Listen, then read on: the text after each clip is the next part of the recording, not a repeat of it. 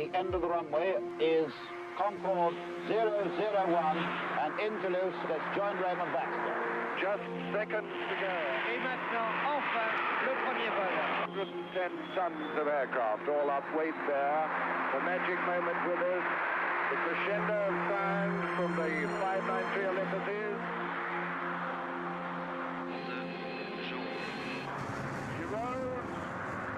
Ce premier vol que vous tous allez voir maintenant en direct. 45 knots, 90, 135. Nose come up to 20 degrees, she's airborne. She flies. The Concorde was special. The quality of the work, the minds, the skill, the talent, the commitment that went into it, that's what really matters. Over the last 27 years, Concorde has captured the imagination of people from all over the world. An extraordinary feat of engineering, a unique blend of power, grace, and beauty.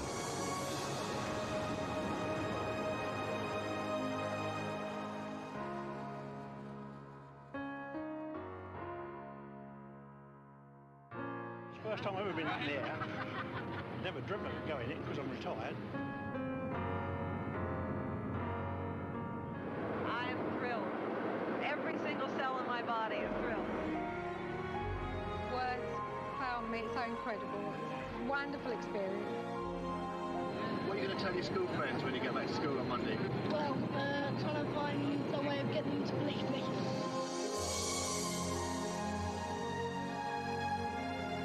Morning, sir. Morning. Welcome aboard. Welcome to Concorde and our supersonic operation from London's Heathrow to New York's John F. Kennedy. Here we are, ladies and gentlemen. We're through Mark 1, the speed of sound, no bumps, no bangs, Concorde. There's the view of New York from the Triborough Bridge, there's the Sydney Opera House, and there's Concorde, arguably the three most beautiful man-made sights in the world. We have carried the Queen Mother, world leaders, stars. It has been an amazing magnet. Phil Collins had dashed from the Wembley stage to Philadelphia by helicopter and Concorde. It's good fun. I mean, only a fool such as I would do this. For 27 years, British Airways Concorde has been a national symbol, a natural centerpiece for celebration. Few hundred feet over the heads of 1 million people, maybe more. Concorde and the Red Arrows fill the sky. We flew down the Mall and you could see Her Majesty standing on the balcony. I've never seen 1 million people before, let alone them all looking up and waving and cheering for Concorde. She's brought cities together, brought people closer, and reminded us all that we can do extraordinary things.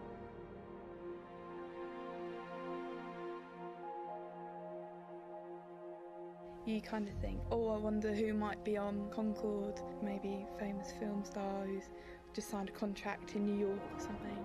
Catherine Zeta-Jones is an absolute star, so glamorous, so Hollywood. Paul McCartney's probably everyone's favourite. He will say hello and he remembers us. Oh, Richard Gere. I've loved him since I was about 5. You can always recognise it, and it looks like a swan. You know, when swans fly, it looks like a swan with the shape of its neck. It's the most brilliant example of far-sighted designers, thought ahead and kept a lead for half a century. No matter how many times you fly, there still is that amazing, exciting sensation when you take off. Every day is a thrill.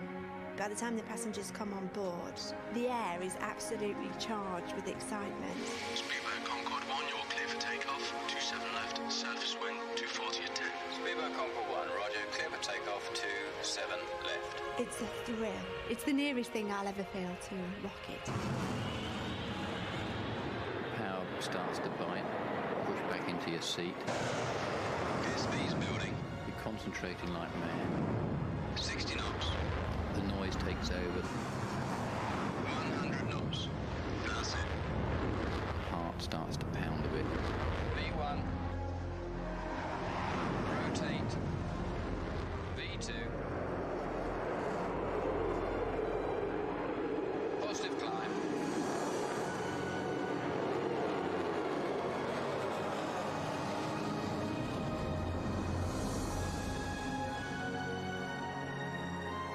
27 years, she has been our flagship, and her inspiration will stay with us as we take our standards of service still higher and higher.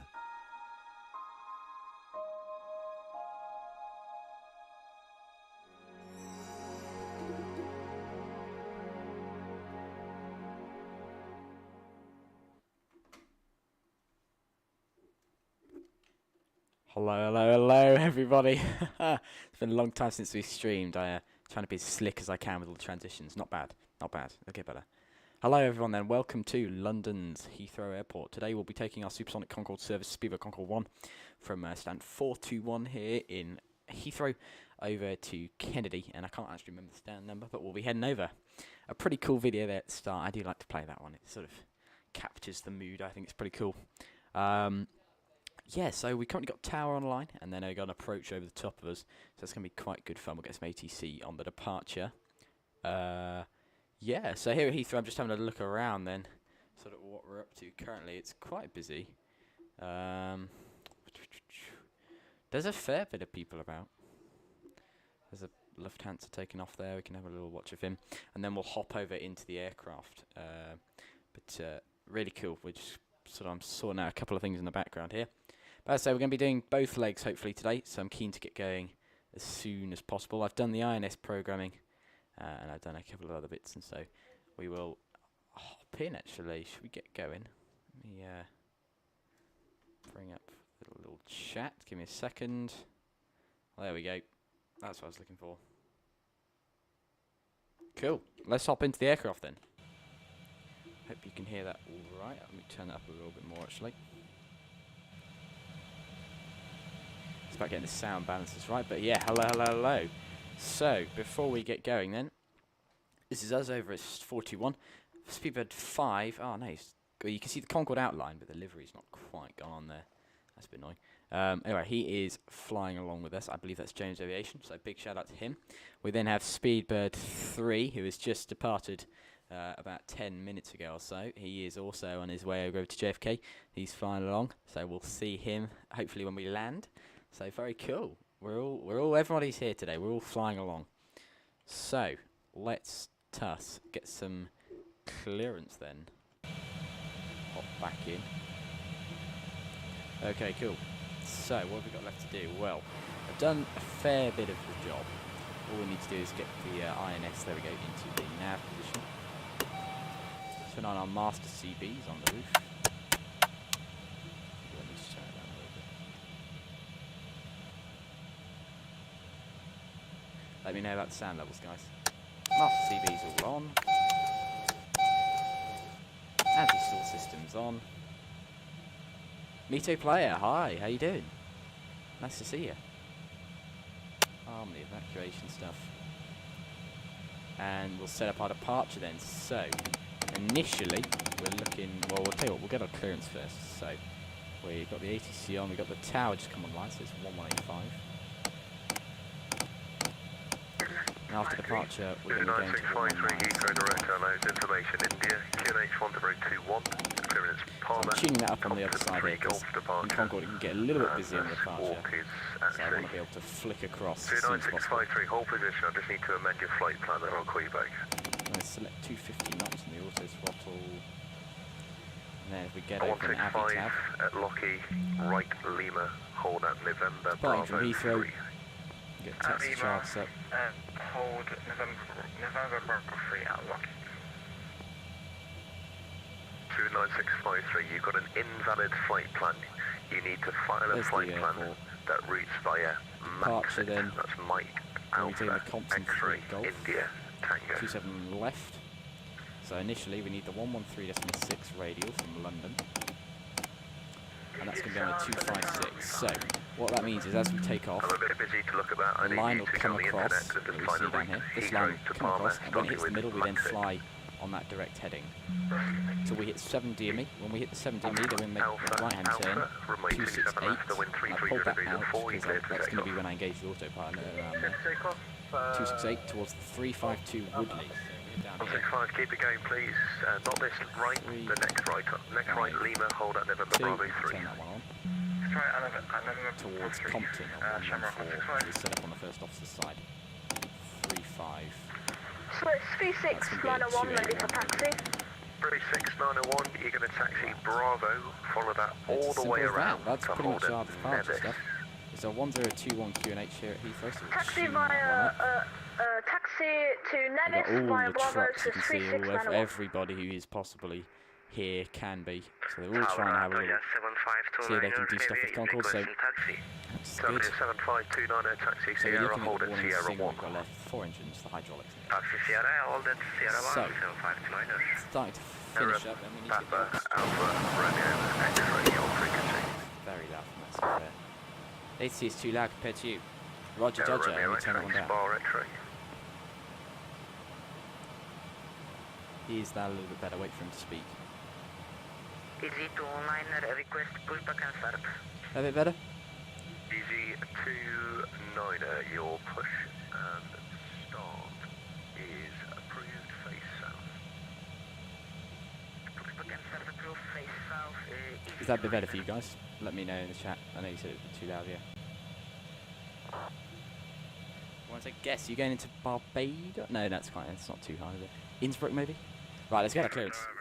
Right. I missed my opportunity. Oh, and then we've got XLOW, apologies. Sorry, XLOW's over here. There's 421, I believe.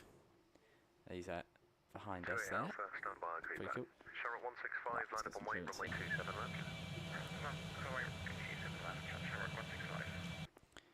Heathrow Tower, Speedboat Concorde 1, stand 421, requesting IFR clearance to Kennedy, please. 1 standby, I'll call you back. Standing by. Standing by. Tokyo to Kaitak. Ooh. Very difficult. That really is difficult as it gets. Right, fuel's all in. Let's hit our fuel pumps on. And let's get rid of some of the people around the plane who want to start to get going. So we'll close the doors. The cargo. The refueling has been complete. I've been doing that the whole time we've been here. The conveyors can go away and we'll get the engine door closed up. Back here. Close. Better? Fantastic. Oh. Got the door at the back open there. That one's got a cool animation, that one. Slides down from the top, I quite like that. You're very quiet. Oh, okay. Sorry, guys. It's all about getting the balance right, so do let me know what levels I'm at. Thanks very much. Is that a little bit better? That's a little bit louder. Yeah, it's all about getting the levels right, so do let me know. Concorde cuisine. Very special Concorde cuisine, I hope. I'm sure it is.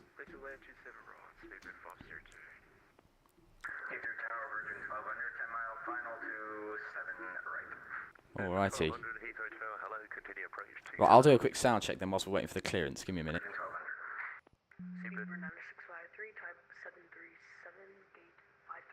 Requesting IFR to Lima Echo Papa Alpha with information India. 9653, it's still not quite right. Can you just reconnect, disconnect, reconnect, and then file the flight plan again? It hasn't come through. Speedbird 1, clearances to JFK. Sorry, there we go. 3 Golf departure. Squawk is 3411.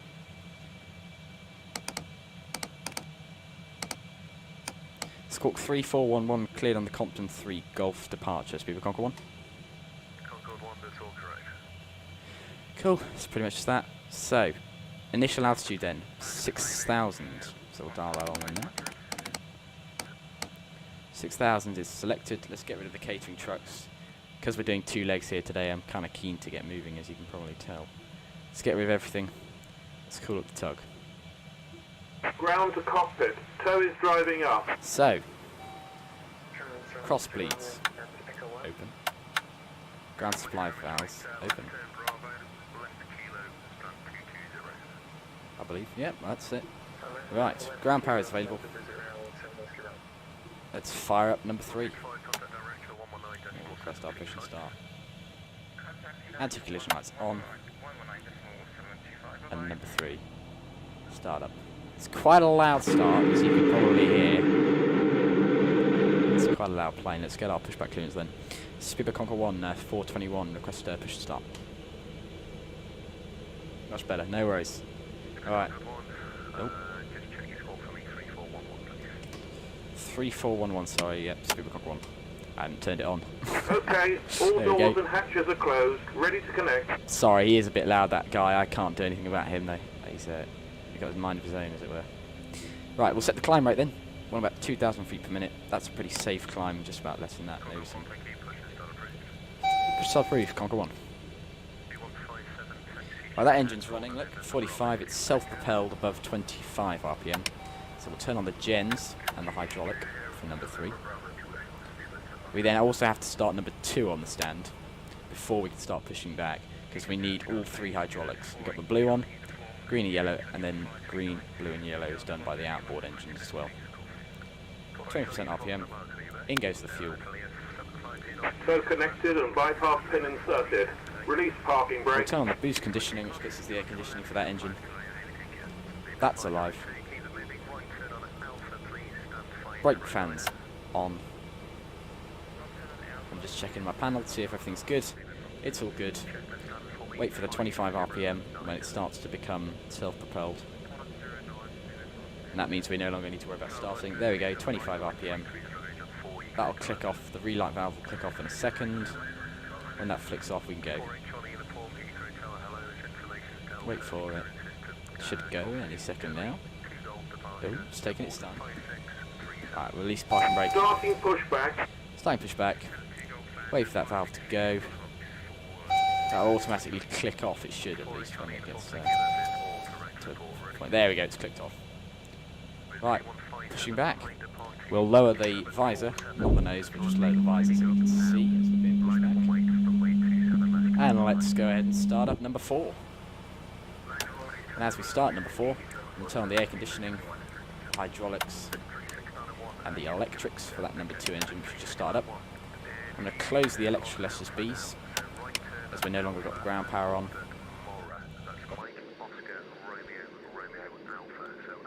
Back we go. Fantastic. All very, very good. Oh, we could put in the fuel valve for the engine. In goes the fuel valve. And that is it for the startup procedures for the engine, each engine. We're just going to keep repeating that until we get all of them going. I'm going to select, because we've now started engine 2 and 3, the inboards. I'm going to select ground limiter low on them. And the engine 4 limiter to 88%. Sorry, normal actually. We don't want it at 88, we want to be getting... Fantastic, so normal. 5 and 7 are all on.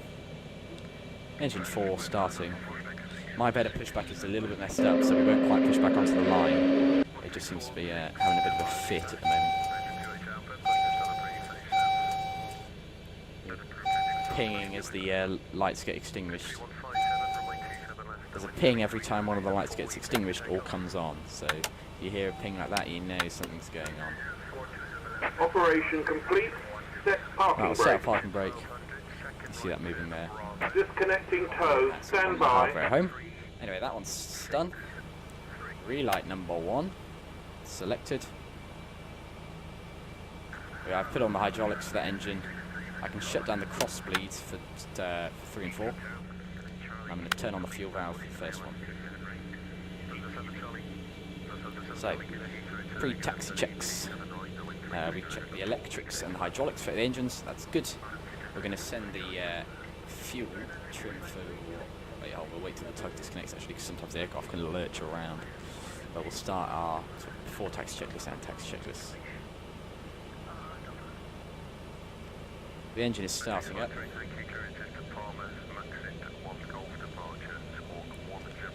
Flight control So check. it's disconnected and bypass pin has been We have all the removed. hydraulics Hand now from signal these on the 3 left. engines. We'll Left. see you next time and have a safe flight. Forwards, see it going down. Neutral, goes through the neutral position and up. Rudders, checked. We're good. Aircraft fully ready. Let's get our final electrics on. There goes the electrics valve. Hydraulic pressure in the green. Boost conditioning valve on. Cross bleeds shut. That is as simple as that. Taxi lights for the number 1 on. That's that one, I think. Let's check I got the right one on. One of them's the landing light, one of them's the taxi light. Yeah, that's the taxi light. Fantastic. We'll lower the nose for taxi. Jones Aviation, you happy for us to get going? Are you happy for us to go? 157 contact, key director, 119.725. 119.25. Gone quiet again. Oh, interesting. Nothing's changed, I don't think. We should be still the same volume. Let me just check sound, quick check sound check then. 119.725. Speedbird 2157. You said 36901. I don't know why you keep fluctuating between Alpha and Bravo. So you're on Bravo. All right, so we've got the 8.6 tons. Keep on that taxiway, follow it. We've got the taxi lights on. It'll make sense to hold We're going to begin. The pressure heater's on. Taxi lights are on. Fuel valves are ready to go. We'll get our taxi clearance and start as we move. So fuel trim to take off. Let's get our taxi clearance. Long time no speak. Oh, okay. Hold on. Well, I think there's something wrong with your scenery. Alpha goes all the way to continue on Bravo, so continue on that. Oh, sorry, you mean, yes. Lovely to see you again, Mosh. How you doing? Alright, let's get going.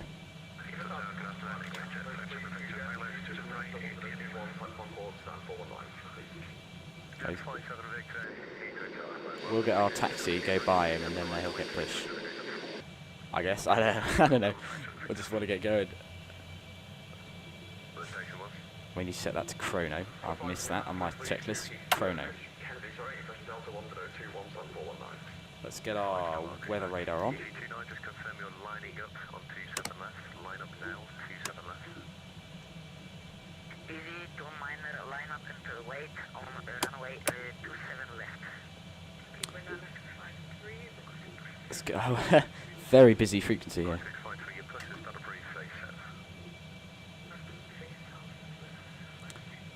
Speedbird Concorde 1 ready for taxi. Concorde 1 taxi, right Sierra, hold it Sierra 1. Right Sierra, Sierra 1, Speedbird Concorde 1. Parking brake is released. I'm going to apply a little bit of power. You see it jumping up a bit there. Throttle's moving a bit, just to get us rolling. Quick rudder check, yeah, and a quick brake check. We come to a stop. Very good. Bit more power. Let's get it rolling again. We're off.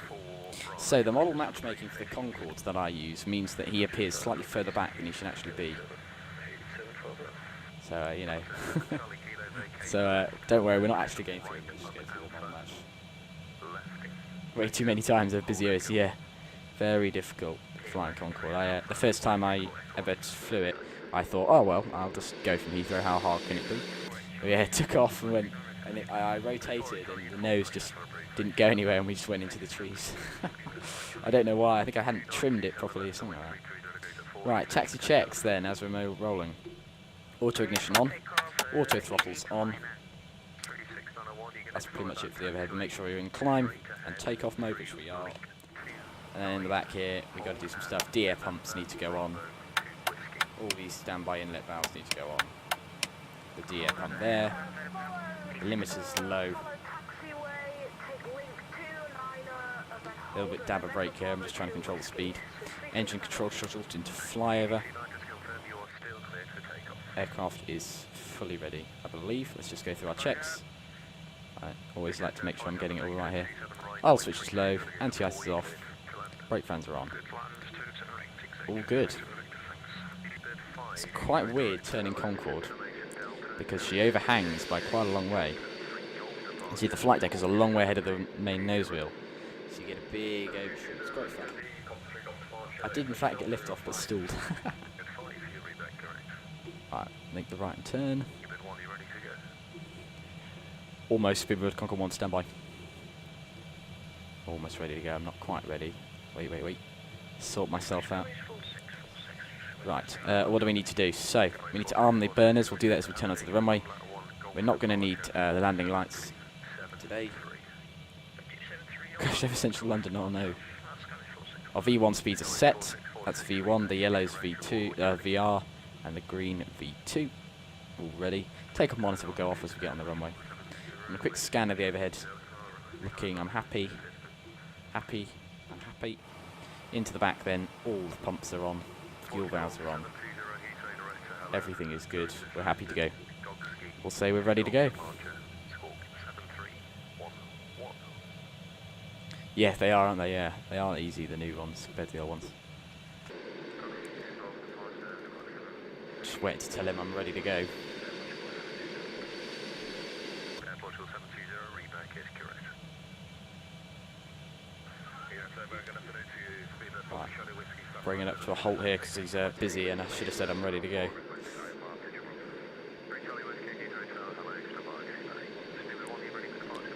Speedball 1 ready. Clear for takeoff. Bit of power with low around the corner. Speedball Concorde 1, clear for takeoff, runway 27 left, copy the winds. Right, I'm giving it bags of power here just because going around the corner you get a bit of scrubbing of the tyres and things, so drag it round, and then as soon as you're back into a straight run, you've reduced the power because you don't really want to go above 20 knots or so with Concorde because it's very spindly landing gear. So yeah, it can be a little bit twitchy. Alrighty, arm the afterburners. Yes, yellow light gone out, they're armed. Takeoff monitor is on. Landing lights not required. Aircraft's fully ready for departure. So, we're going to line it up.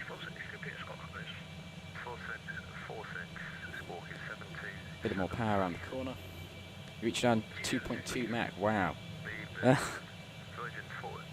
airspeed on us is about 2.05, we can't go that quick.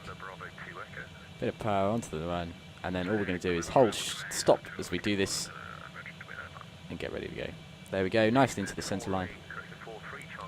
Quick bit dab of brake, come to a stop. 3, 2, 1, now. Flight engine is very loud, sorry about that. Click start, 3, 2, 1 now, and I'll power up. Here we go. There goes the power. Lights show the afterburners cutting in. We're rolling. Oh, holding it centre. Oh, there we go, it's come back. The tiller I use is the little sort of slider on the stick, which means finding the centre can be a little bit difficult, so it often rolls around a bit. Right, a bit of stick forward pressure then, just to hold us on the runway. It's very bumpy here on the default scenery at Heathrow. Rotate, pitch up, not above 12 degrees. Positive rate, continue the pitch. Concorde's airborne. Gear up. I'm holding for about 15 degrees here, allowing it to rise into the air. Holding 15. That equates to about 2,000 feet per minute. 1 minute, noise abatement procedures, afterburners off, auto throttle on, 250 knots acquire. Lowering the nose down to about sort of 12 or so degrees, just enough to hold a bit of climb rate. The engine's on the auto throttle often rolls back and then rolls back up again, so we'll do our best. And we're just going to hold current direction then. So I'm pitching the nose back up there as the speed builds to 15 degrees. About there.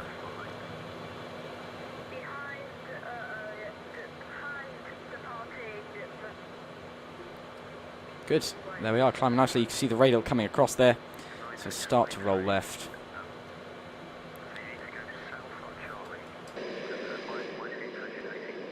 Barely climbing out. That's very typical of Concorde. Quite slow climb out. Cheerio, I know we're off. James Aviation, you getting going? 250 knots. 250 knots, that's good. We're looking for the 7 DME to then make our right turn to 268. So we're on that radial. I'm selecting track heading.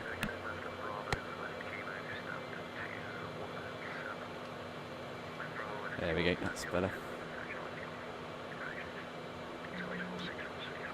7 mark DME, right to 268. 119725, Speedway Concorde 1, bye-bye. Wings level, and I'm just looking to re-pitch up the nose for that 2,000 feet per minute climb rate. We've been told to contact the director, so I'll switch over frequencies. He might give us high speed. Take a monitor and go off, and we'll just get the taxi lights off. There. Heathrow director, Speedway Concorde 1 with you through 3,000 for 6,000.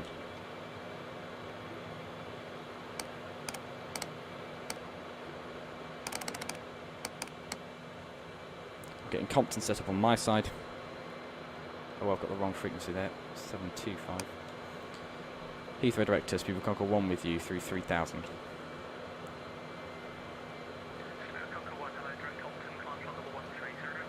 Climb flight level 130, direct Compton, Speedbird Concorde 1. 130 selected, direct to Compton, so we'll just get that VOR lock will change to. We're just hanging on there. I've got to pitch up the nose a little bit. I'm going to engage the autopilot there. VOR lock has been selected. We're turning towards Compton.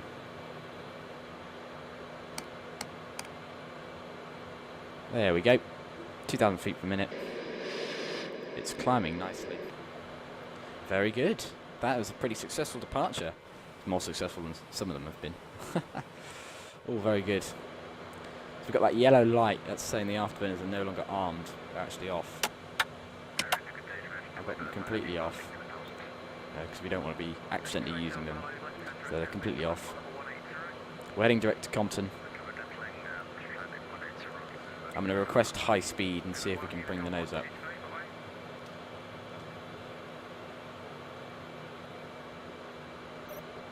Nope.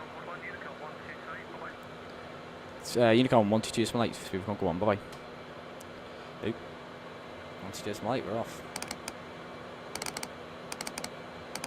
Now, because we've been handed off to Unicom, I'm not going to be able to go high speed, just because, of course, we haven't been explicitly told that. So we'll have to wait to do that.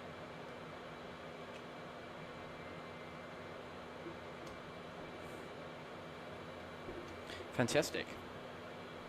Unicom, Speedbird Concorde 1, climbing flight level 280 out of Heathrow. Dial up 280. 280 selected. The auto ignition is on, auto throttle is on. Lights are off. All good. Pretty successful. So through 7,000 then, I'm going to bring the pre-select 350 knots, which is our above, so there's our general subsonic cruising speed in a way. I'm going to set the QNH to 29992 or 1013. Selected. Looking at the INS mode, it's pretty much a straight line from Compton onto our next one. So we'll switch to INS navigation just as soon as we get close enough.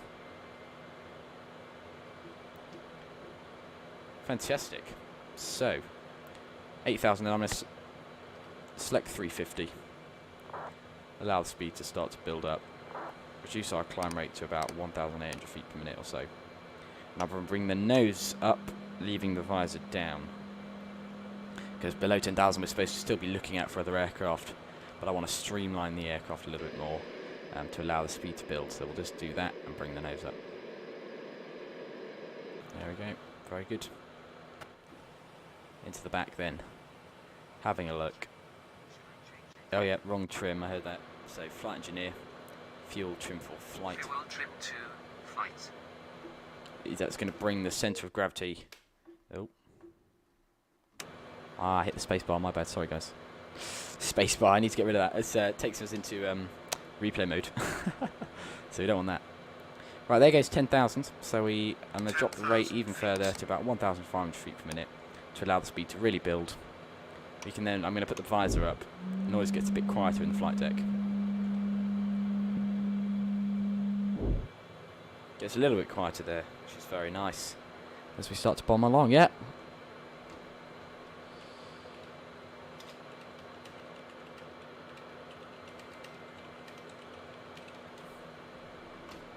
Through 10,000, then the speeds. I've dropped the nose to 1,500 or so to get the speed to really build up, because I want about 350. So we're trying to get it to build.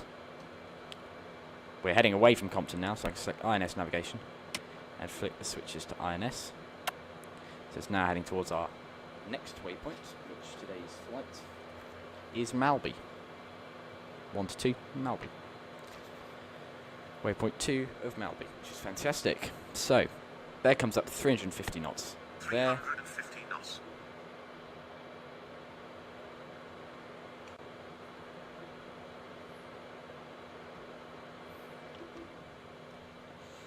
.350 knots. You can see there on the chrono we've used 1 minute and 3 worth of afterburners. It's a little bit much.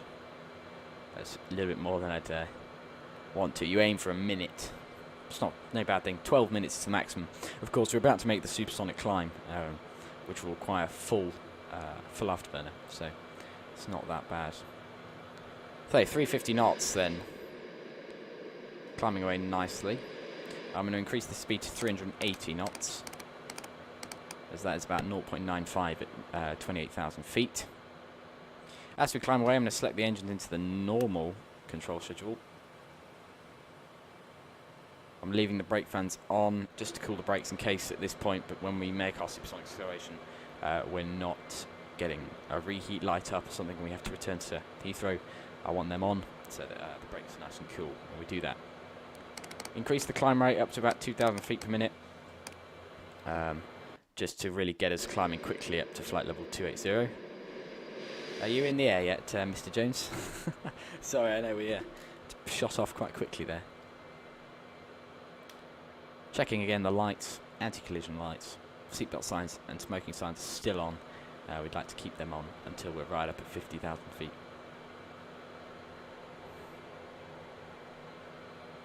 Because when we make that supersonic acceleration, the sudden G created by the rapid acceleration of the afterburners can be quite jolting, and if you're walking around the cabin, might well spill your drink. So we start to accelerate.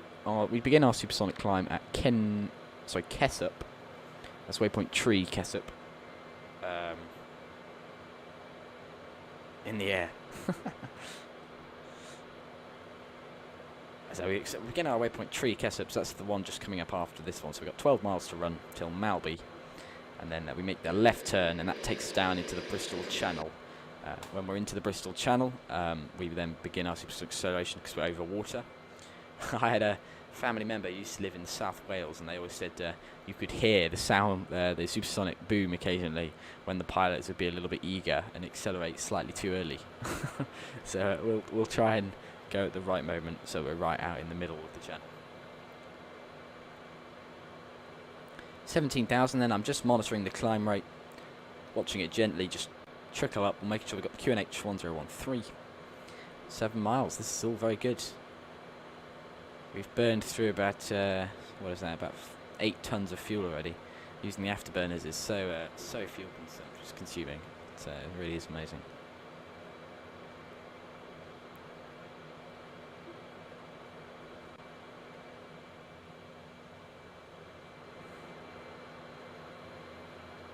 Very good.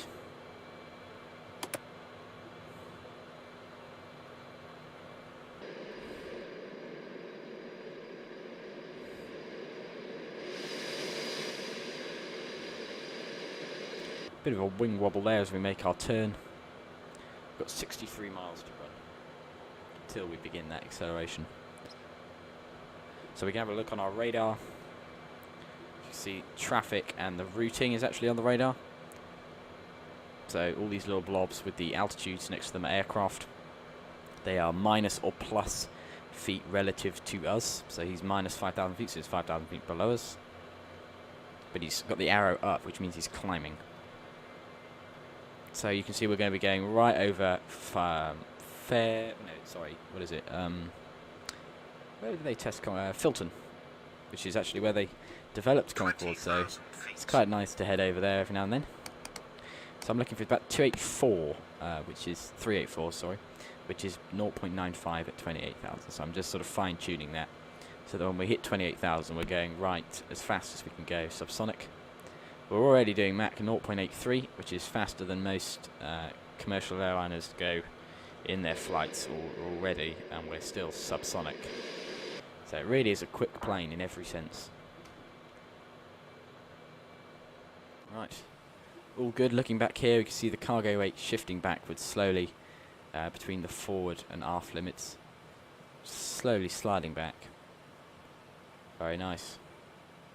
We'll be making the return journey, and on the return journey, the startup procedure, we have to use the D-bow switches to get all the air shooting through. So that'll be interesting to sort of see that, because we don't normally do 2 legs, but I thought, why not? It's been a while since we streamed. Let's Let's do it. Went past Filton a few weeks ago. Very nice. So it's got a very wide runway at Filton. It's much wider than that of Heathrow or JFK, which sort of makes the perspective, I think, a little bit different on landing. It's quite short, but very wide.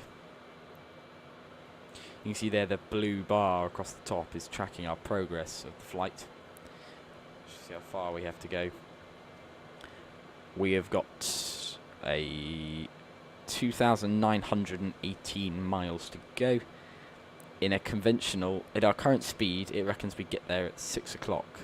Of course, it doesn't know about our supersonic plans, so we'll see the progress bar shoot along when we start to do that.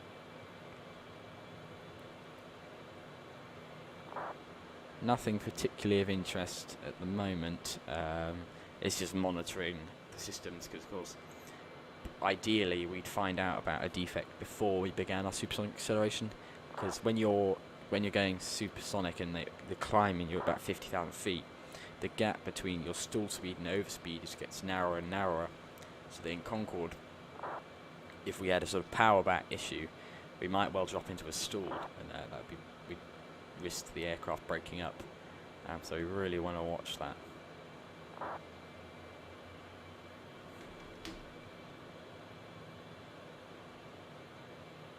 .36 miles to run with through 250, so we'll get up in plenty of time. As I say, coming out of Heathrow, you want about 2,000 feet per minute climb, and that'll bring you nicely up to the desired altitude of 28,000 feet.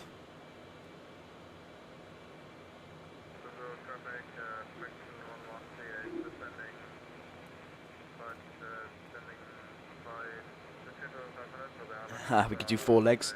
Yeah. It's always quicker coming back from Kennedy, so the winds just seem to always be in the favour of that direction. Even though the wings are quite negligible at our altitude, it's always a little bit quicker. So you see there's, oh, it's Filton back there.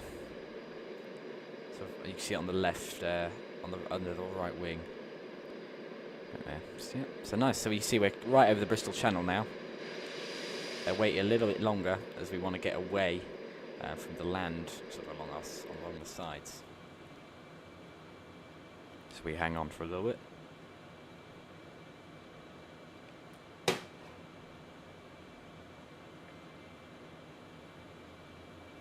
Superb. All very good stuff. On takeoff, I didn't quite have enough down trim on the aircraft, so that's why we were getting quite bouncy floats as we bumped down the runway. Has anyone got Aerosoft's Heathrow Airport? Because I was looking at that, but I've been told it's sort of outdated, and so it might not be worth it. But if it removes some of those bumps and things, it could well be. And there we go, leveled off 28,000 feet. Now this is where they say Concorde is most efficient, because during the climbs up to 60,000 feet, you've got almost full dry power on, and then when you get to 60,000 feet, you still have a lot of power on.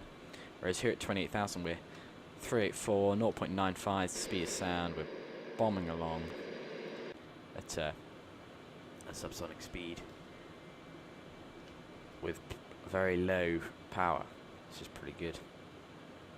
16 miles then, so preparing for our supersonic acceleration. We're going to dial up 50,000 feet initially, because then when we get to 50,000 feet, the aircraft will level off for a second, allow the speed to build to Mach 2, where I'll then dial up 60 and we'll continue. So we dial up 50,000. When we get to 5 miles, I'm going to turn off the auto throttle and apply full dry power, as they call it, without reheat, just full power. And I'm going to hit max climb. That allows the aircraft to begin climbing as we make the turn. And then in pairs, we're going to activate the reheats. So that's all theoretically how it should be done. We will have to see. 9 miles. Aircraft very stable. So looking down here, then we're just checking we got the weather radar. We'll just whack up, and we'll whack up the tilt so we can see what's above us, so what we're about to climb into. We'll just get to position. There we are. 6 miles. Auto throttle off. Don't move your throttles at this point. We're just trying to keep it completely still so the power is still held. Flying over California in Concorde.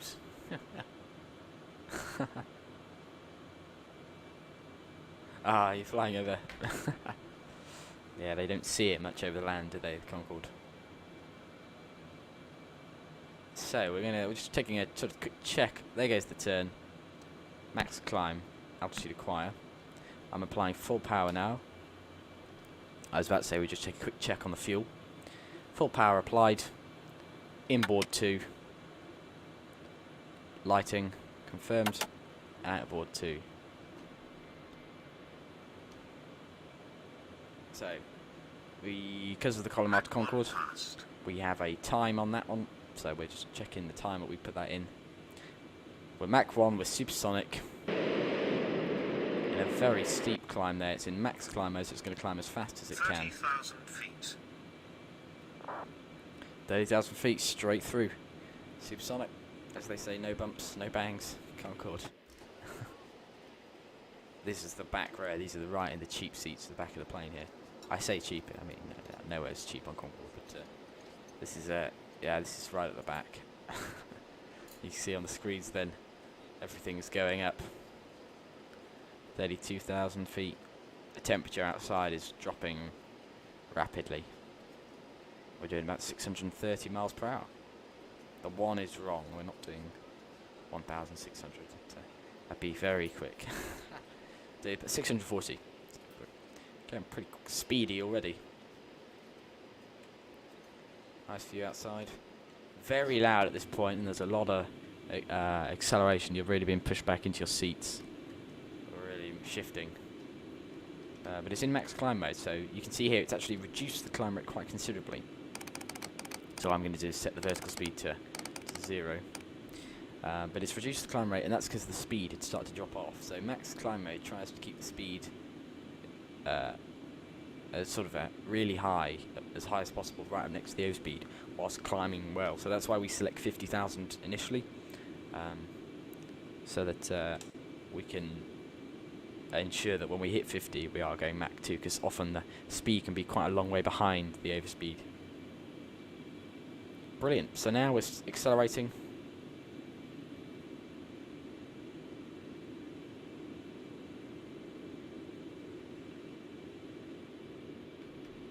Accelerating through 1.2. Our next check is going to be at 1.3. I'm happy we've got the full light up, so the brake fans can go off.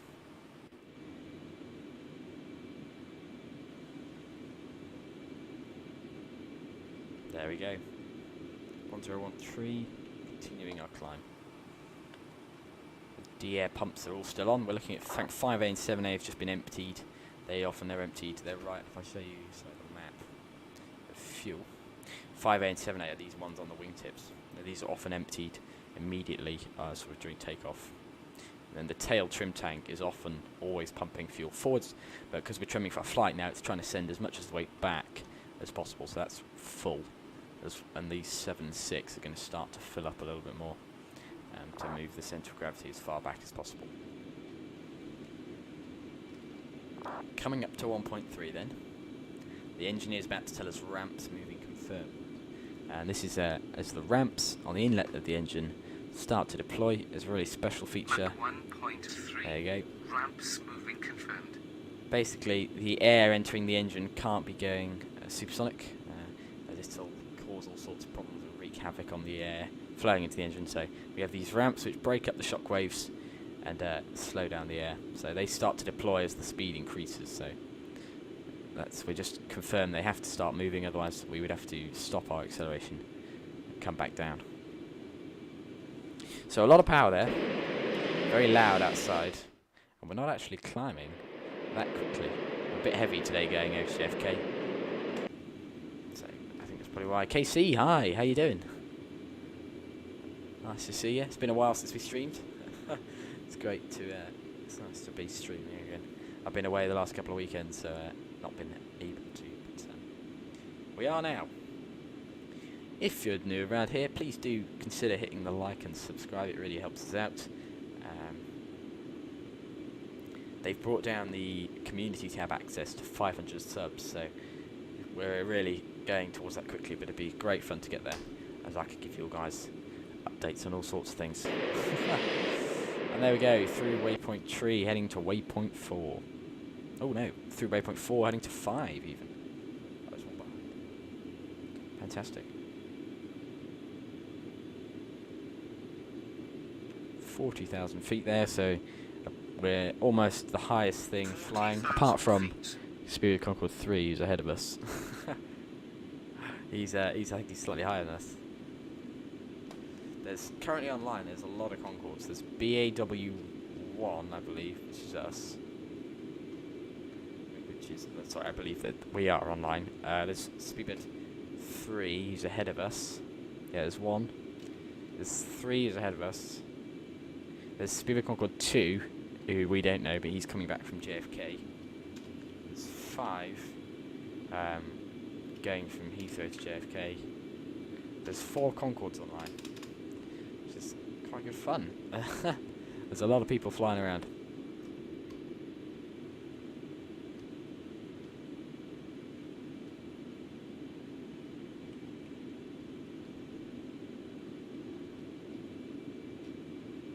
$42,000, we keep climbing. Now we're starting to look at the temperature on the outside of the aircraft. So the actual pressure, which is where it gets complicated. This is where it always confuses me slightly.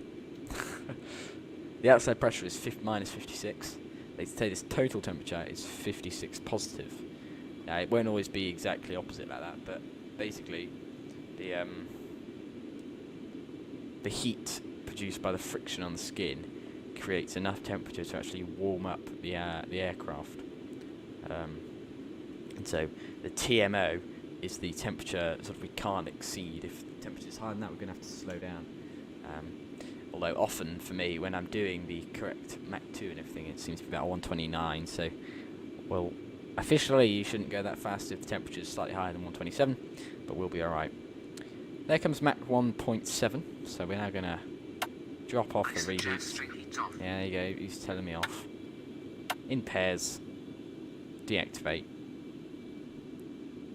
Xplane 12 at the moment. Ooh, very nice.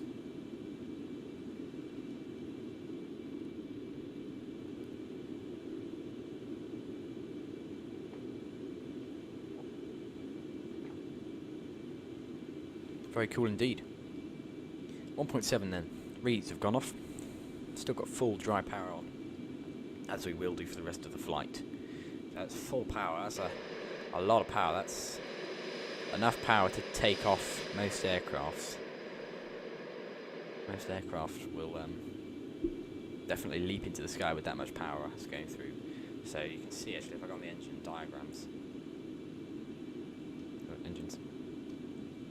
See the ramps, these are those ramps, these 2 white lines, and you see they deploy further and further, and they break up as the air enters. It gets pinged around like a ping pong ball and slowed down as it goes through the engine. The reheats are off, your intakes are stable, there's outer and inner ramp. The outer ones are the ones you can see that say do not step on, which we'll have a look in a second, and the inside ones are slightly further back, which you can't quite see. Let me have a look. Yeah. These ones which say danger, do not port hydraulics. You can actually see them, you see both the ramps there. That's the danger one is the outer ramp, and then that little white one is the inner ramp, and you see both of them. And all they do is break up the sound. Break up the air, sorry, and slow it down. Solid A319 it does still need some work. Ah, okay. Yeah. There's been loads of debate sparked up about whether Xplane 12 was even worth it. Now, for me, I don't know. Maybe you're not even interested in my opinion, but I would say I like the Xplane interface. Now, people say that Microsoft Flight Sim looks nicer. The interface for me, right in this, I can click on stuff, and I have my normal mouse. You can see that moving around. It's the normal mouse look, and when I click on stuff, it just happens. It doesn't happen fancy, maybe, but it just does happen and works. Whereas, you know, in Microsoft Flight Sim, it can be a bit slow. I don't know. That's just my opinion. So I quite like Xplane. Right, 48 and a bit. We're going right up to 49,000. We're going to level off at 50, and that's just a period sort of reprise for the aircraft to build speed right up to Mach 2 to then begin the climb. So there's a couple of different descent procedures I've heard actually, because on the JFK routes they don't often reach 60,000 feet. They level off just before they're ready to descend at whatever they're at. They then bring the power back, slow to Mach 1.5, and then descend. So, I just don't know. Interesting. We'll have to... the way we normally do it is back off the power and descend, looking for 350 knots. It's two different ways, I suppose. Right, there's 50,000 feet approaching there. Speed building right up. I'm going to start the 50,000 feet checks. What I'm just going to do is get 60,000 dialed up. Passing Mach 2. There goes Mach 2. We'll just wait for it to properly tick over. There it goes, ticks over. Altitude acquire, max climb, max cruise. We've got the overspeed warning coming over, VMO. Wait for the aircraft to start to climb and that'll back away. So I did that just to allow the aircraft to make sure it was Mach 2. We now have max climb, max cruise mode, so it now says this is a cruise climb, so it won't climb that steeply. But it will climb enough just to back us out of the overspeed there. Waiting for that VMO to go away. There we go. Fantastic.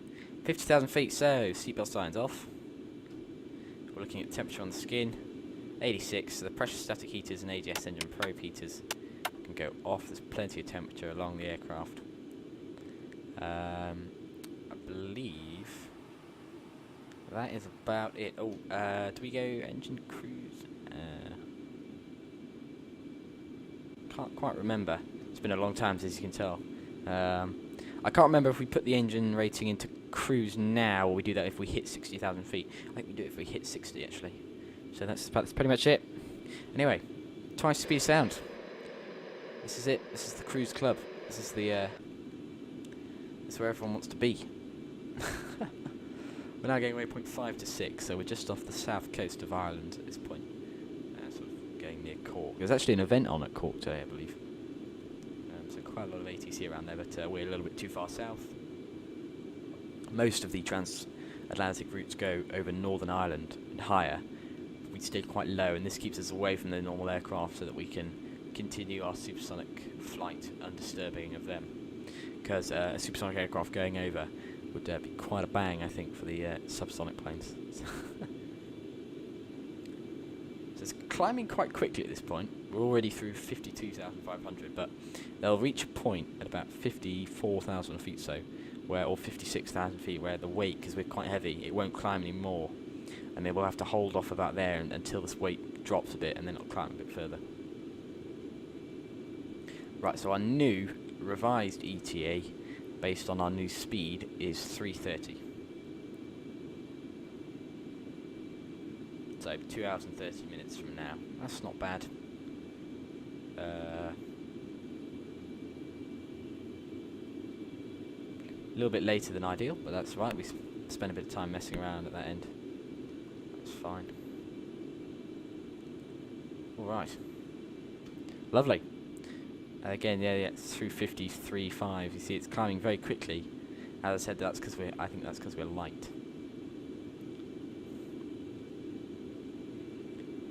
So we allow it to sort ourselves out, and then these little dots, look, these are aircraft. So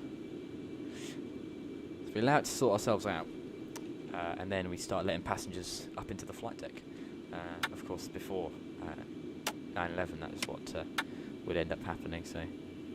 We'll continue that. Everyone wants to have a peep at the Concorde's flight deck. Look at all the fuel valves, then the brake fans are off. Very quiet in this little middle section here. And then as you move forward, you get the noise of the air. And as you move back, you get all the air instrument cooling before opening the door into the passenger cabin, where it gets a bit quiet again. But apparently it was a quiet aircraft. It didn't, it wasn't loud, bumpy or noisy. It was very smooth, very quiet, even at 50,000 feet. Which sounds super cool. Is that the toilet door? One of these is the toilet door, and I can never work out which one it is. This one here.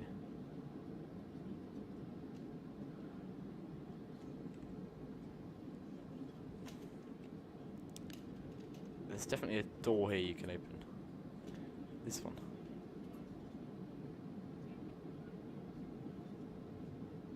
I can never remember where to click.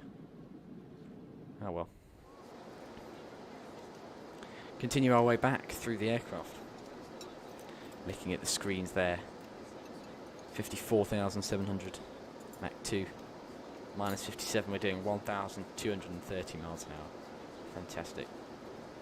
Here, a very nice tribute to the very sad Air France Concorde flight.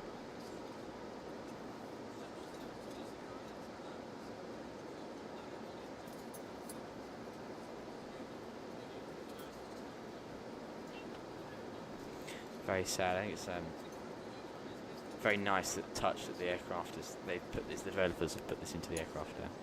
It's very nice. Moving back then, so this is the first sort of half of the cabin. I don't think there was a first class or non-first class aboard Concorde, so everybody got the same treatment. The amazing, immaculate first class treatment, I think. So, that's how you do it. The door does open and close. Here we are then. We've just gone out of range of any ATC, so I can't now see any on Xpilot. Anyway, we're in the toilet. You can close the door, yeah. Oh, brilliant. They put a lot of effort in. You can see the developers have put a lot of effort in. Can you flush the loo? That's it.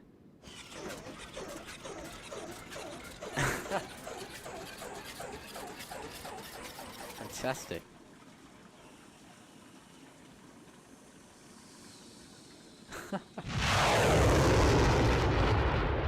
Wow, that noise was loud. Wow. I think that was it being ejected.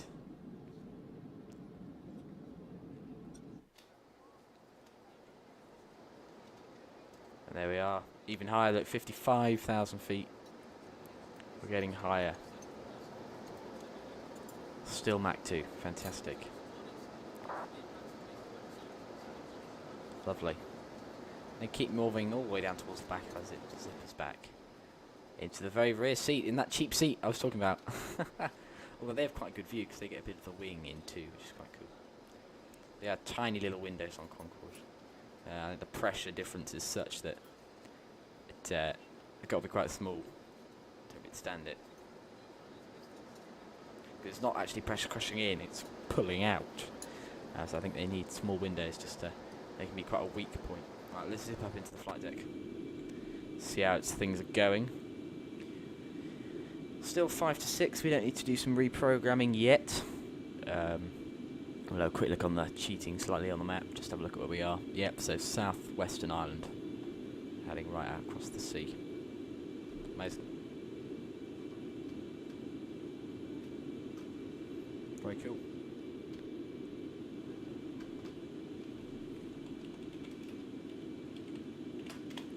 The weather at Kennedy, not quite looking so good. There's a lot of wind. We got 24 knots of wind, gusting to 31 from 050. So they're using runway 04s. So we'll be taking the sort of northerly runways, which is good for our approach. But it's a shame we're not doing the nice turn round. But that's all right. There's a high overcast at about 3,000 or 2,600 even, which is going to cause visibility problems, but that's all very interesting, so looking forward to that. That should be quite a good fun approach and landing. Should be very good indeed. See the progress bar along the top there, it's starting to go much, much faster.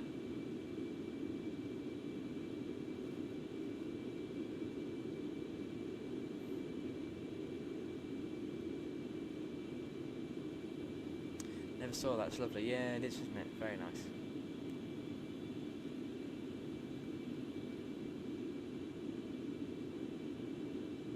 Right, 56, still going up, but it's all very cruising now.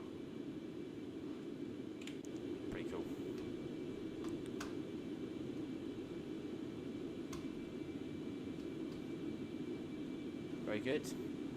Oh, sorry, I dragged the little bar across.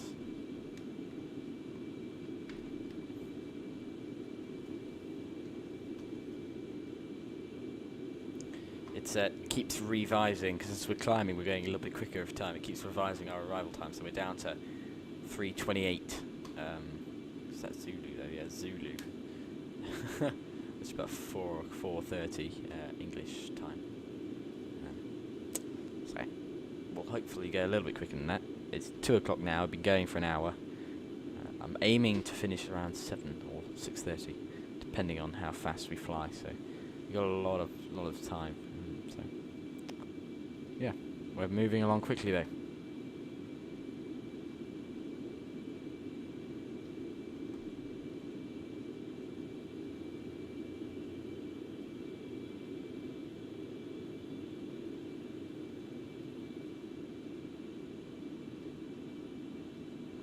James Ocean said he was off to get some Took crackers.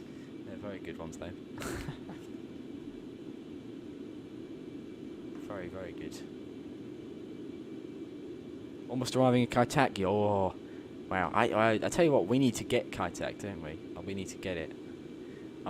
We'll fly there. I'll tell you what, I'm gonna make a promise. We're gonna fly there. Next stream, I'm gonna do the Manila to Kaitak run that they did. Yes, we will do that probably next week. Because I like flying this aircraft. It's great fun. But yeah, we need to fly to some interesting places. We will definitely be hopping on that then.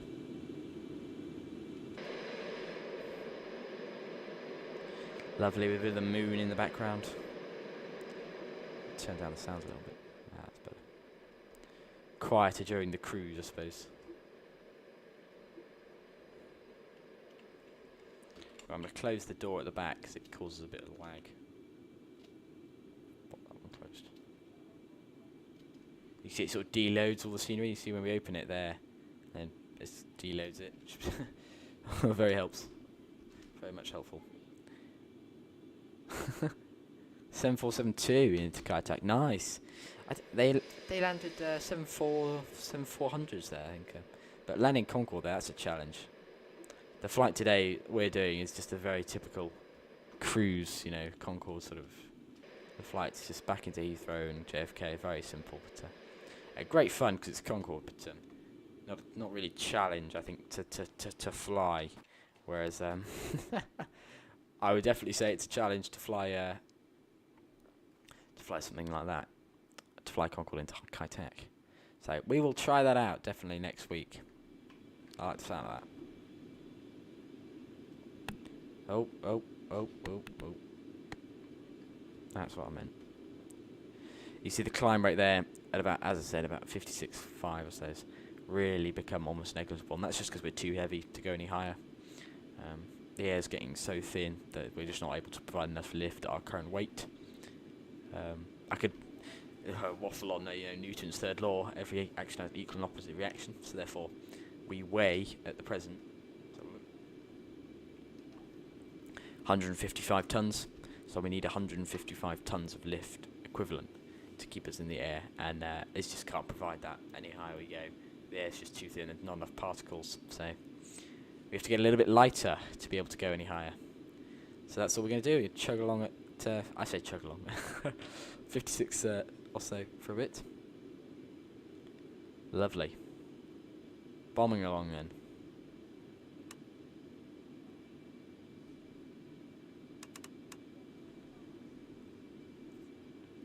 So, hold on, I'm going to look at the INS.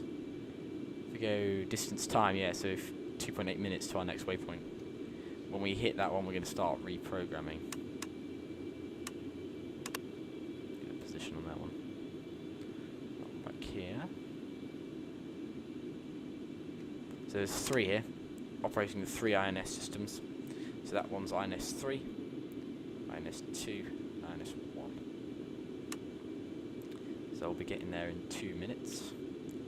Pull up my charts and get up the next couple of waypoints to put in. Speedbird 3, you still watching? How's your progress going?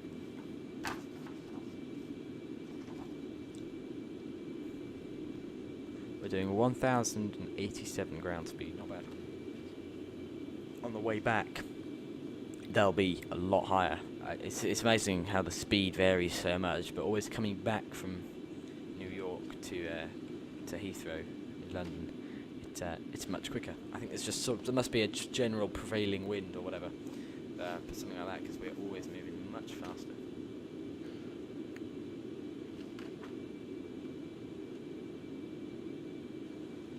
Because weight is a vector force, it always points to. Have you been doing physics? Yeah, that's very true, exactly. So lift always acts perpendicular to the aerofoil, so that's sort of we can go on and on.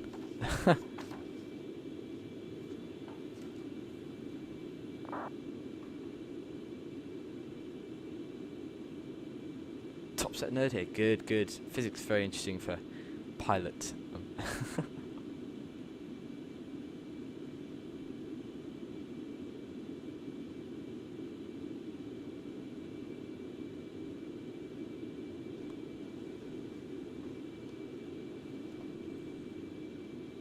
Right, 16 miles then, so we can start reprogramming, because as we pass it, we can program it up. So we're going to go through, and what we're doing, it's to explain this, it's like a loop. So, let me get up a thing. Let me get up a little thing. And I'll show you this in a second. I like to think of it as a circle with...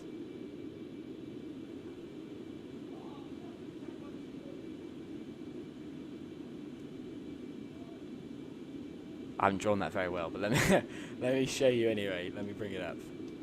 There it should be. Right, so this is how I like to think of it. I haven't drawn that very well at all. That's the principles. So waypoint 1 is your waypoints. Drawing with a it's quite difficult. Anyway, so waypoint 1, 2, 3, 4, 5, 6, 7, 9. Once you get to waypoint 9, if you don't do any reprogramming, it'll just take you round to waypoint 1 and continue in this direction round the circle. So all we're doing is we're at waypoint 6, so we're here currently. What I'm going to redo is reprogram these guys, so waypoints, all these ones, to waypoint 10, 11, 12, 13, 14, and 15. So then when we get to waypoint 9, it goes to waypoint 10, and you just go around in the circle again.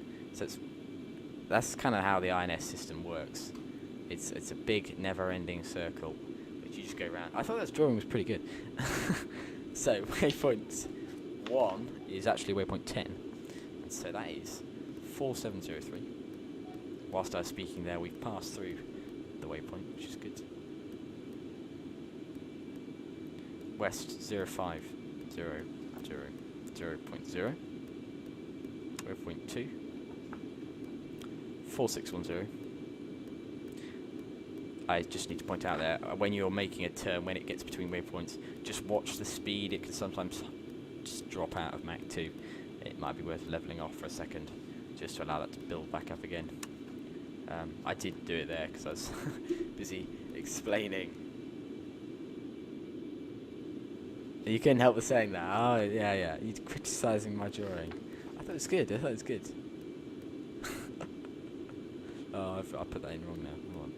Waypoint tree is 4414 west 06000.0. Now, you can find all the routing that we're using today on the Discord server. Or in the chat below, and all I'm doing is each waypoint has coordinates, and we're just inputting these coordinates in, like we do when we normally fly Concorde. I've written them out on a piece of paper, which I really recommend doing if you're flying Concorde, because you want to have them quick to hand.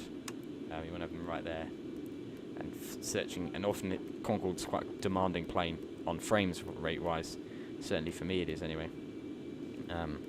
So we're good now because we've got a nice new PC, but it used to be struggle, so it's nice not to have Discord open, because that's quite an intensive program actually. That's impressive, JJ. I didn't see that. I was in a park. Well, I won't read that out loud. How fast a swing would go if you dropped it from 20,000 feet. Very nice. That's quite impressive. a nerd. Yeah, well, that's good. Interesting stuff, isn't it? So, our auto throttle is off. We're just at full power, and we're just cruising all the way up as high as we can go. Max climb, everything. It's just, we're trying to get up as high as we can go. And so you'll see as it's climbing very slowly, but as we burn more fuel and get lighter, it'll climb proportionally. You could probably make a cool graph out of this, Jones. as the weight decreases, how the altitude climbs, but that's kind of it. So for every, I don't know, I'm making this up now, but for every ton of fuel or whatever, we'll go up like 100 feet, something like that. Something like that. So that's how we slowly get up there. Created by Jones, improved by Below. Yes, yeah. My faithful moderator was very good.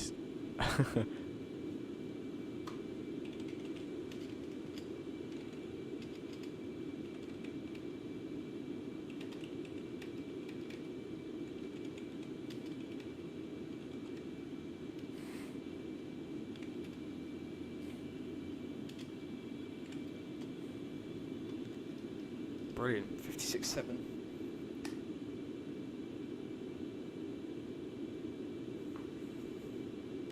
If we go on a flyby mode, everyone close your ears, we're going on flyby. Here we go. Oh, it's going to be loud. The supersonic boom as it goes by. Wait for it, here comes the boom. Oh. Super cool. Racing along. See, we're already 20% of the way there. Ah, brilliant. Zipping along.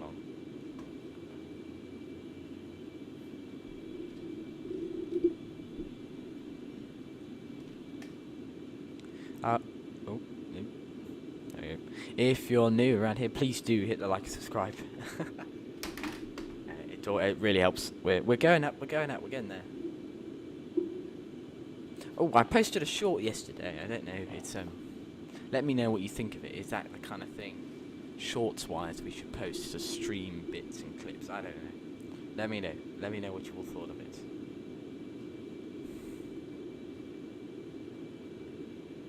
And if you do, the link to join the description is below. Link to join the Discord, sorry, is in the description below. So do hit that if you want to go over. There's lots of information there, and some really cool people that fly very similar aircraft to you. Yeah? So you could always get a flight together to go meeting some cool, like-minded people. Brilliant.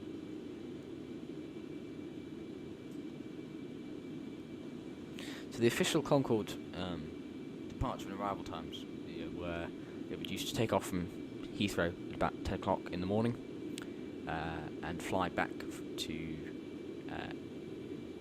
Heathrow from JFK at about 6 o'clock. So it's quite a big gap there. But of course, it'll take about 3 hours or so. It'll land at Kennedy at about 1:30. So it's quite a long turnover there. In fact, actually, I want to confirm that, actually, because that sounds a bit ridiculous. I'll put us in a nice nose here, sorry. Just stand by. There we go. That sounds, do you know what I mean? That sounds a bit excessive, 5 hours of turnover. I don't know, we're going to try and do it in under half an hour. A really quick turnover. It's just...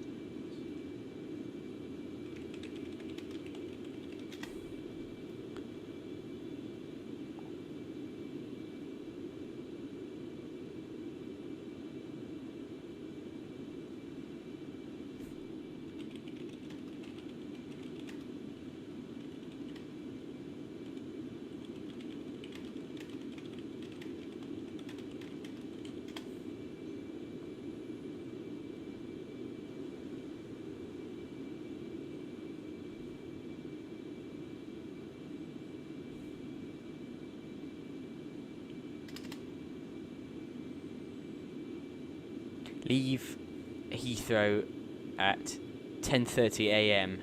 in the morning, arriving into New York at 9:30. The idea was that you could, so BAW 01 and 02 would depart in the morning at 10:30. And let's have a look. I'm gonna read this. So I want to see the exact information. It's quite cool.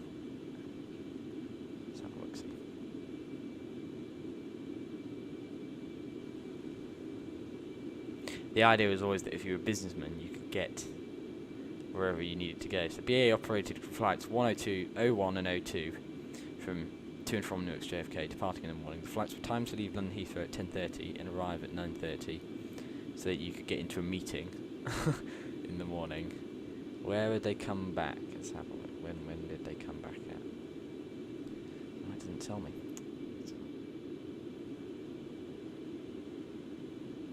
Oh, there you go. James put in chat. Speedbird 1 departure 10:30. Departure JFK. Speedbird 3 at 5 o'clock. Yeah, so I thought so. Getting back for 7. 5 and 7 o'clock. Yeah, that makes sense.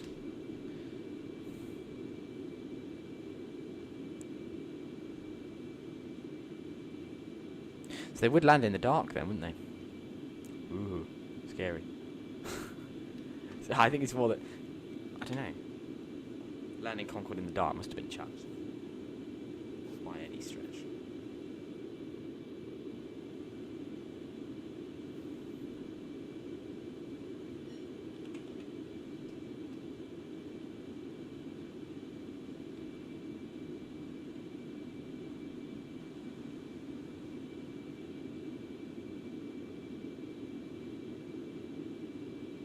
Ah, yeah, okay.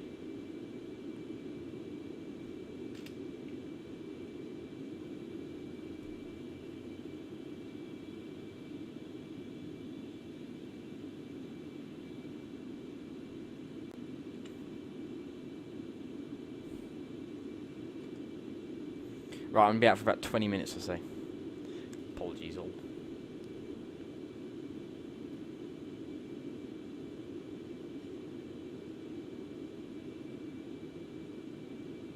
Oh, what have I done?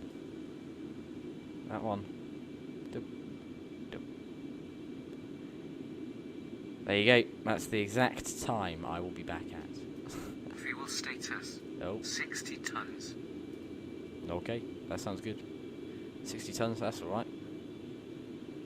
Just get the sizing on.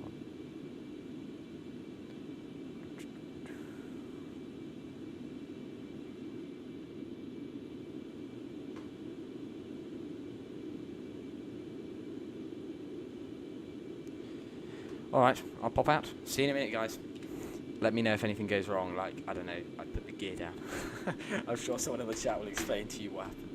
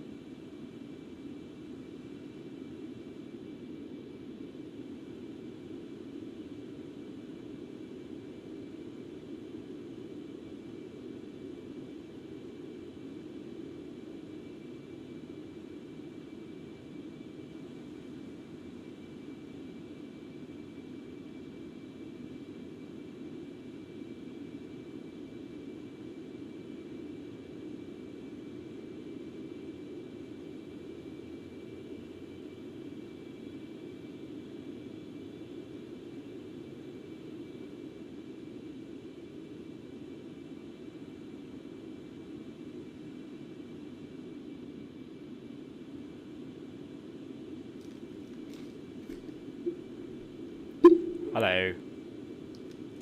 Hello. We're back. As Casey said, I was getting snacks, but I was also having lunch. Right, should we have a look at some actual 8 to 9? I thought so. Wow, right across the middle of the Atlantic. We're 37% through. Wow, 1,800 miles to go. Wow, we've covered 1,000 miles. Wow. We're going very now. What's our altitude at? 57. Oh, sorry. That's pretty good. We're doing, I'm looking at the thing here, 10 feet per minute climb. That's pretty good.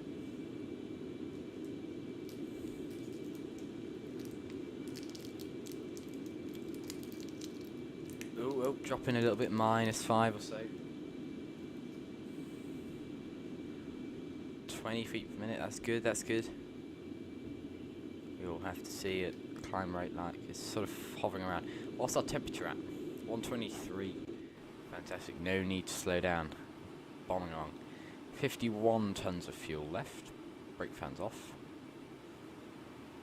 Hydraulics all looking good. The fuel's been moved really far aft to hold the sort of level flight we're looking at.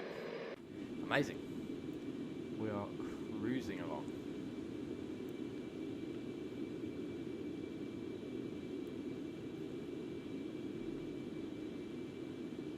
Oh yeah, look, we are climbing quite well there, 20 feet per minute.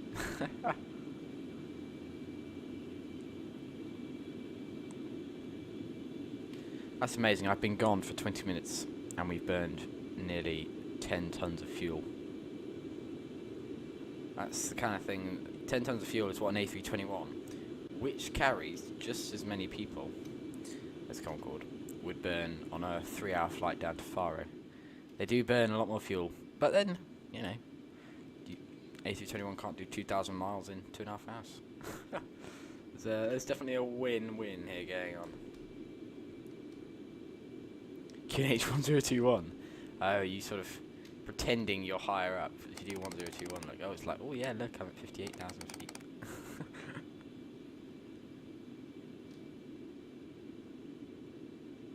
Nothing on the radar, no one on the radar. Let's have a look at that spy, what they say. Pig of the feather, I don't think so. I don't know. Whereabouts are we? Ah, there we are. Got us. Ah, yes, you're just there. Very nice. Wow, you've made good progress. 57.5. You're climbing very quickly. Oh, look, we're up into the 110s in our speed. Exciting stuff. Exciting stuff. There's a bit of land.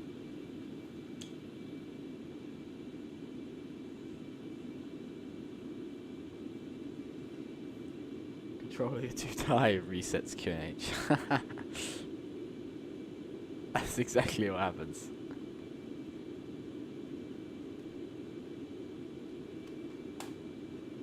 Our route is going to take us right down along St. John's. Should be good. It's very quiet out here in the Atlantic, actually.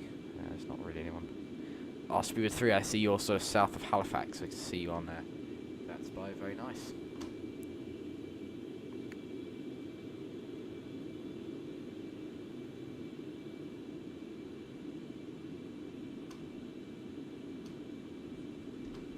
Very good. No controllers on. We need controllers. Come on, if you're a Kennedy controller and you're listening in, please do. Right, that's waypoint 8. So we can keep reprogramming, basically, as we slowly go through the waypoints. We can just keep programming them in. So our previous waypoint we programmed was waypoint 5, which is 4200. So that was waypoint 14. So now we can just program in waypoint 15, which is KENDA. 3921. KENDA is actually one of our descent points. But what I often do actually is descend a little bit later, especially if we're going into 0.04, aiming to have an almost constant descent rate to save fuel and time, really. 0.7 is LINND.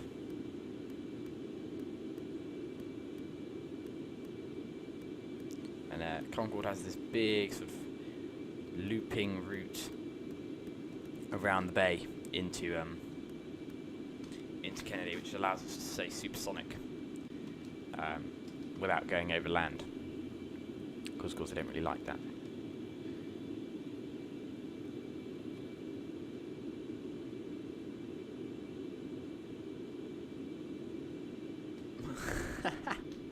If you type I and they type 4, you'll go quicker.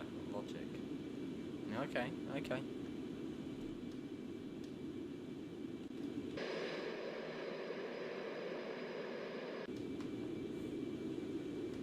Oh, sorry guys, it's going to be 2 minutes, something's just come up.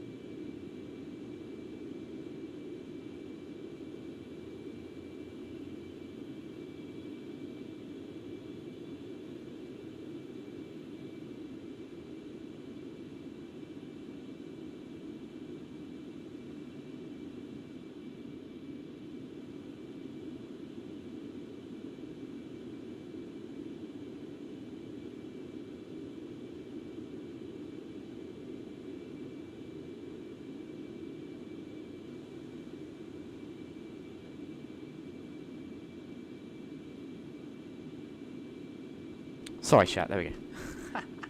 Sorry about that. We're going to Kennedy. Sorry, going to JFK on a 7.5. Wow, that must be a long flight. That's wow. Well done. I admire your bravery. I think a narrow body for that kind of time. I mean, might have been Concorde, but. That's a much shorter time. Maurice, hi, how you doing?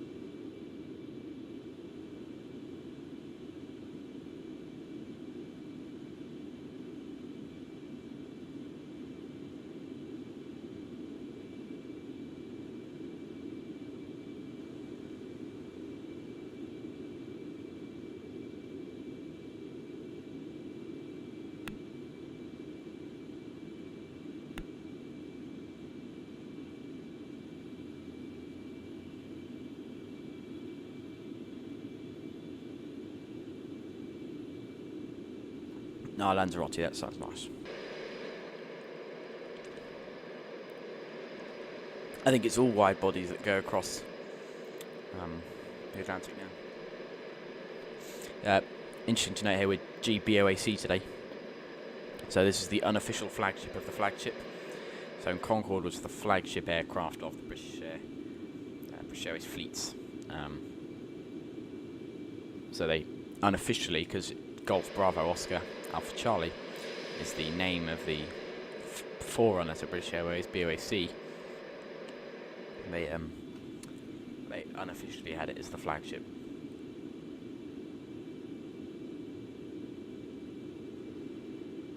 Which is pretty cool.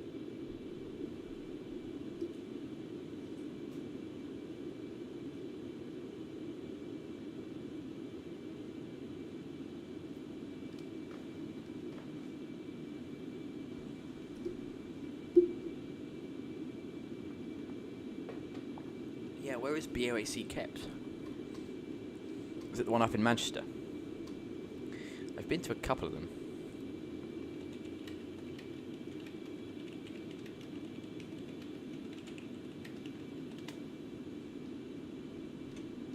Let's have a look. I'm reading an article. Where are they now? Golf Bravo Oscar Alpha Golf is in Seattle, Washington.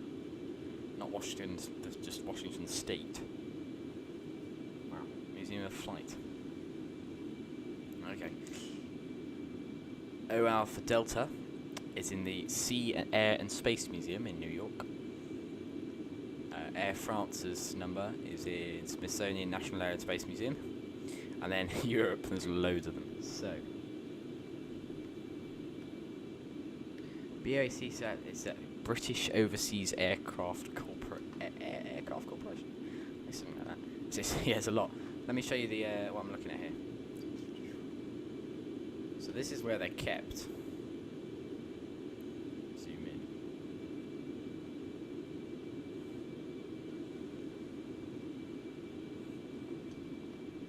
So BOAC is yet in Manchester. So I've seen that one. Where's the BOAB is the one near the threshold at London. Yeah, you see that if you fly up Heathrow. Imperial War Museum, Duxford. I've seen that one. That's very cool. That's Concorde 002 actually. This one. That's the sort of test one. Oh no, so that's I don't know what that one is. It must be one of the test ones. That's it. The Royal Navy Fleet Air Arm Museum. They've got Concorde 2. I've seen that. That's amazing. That's the one. Charles de Gaulle, of course. Yada yada yada yada yada. What's that one? So Duxford, Brooklands Museum, Golf Bravo Bravo Delta Golf. Oh. Well, I wonder what that one is then. Bravo Bravo. Because all of AA, AB, AC, AD is up here.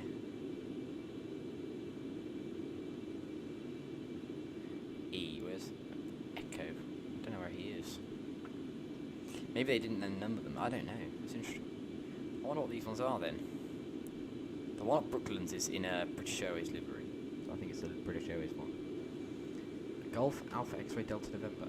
Let's Google that one quickly here.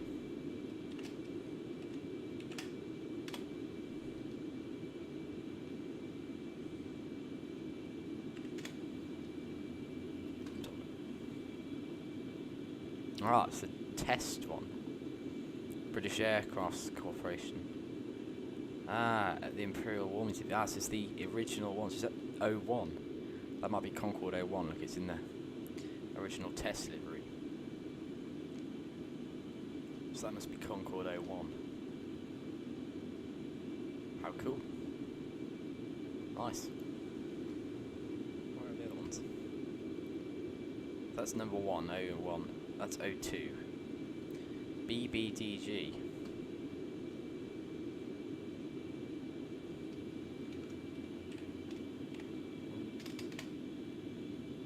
This one's at Brooklands. Is it a British Airways one? I know it's in that livery and it looks lovely, but is it actually British Airways then if it's got the registration? Bravo, Bravo, Delta Golf. BOAE is in Barbados. Ah, very cool. Doesn't show that on here, does it? Yeah.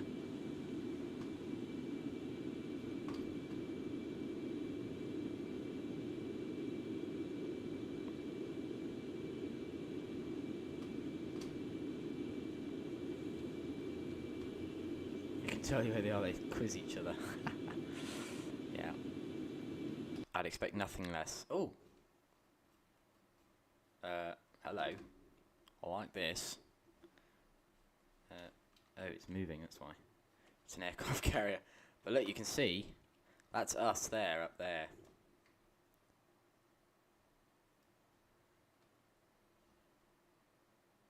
Somewhere up there, among the clouds. This is very cool, though. Hold on. I didn't realise this was out here. Look at that. Proper F-18s and everything on here, look. How very cool. I like that it's just in the middle of the Atlantic. Very scary. We're much higher and going a little bit quicker.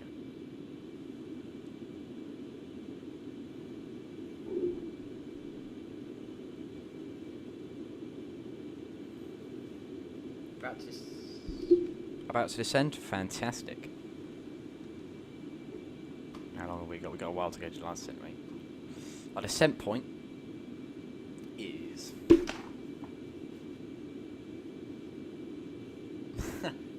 Our decel point is 60 miles from KENDA.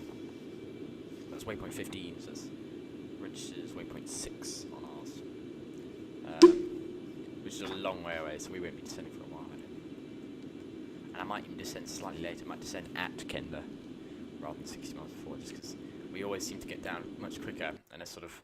Oh, I keep clicking that button. And I like chugging around at low altitude and slow speed, which is not a good way to spend time in Concorde.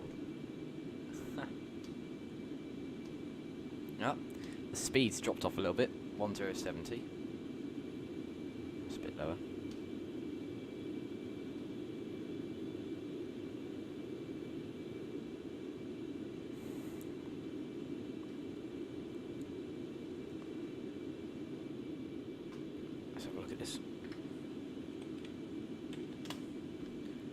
Out the London Heathrow ones to see. So let's have a look. There's a 777 departed. Oh, let's have a look at this. When did he depart? He's been airborne. That's fantastic, isn't it? So there's a British Airways 777 that's heading to Orlando, which is pretty close to Kennedy. He departed. He's been airborne now, sorry, for 2 hours and 24 minutes. We've been airborne for 1 hour and 30 minutes and are already a couple of 100 miles ahead of him. I love Concorde. Well, it just makes it makes what we're doing today possible, doesn't it? Though, you know, we're gonna. You know, I don't like doing particularly long haul flights, just because it's dull. It makes a long haul flight pretty interesting because it's quick, which I like. I like speed. That's good. And it also allows us to go both ways and land at interesting places. Do you know what I mean? Within 4 hours, we can be landing at Barbados, having taken off from Heathrow. That's great fun. We'll add 45 tons of fuel. We'll be landing with about 20, I assume.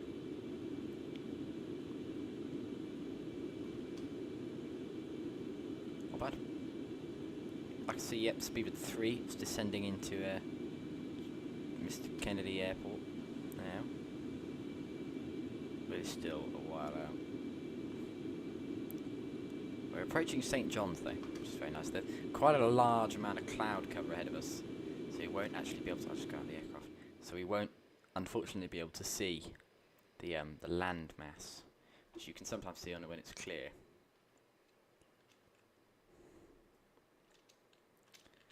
You can see here, it's quite cool looking at from the outside perspective. You can see the visor looking very smooth, but has come up. You can see the little the glass actually behind it of the normal one.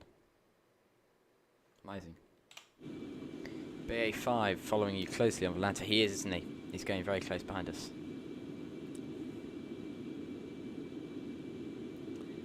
that's Jones Aviation following us. That's quite cool. If he gets a little bit closer, we might be able to parallel land at Kennedy, depending on what the winds are like. Actually, need to do a quick check. The last ones I saw were published a while ago. What's the METAR looking like? 1800 ceiling of cloud. Oh no. So we got overcast 2500. That's all right. But then broken at 1800. So the cloud's dropping. What's it saying? What's that? Where's the wind now? Wind 030 at 19, gusting 27. So it's still optimal to land runway 04. Okay. So 4 left and 4 right. Unfortunately, 13 left and 13 right, which are the ones we really like because they've got the cool approach.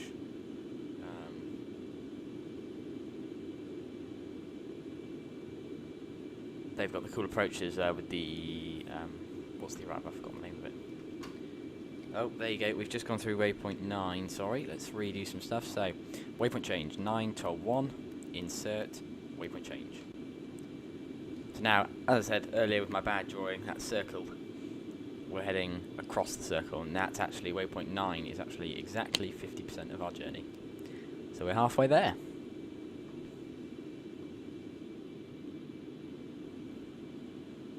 Brilliant. There we go. 50% of the way there.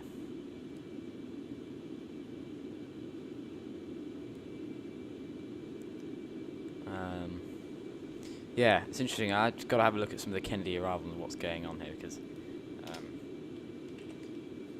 wind's preferable, runway 04, but of course we don't fly this much.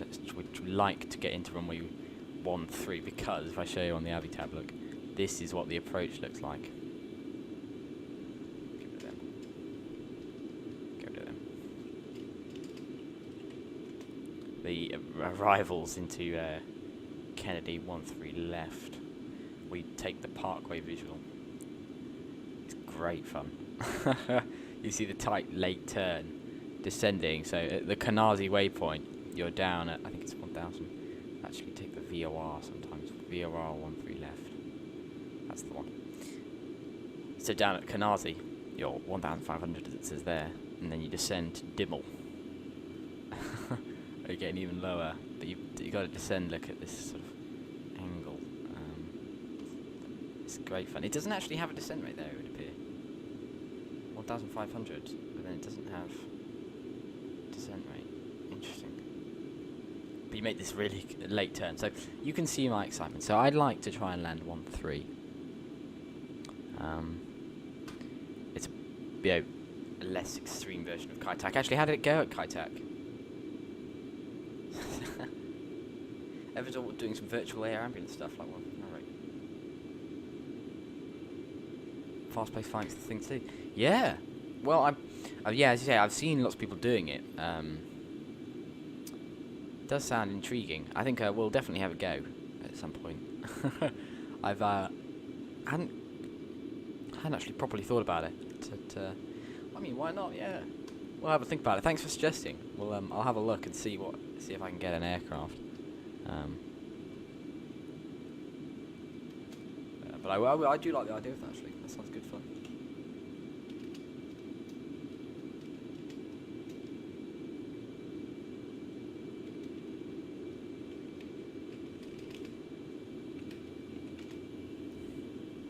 So this guy, let me get a TV so I'm looking at.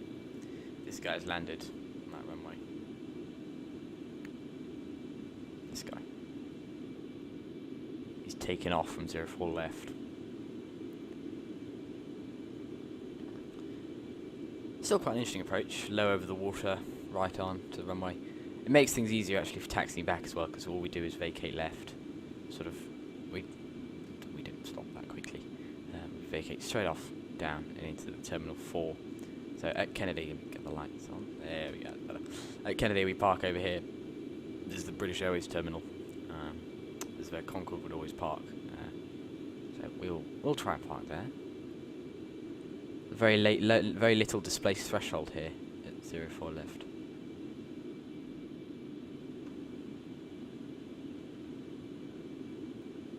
I like the look of it. Why not? Let's try and land there.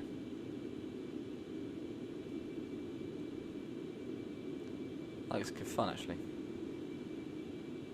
Alright, we'll do that. We will definitely land it there.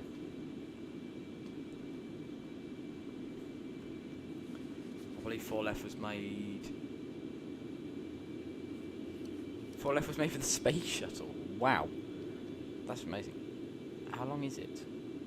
Because of course, it's got that really long displaced threshold at the other end. Loads of arrows before you can actually touch down. Because these little white lines determine when the actual start of the runway is.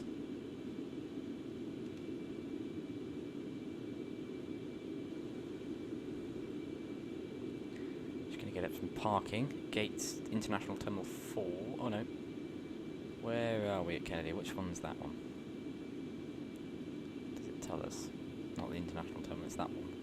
I've forgotten the name of it. Parking. Where is that one? Ah, that's the one. Terminal 7. Okay, cool, let's get a T7.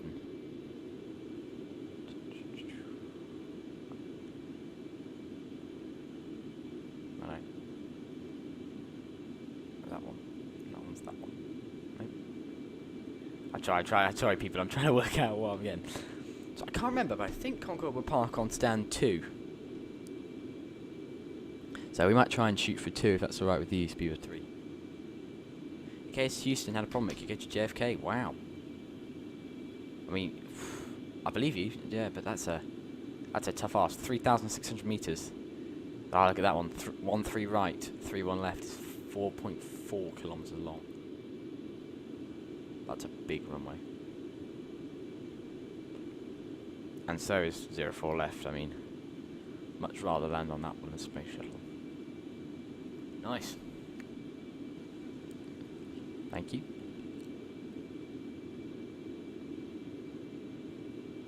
Well, we'll see how things are when we get a little bit closer, but I'd still like to try and shoot for 1-3 left. Even if it's a bit of a crosswind still, because it's great fun. And crosswind makes things interesting, don't they?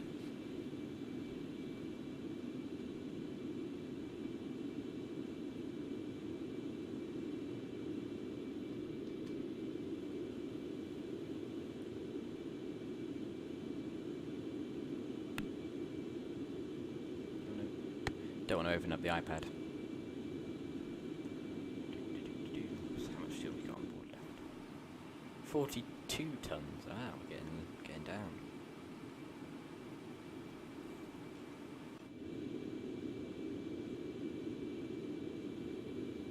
Back in a minute. Yes, no worries. See you in a minute. As I said, this bit, you know, I'm always very keen, you know, when we're taking off, landing, doing that stuff on the ground and sort of up to about 20,000 feet. Yeah, come have a look. It's great fun. Once we're cruising up here, yeah, I'd make no. It's dull. This is pretty boring. I'm trying to be interesting, you know, looking at some arrival stuff.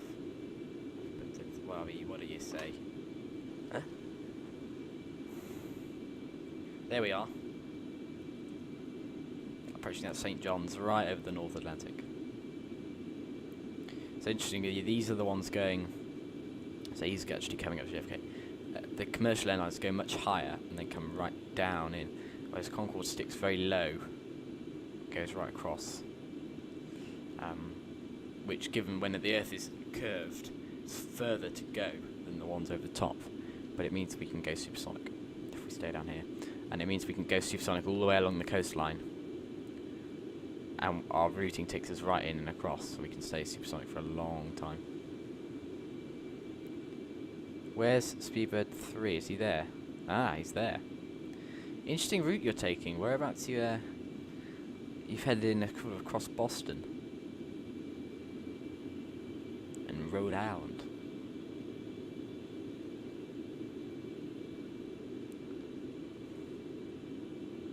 $1,400 flights on Vatsim currently. It always amazes me that, because that is very busy for a online network. It's pretty cool. It's definitely the one to use. Oh, sorry, I've missed the chat bit. Yeah. A 122 feet per minute landing in Kai Tak. Very nice. Don't forget to add that that's in Concorde, so that's very impressive. A free ride H155. Excellent start place. Oh really? Oh, okay, cool. Well, I'll definitely have a look at that actually. Well, I'll have a look at that as soon as possible. Really, I'd like to. I would, you know, as you said, it's an interesting. I think the ATC side of the air ambulance stuff scares me a little bit. So, it'd be interesting. I'd like to have a go at that. Have a look at that for sure. That'd be good. Yeah. Well, we'll definitely try that then. Depending on what the general consensus is for the channel. But, yeah, I'll definitely do that. At some point in the future, I think. Oh, I have to do some practice offline first. In fact, that's what I meant to do. I meant to put a big poll up that you can vote for. Let me put this one up.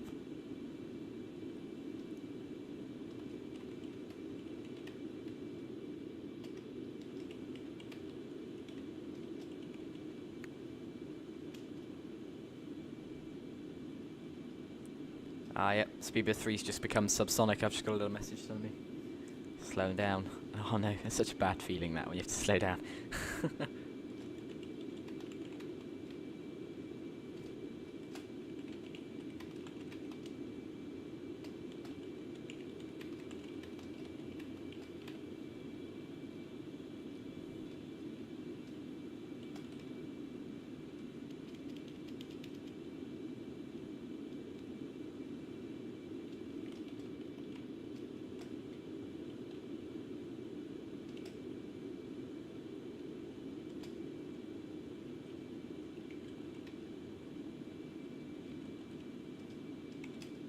Right, I'm going to head that out there. You have a little vote, or put a suggestion into the chat for what you reckon we should do for our next couple of streams coming up. Are we looking for a Concorde into Kai Tak, or would we prefer to do a short haul route? Concorde into Kai Tak would be interesting, although I'm not sure of my piloting skills.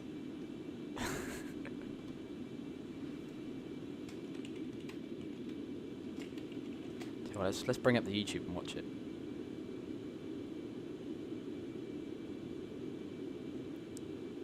It's very impressive, the turn and everything. Let's watch it right from the beginning.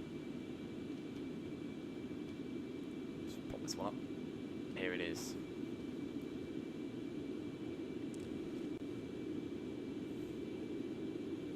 Oh, look at that turn! Wow.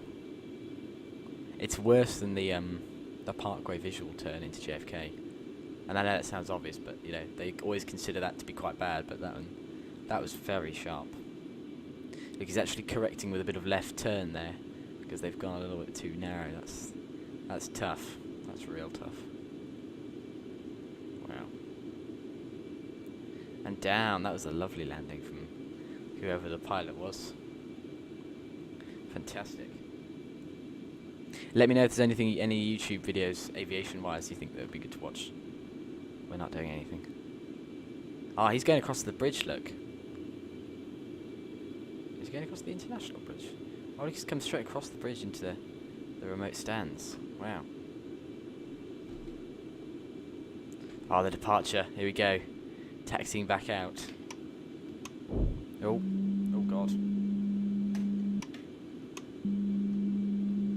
Oh, that would have been bad. That would have been very bad.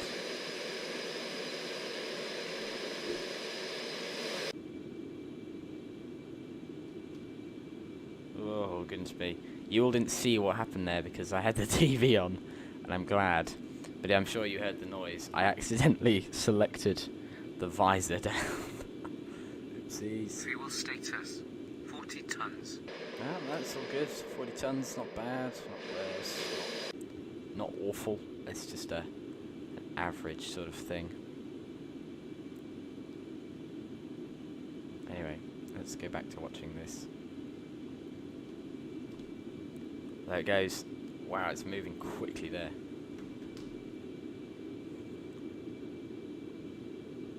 Must have been quite light actually. It's quite an early rotation.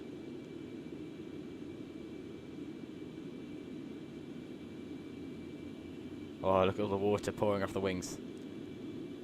That's a lot of pressure then they've got to keep the nose like that. Amazing. It's fantastic.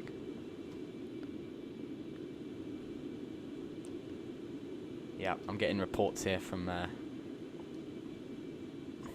people, Speedbird 3, telling me it's a little bit cloudy over at Kennedy. Yeah, we expected that, didn't we, I suppose? Ah, well. That means we can't see the runway, which it'll make for an interesting landing, for sure. Very interesting landing indeed.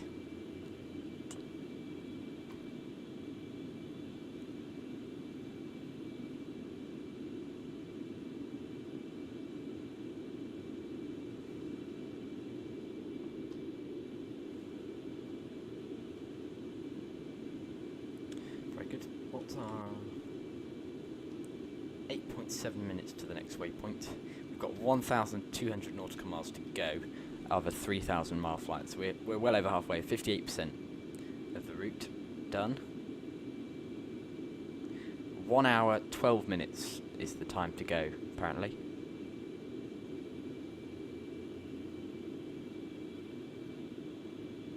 Of course, yeah, that makes sense. 1 hour 12 minutes, not bad. Not awful. That's alright, we'll be touching down 3:30.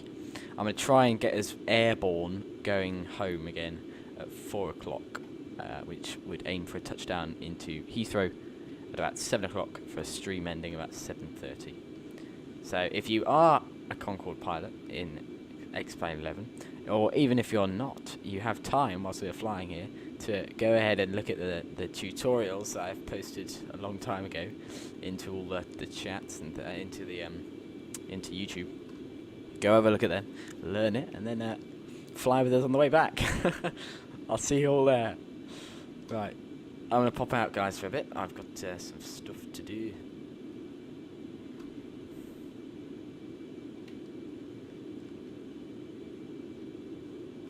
I'll give you a timer again, because that just feels nice. You just bring up snaz. Oh, I shouldn't have said that. Product branding, of course. You can't do that kind of thing. Right, I'll be back at about then.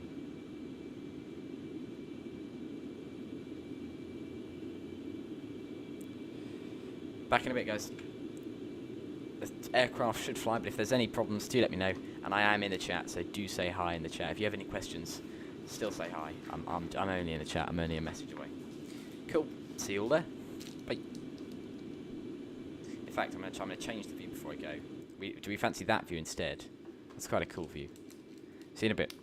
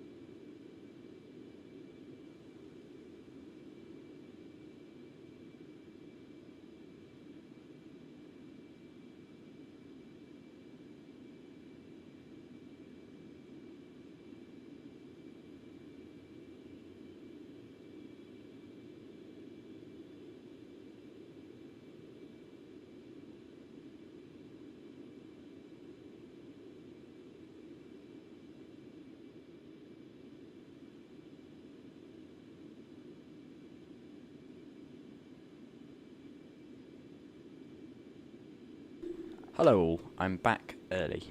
That's a surprise. Let us assess our situation. Oh, we're getting up to near 60, 59.4. Oh, we're approaching 30 tons of fuel left. The descent though burns almost no fuel because the engines are completely idled. And you just drop it like it's hot. All the way down.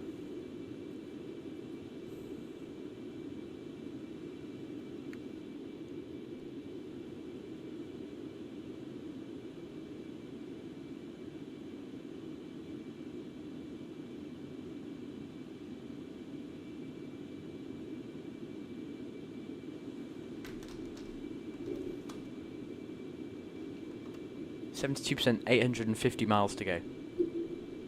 Bearing in mind we're doing 23 miles a minute. That's not that long. 50 minutes of flight remaining.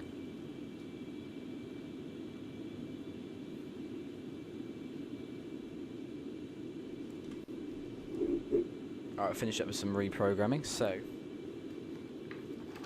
we did 16 of LINND. We need to do 17 OWENZ. 3949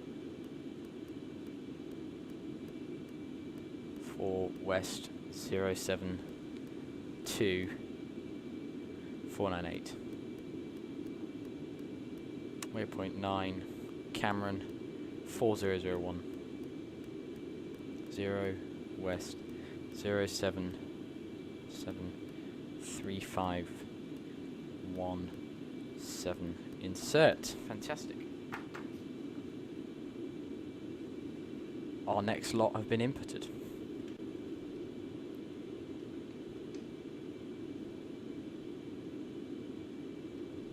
Oh look, we're going through a spot of rapid climb. Must be some sort of thermal or something like that, I'd assume. Suddenly pushing us up, look. Because we're not really losing speed and we're climbing rapidly. So we're about to hit 60,000 feet. Brilliant, well, we've got to do stuff when we hit 60. We don't normally hit 60 on this kind of a run. Just across the bay, basically, across the pond. We don't. And there's 60,000 feet. 60,000 feet. Maximum flight level. Maximum flight level. Fantastic. Well, this is where it gets interesting because I've got to turn on auto throttle and get it to do stuff. So we're looking for Mach 2.02, but because it's a bit off, if you turn it on now, it'll hold around about this. It'll hold like here. So we need to go cruise mode. And takeoff, and flight mode, sorry. And the heaters are all off. We can turn off 5A and 7A. We're not going to be using them for the rest of the flight. The brake fans are off. That's it. There we are. The level at 60,000 feet. We're actually going slower up here than we were a little bit lower down, actually, which is always, I never quite figure out how that happens. We're not quite going as fast as we were. We're only doing about 1,034 miles per hour, so we're going a little bit slower. Are you down yet, Mr. Speedbird 3? Have you hit the deck? Is he down? Is he on the ground? Is that him there? Landing in a minute. Ah, fantastic. Okay. Oh, there you are. I can see you coming across. Ah, so you went sort of across from Boston and down. Try the route we're about to do, because it means we can go Supersonic for a little bit longer, which is that's what everyone wants to do, isn't it? Stay fast for longer. Brilliant. Right, well the auto throttle's on now. We're at 60, so we're now going very quick.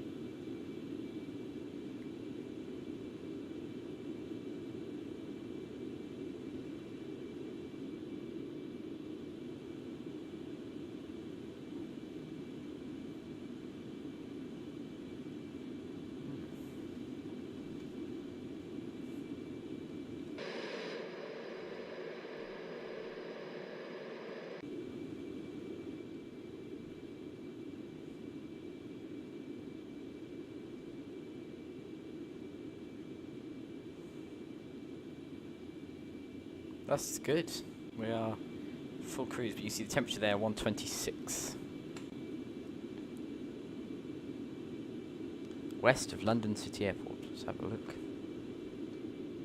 Oh, I like London City. Did you take off from there? That's a great place to fly. It's actually my home airport on Vatsim. I'm not actually. It's not the one I'm closest to.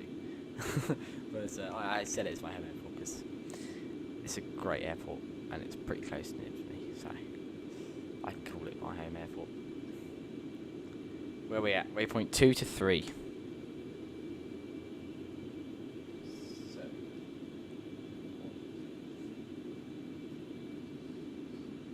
We're descending at waypoint 6, but the gap between them gets very short, so that's fine.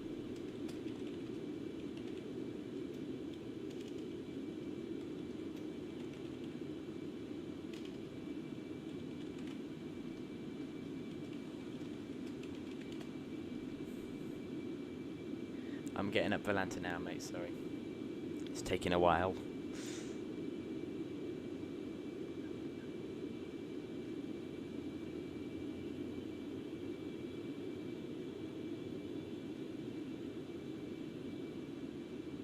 Volanta.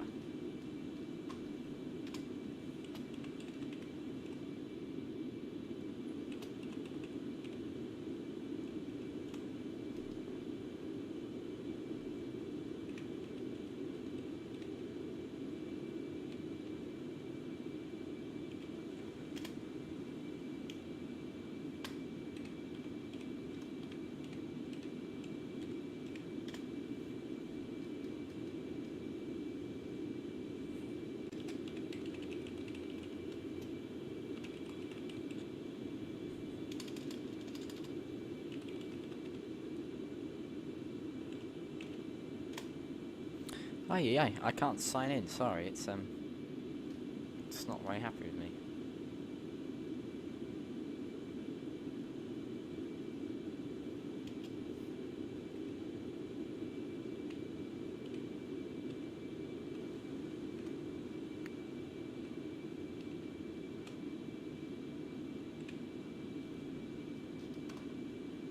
Ah, someone's reporting that it's flying blind. He's telling us it's like flying blind on the landing. Interesting.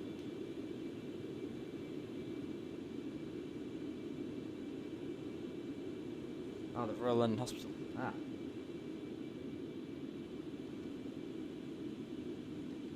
Medic 1 Charlie, nice.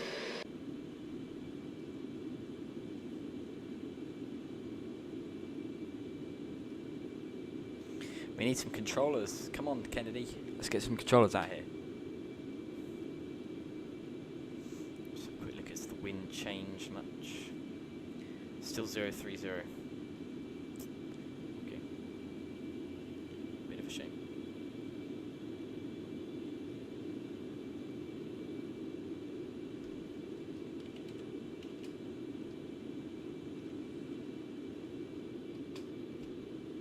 Sorry, my Volanta won't boot up. I have to see if someone else can do it. I'm sorry.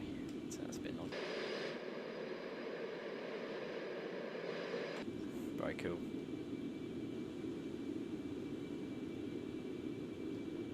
Right, I'm gonna do a quick cheat. Just see. Oh no, not bad. We're making very good progress. Okay, we need to start thinking about arrival then. So, our arrival today then, if the winds at Kennedy are not changing, which it looks like they're not.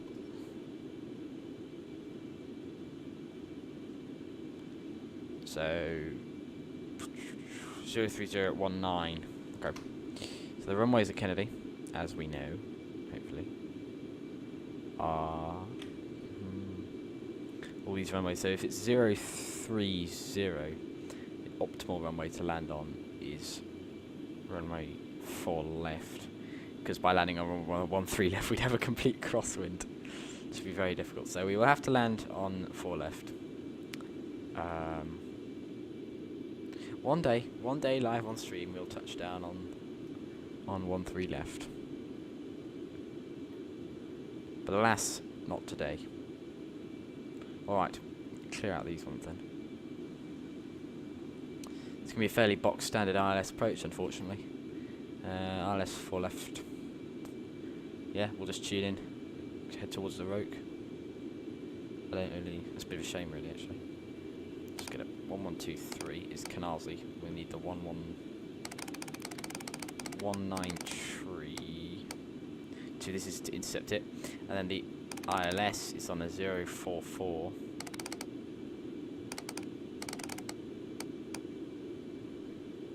That's a 110.9 now. Cool.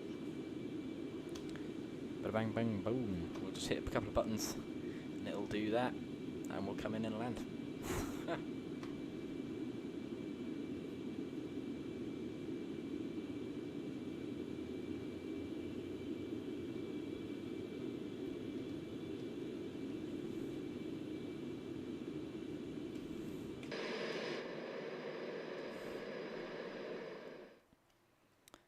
Zipping along then. Fantastic. It's a good livery, this livery, the Chatham Dockyard. It was first trialled on Concorde. Then once it was found to be successful, they introduced it to the rest of the fleet. But on the tail, they moved it a little bit higher. See how it's a little bit low on the tail on Concorde.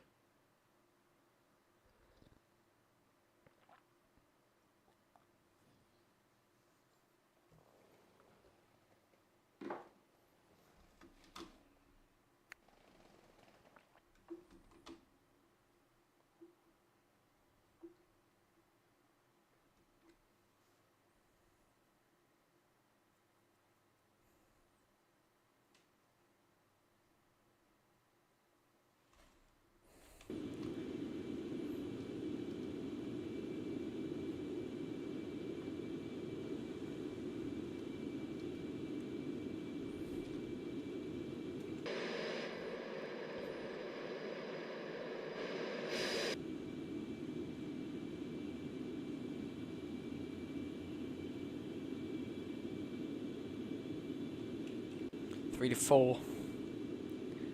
This is a bit of a long stretch, this one. How long is it going to take us?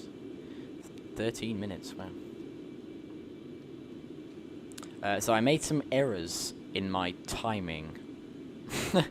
So it looks like we'll be getting back to Heathrow about 8 o'clock, because we'll be touching down in KENDA here about 4:30. Quick turnaround, 5 o'clock departure. We'll be getting back to Heathrow about 8ish. It's not a problem, I just I messed up. I thought we'd get back at 7, so that's not ideal. That's alright though.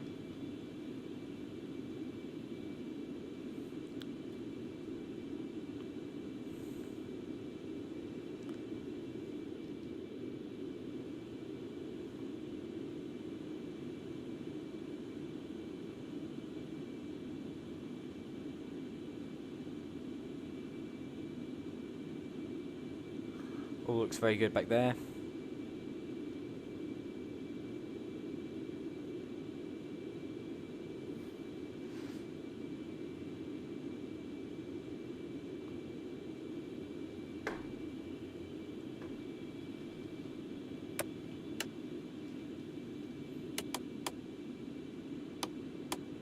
Oh, good test, look. We should have done these before we took off, really. So you're supposed to test outer markers, they work. Indicators, they work. All the lights work. You're then supposed to test on your overhead panel. I think there's a test button. Ah, there it is. We get all the noises.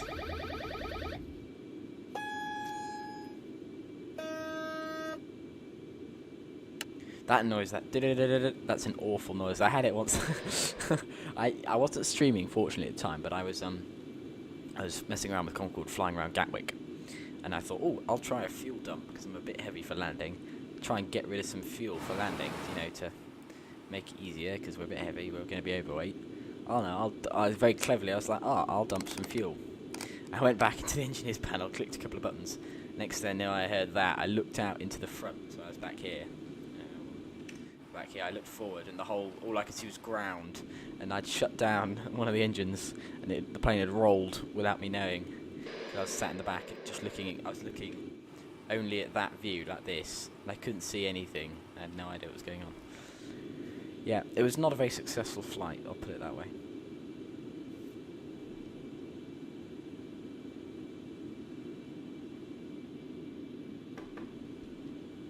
Right, we took off with 86 tons of fuel, down to 26 there, so we burned a lot of fuel there. We're going to burn a little bit more than I'd like to, so I think it's 20 tons or so. Yeah, so we need to burn 6 tons, so 20 tons of fuel. We're then safe to land, so we'll be, because we've got quite a bit of flight to go, we will probably burn about 20 tons before we start descending. So we're going to land with a little bit less fuel than would be ideal. We're going to land, I reckon, with about 15 tons of fuel, which is fine, but if we had to do a go-around or whatever with afterburners and full throttle, it might not be ideal, just because we might be running a bit low on fuel at that point. So, no matter, but it might cause us a little bit of trouble if we had to go around. I think on the way back, I'll load us up again about the same fuel, and I think we'll just to anticipate going into Heathrow. There's a lot of subsonic flights because you have to slow down quite early. There's a fair bit of subsonic flight. There's a lot of pootling around in London. Yeah, you might get a hold. It's quite busy. I'm looking over now, even just on Vatsim, and into the evening, especially on a Sunday evening like this. Heathrow is going to get busier and busier in London airspace. So, yeah, we'll anticipate for a bit of holding fuel and a bit of taxi fuel at the other end, because I think they're landing 27 right, and if they're landing 27 right, we've got a lot of taxiing to go back up to Terminal 4, which is no matter.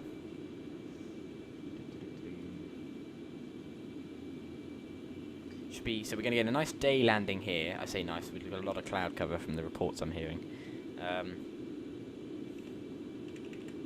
A lot of cloud cover, which is not ideal, but it's alright, it's quite good fun. And then landing back at Heathrow, we'll get a bit of a night landing, I believe. So a bit of darkness, should be pretty cool.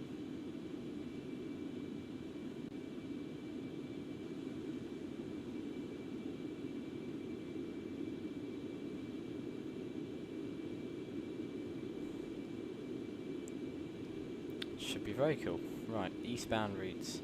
I'm getting at the routing for the section home. Copy that one.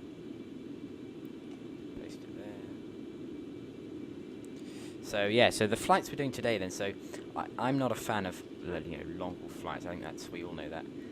I make it no secret. But I thought, well, rather than doing a long haul flight, why don't we do 2 Concorde flights, which are still pretty long haul and are a lot more fun. I think I speak for most people when I say they're more fun, because they just are.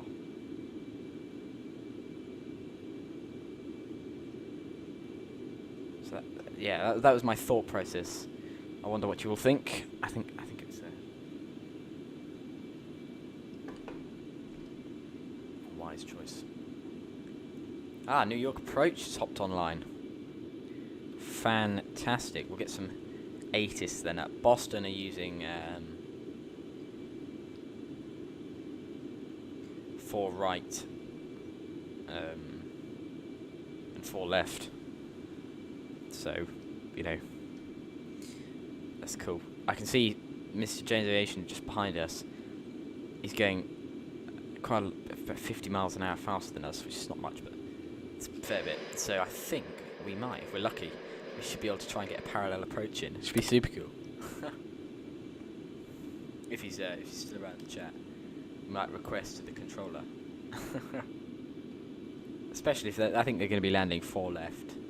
So I'm sure we could be able to get into 4 right. Anyway, Speedbird 3, you're on the ground now, aren't you? Are you on the ground? Who's on the ground yet? That's my airport. That's JFK. Oh, not quite yet. he's still on the approach.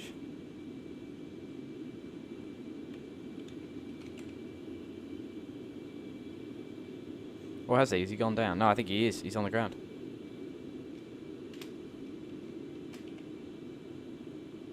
He's gone. Nice.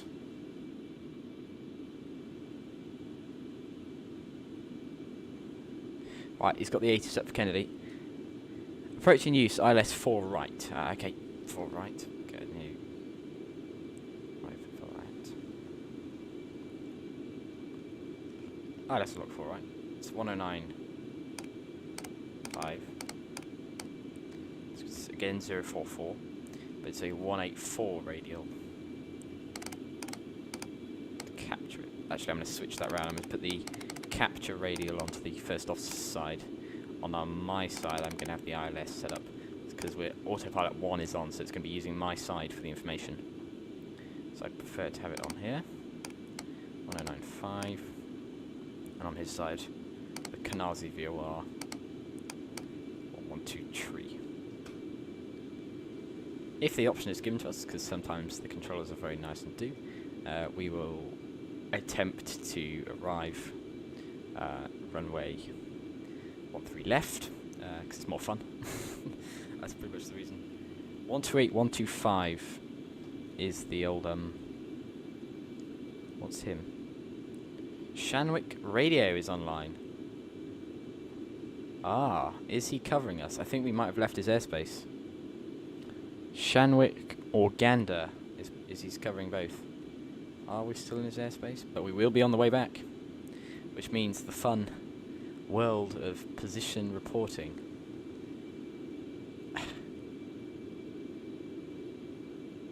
Actually, I'm going to tune up the old the approach onto our secondary one so we can contact him in a bit.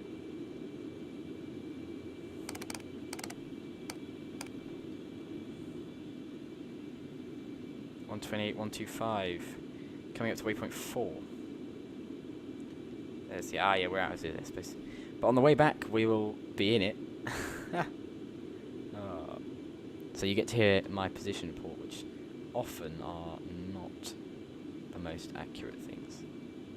They're quite good fun.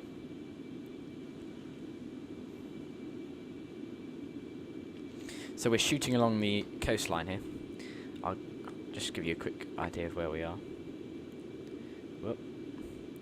So we're just far enough out off the coast of Halifax and Boston things so that we're not creating a shockwave over the land. We'll be making a left turn south of Boston to remain far enough away so that we don't create shock, a boom as it were, over the land.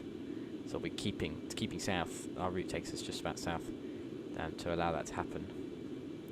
Oh, I didn't mean to do that. Come back. And as we do so, we're going to keep supersonic for as long as possible until we have to descend for spacing.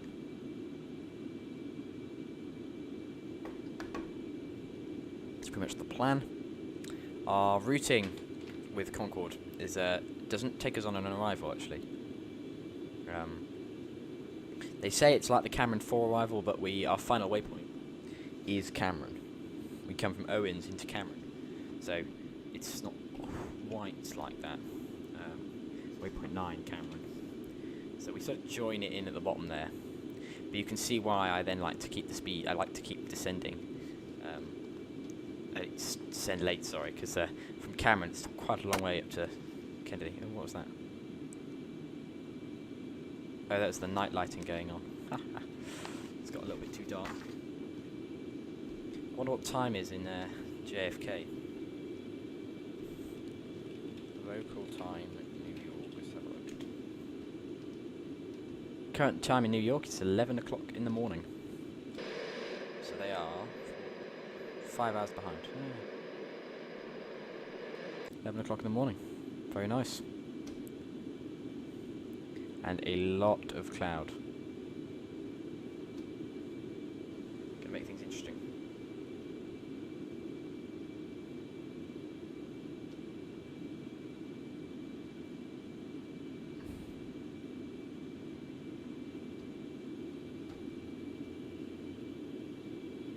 Never guess who's just come on. Yeah, I know.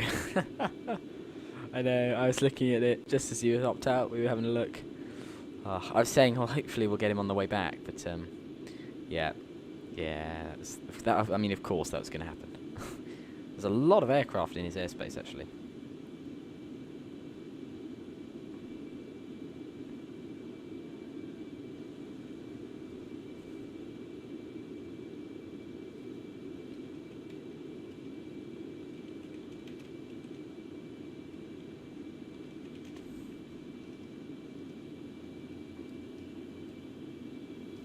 Right, I'm having a quick read up on my my oceanic procedures here.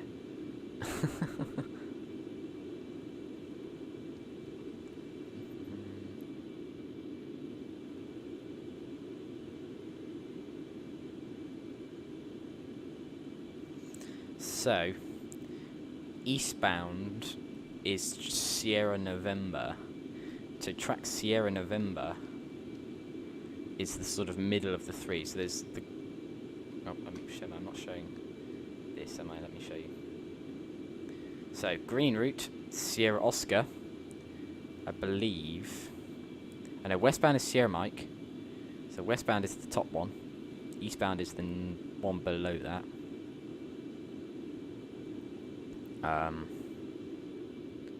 Sierra Papa, which is not on here, is Barbados. It just goes down. But then overflow, Sierra Oscar. Oh, okay. If it's too busy. Huh? I don't think it'll ever be that busy. Anyway, look, position reports. So,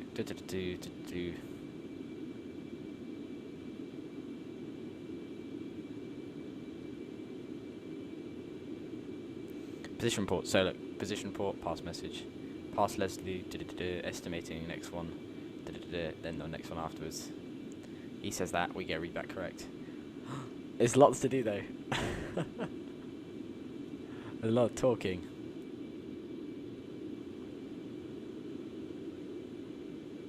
And then we got to also, we'll be told to by Kennedy, but we got to get our clearances to go across. Looking forward to it. Looking forward to it.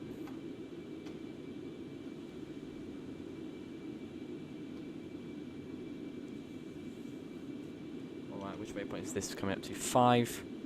Ah, yep, so after 5 is 6, and then we begin our descent.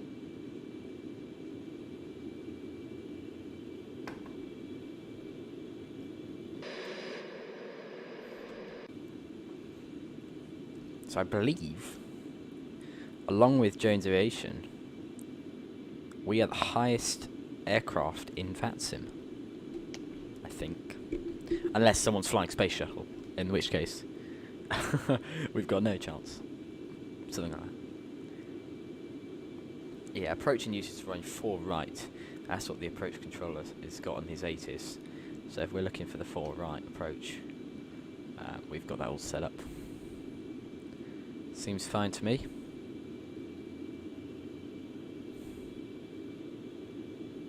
Seems very good.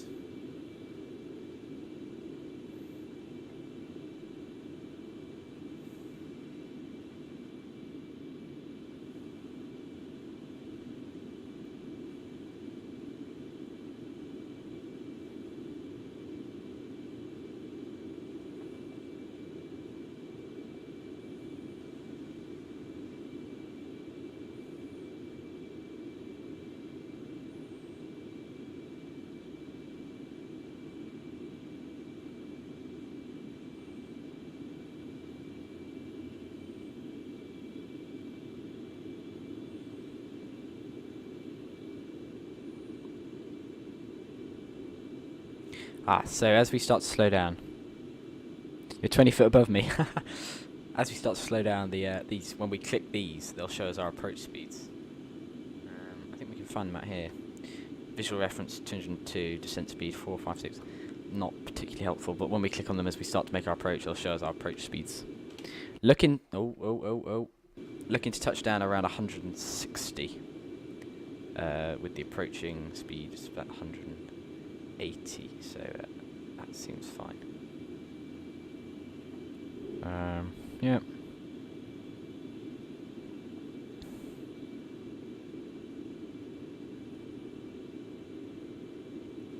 Three sort out our ILS stuff, so it's going to be 212. Oh, one more. 10, that's close enough. Set it on the first officer's side. Unfortunately, we don't get call-outs in Concorde. So if you're listening, Colimata, that's what I'd love to have next. We get the 50, 40, 30, 20, 10, I think. But I'd like to have a minimum, or decision height. Maybe we do.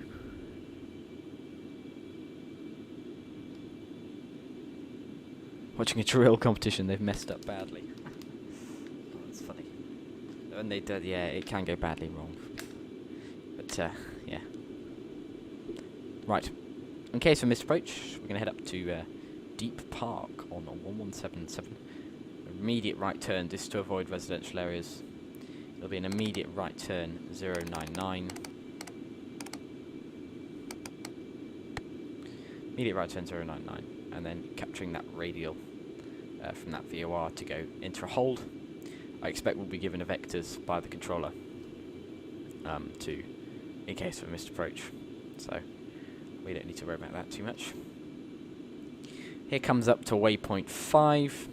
Waypoint 6, of course, thereafter, and that's our descent point. So you notice Concorde swings to the right here, even though this is a left turn. It gets a little bit confused sometimes. There goes the right turn. And then it's going all the way back left. Make the left turn. You know, it's just one of those things that seems to happen. I don't mind it too much, because it's just, you know, it's the way it is, but, yeah, it'd be nice that to be improved. Wait, I'm hoping, as you can tell, for a V3 Concorde.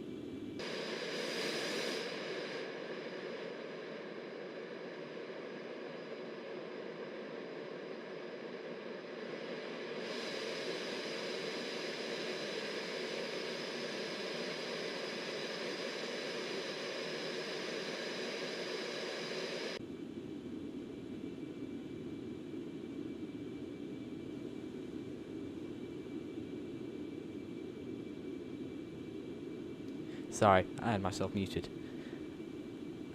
what I was saying was the Xplane 12 default sceneries are amazing, as KC said. I said, yeah, wow, that's amazing. When they eventually move Concorde over, we will be heading over because it looks amazing. So, if this kind of Concorde was released in Xplane 12, we'll head over and we'll have a look. But until then, I'm happy in Xplane 11. It's good. It works really well for me. There's still lots more for me to, there's lots for us to get.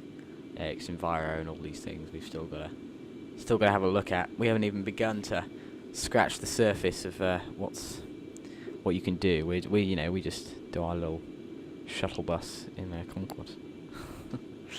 So I'll start to have a look at it as more and more cool stuff gets released.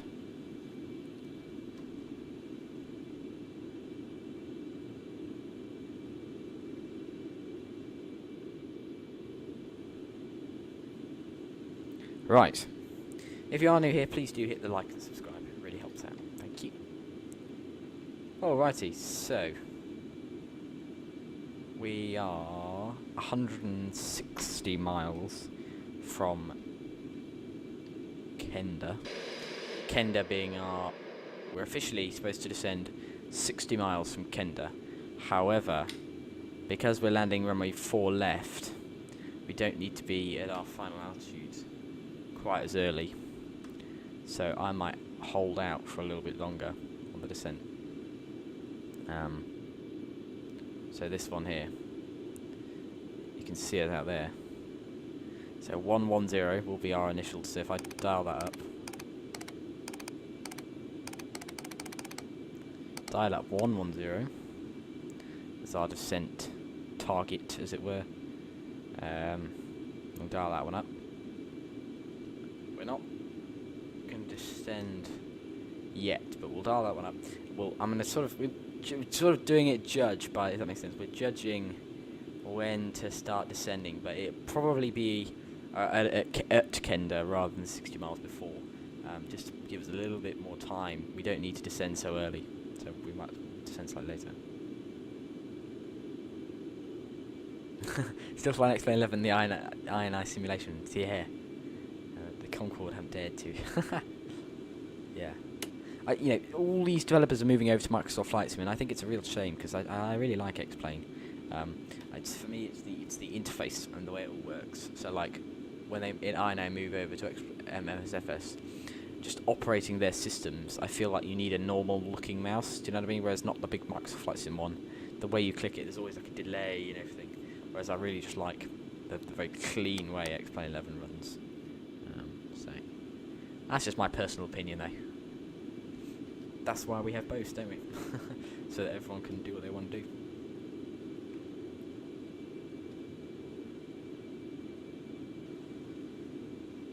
Caution. Oh. Fuel status 20 tons. 20 tons.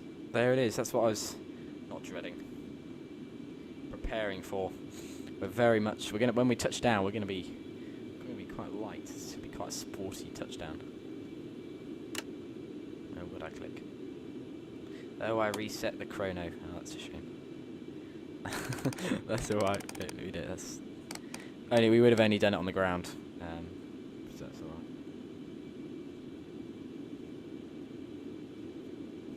So here we're just tracking. If I get up in this, so you can have a look. Tracking fully parallel sort of to the coastline. 10 degree more, yeah, thanks.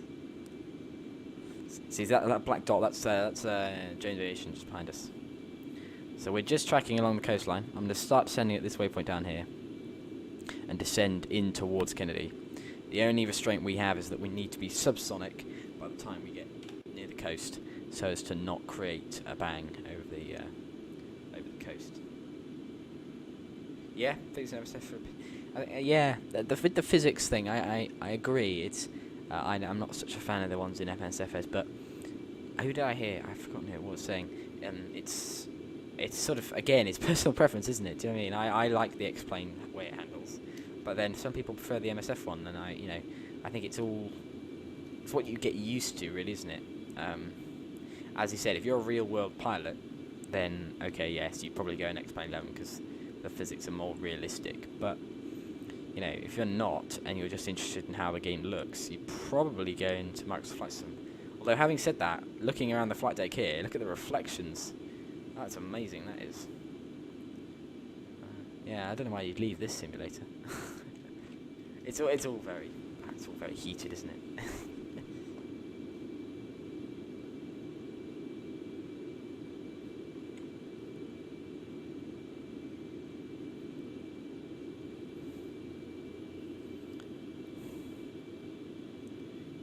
.80. Start to think about descending then. So our descent procedure, all we're going to do is dial the throttle back from sort of where it is to this arrow here. Oh, stop moving. To that arrow there, this one.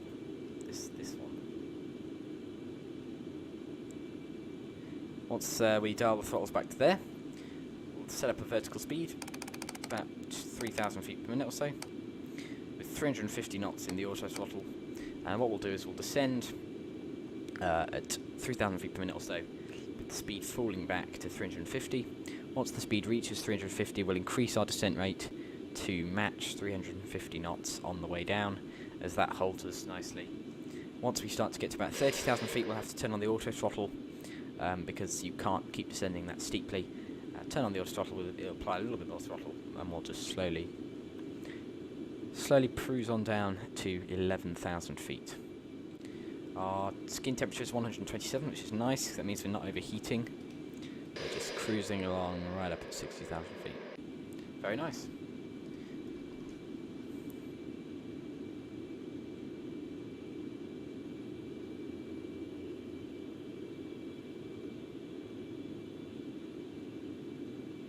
Just wasn't the same as real life. Yeah. I don't know. But then, you know, they say it looks so good. Does that make up for it? I just don't know. And that's where it's down to the person, isn't it? You know, if you think, well, you know, I don't mind it not being quite as real life for it to look this good, or do you care more about the physics maybe? But then, yeah, Xplane looks pretty good. I mean, you know, this isn't. We're saying it like Xplane doesn't look good. I mean, you know, what are we doing here? We're in a Concorde, cruising along. Like, that is pretty good looking in my opinion. I got the reflection details turned up high, so if you look at the skin, you can see all the little bumps and stuff. That is pretty interesting stuff, if you ask me. So, you know, it's all, yeah. All right, that's the radar. That turn is where the waypoint is. So we, in theory, should have started descending now. I'm just hanging on because I just don't know. Yeah, I don't want to start descending early and then have to, as I keep saying, trickle around at low altitude. That's boring. So I'm trying to maintain speed and height as long as possible. With ortho, yeah, you can, can't you? Yeah. All right, 35 miles or so. Why don't we start to go down now then? How far out are we? Bit to go. Oh.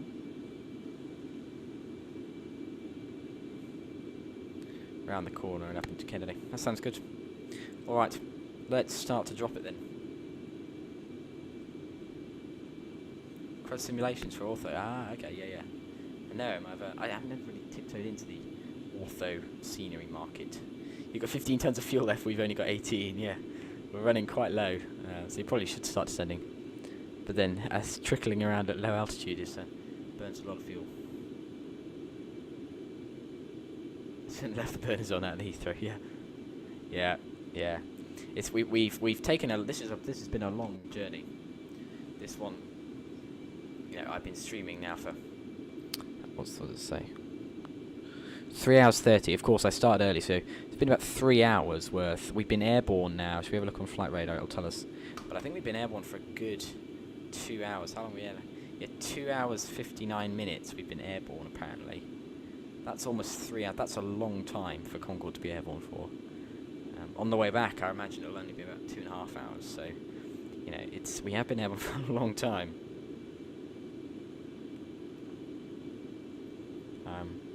It must have just been the winds today, just causing a bit of problem. That must just be it. All right, we're turning in towards Heathrow, not Heathrow, Kennedy. So let's begin to make our descent. Auto throttle off. Auto throttle off. Seatbelt signs go on. Engines go back into the climb rating. We throttle back to that little point there with the arrow. Engine RPM drops down. Rate of descent is increasing slightly to about 3,200 feet per minute.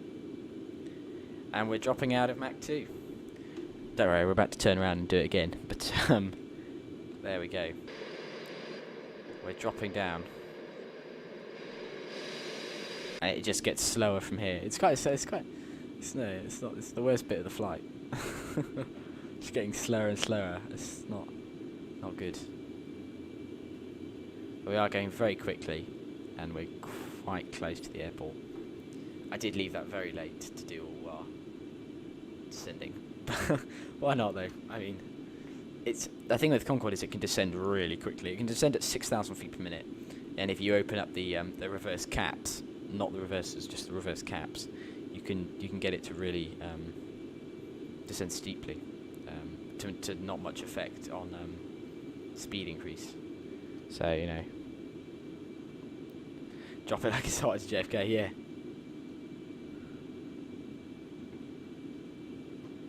Oh, whereabouts the plane's going? It's made a big overshoot on that turn.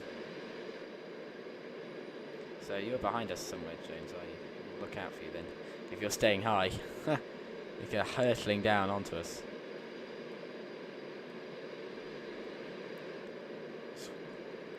Plane's doing all sorts of stuff.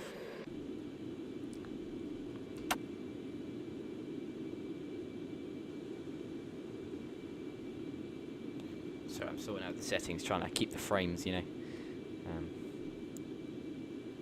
That's the other debate people often have. Are frames more important than looks? Do you know what I mean? Would you prefer to have good quality scenery, but then of course if it's stuttering, you can't really appreciate it, can you? This turning, this is really annoying me. What's it doing? It's rolling around left and right, left and right, left and right. Keep the descent rate going. Let's go. Keep dropping down. We're about to drop out of 50,000 feet. We'll turn on the brake fans. 5A and 7A are closed. The ramps you can see, oh, there they are almost completely closed. Actually, I've looked at the wrong dial there. That was spill, not ramp. There are the ramps. So they're still at 40% or so, but they're coming right in.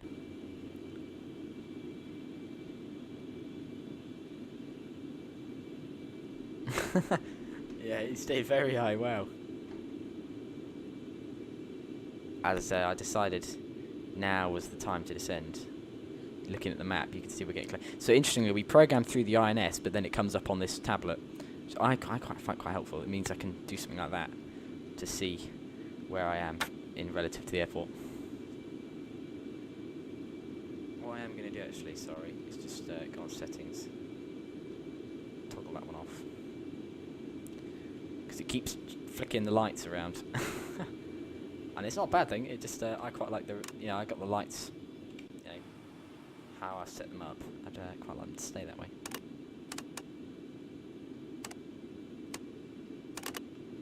Well, let's centre dash, hold on. Wrong ones. That one off, that one full. That's better.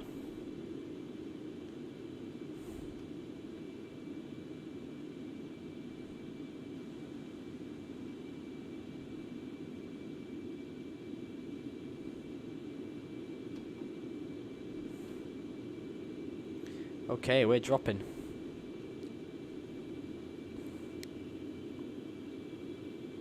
Waypoint 8 is in 40 miles. Waypoint 9 thereafter. And that's at waypoint 9 we want to be like, we don't need to be 11,000, which is what it says we need to be, but we need to be certainly lower than we are now.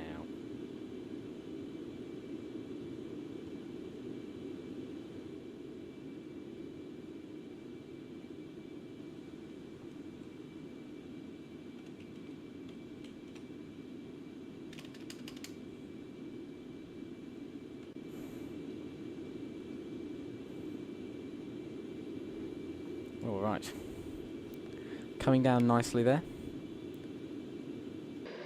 Mach 1.5. We're going to keep slowing up. The speed's actually increasing slightly on a descent here, so I'm going to pitch up slightly.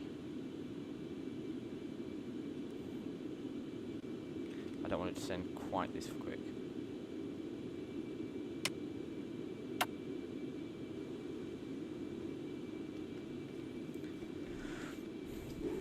Oh.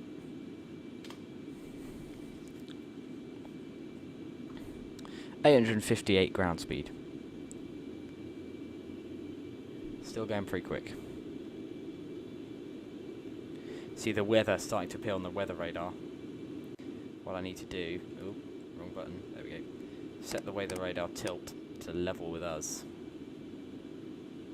And you'll start to see the weather really starting to appear on the weather radar.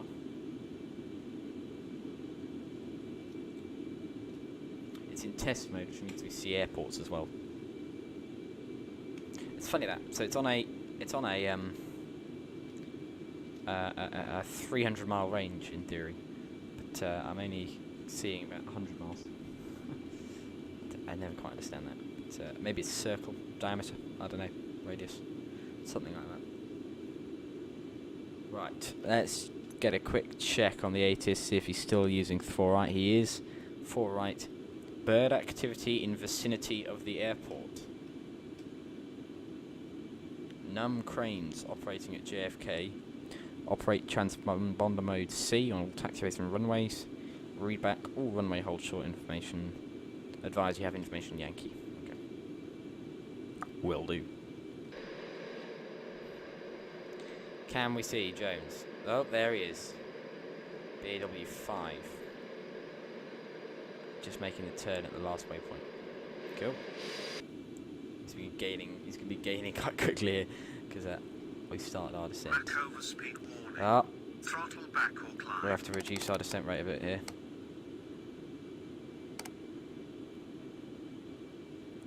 There goes the next turn. So it starts to get, yeah, when you get into the 30s, you have to start changing your throttle. You can't just leave it there anymore. You have to start to back off the throttle a bit more. So if you're using the TCA, the first arrow that we went to is the not full power, but the equivalent of flex. And then the one I've just thought back to now is the equivalent of climb power. So it's sort of quite a lot less throttle. And that's to really help the speed slow down. As I said, we're looking about 300. We're looking for 350 knots in the descent. That might well not be possible. Might be a bit quick or a bit slow, but it's what you're sort of aiming to slow down to. You don't want the speed to go any lower than that. Higher, that's not so much of a problem, but definitely not any lower. 62 miles as the crow flies directly to the airport. We've got 39 to go till our next waypoint.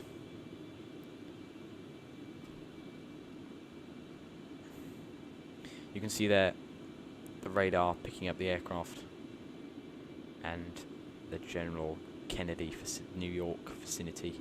So we've got LaGuardia, Teterboro, Newark, and JFK. Quite a lot of airports then. So we're heading towards CAMRN then. Quite high still. There's 350, so I'm going to go ICAO acquire. And the auto throttle is now on again. Press shift +2. The King Ace, hello. And TSC 777, hello. How are you guys doing?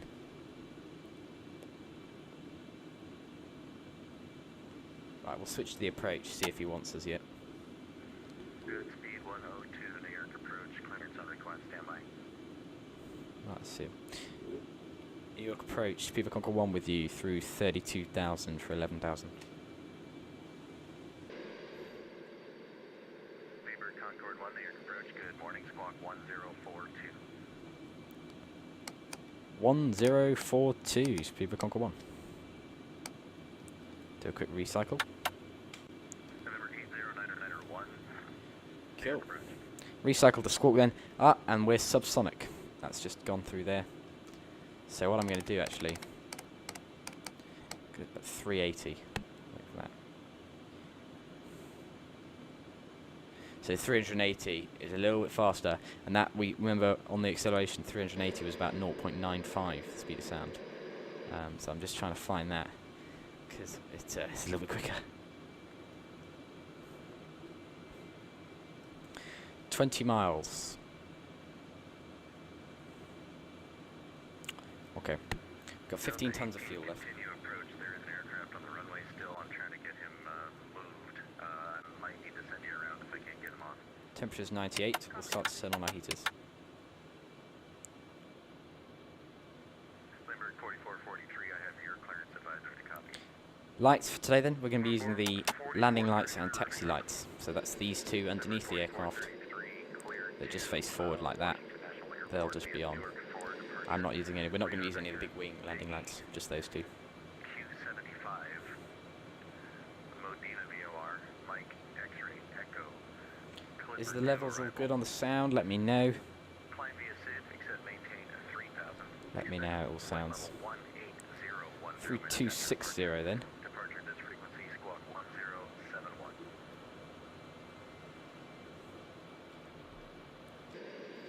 10 miles to go to CAMRN. At CAMRN, we're going to require vectors.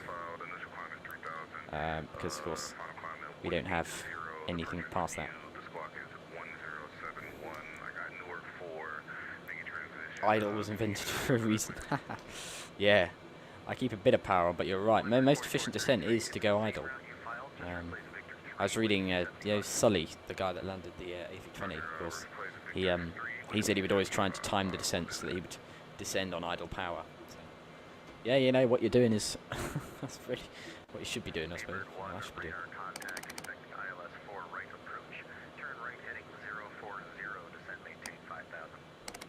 Right, 040, expecting 04 right for landing. Descend and maintain 5,000. People can go on.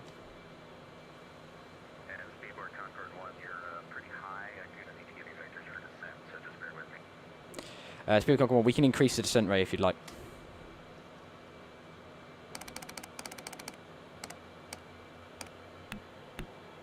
So pretty high. Should we just go down? Should we do this? Alright, yeah, we'll increase Speed Concorde 1.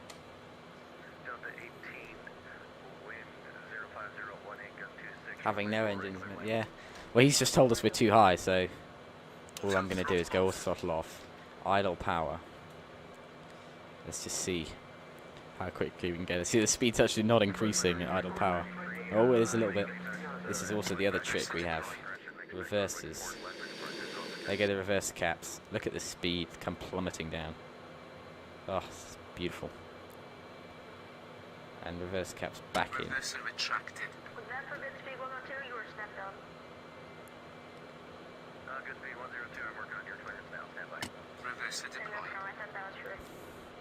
We're going to keep bringing the speed back to 300 or so, because he's right, we are high. There's 04. Let speed keep dropping off. Switch to rad.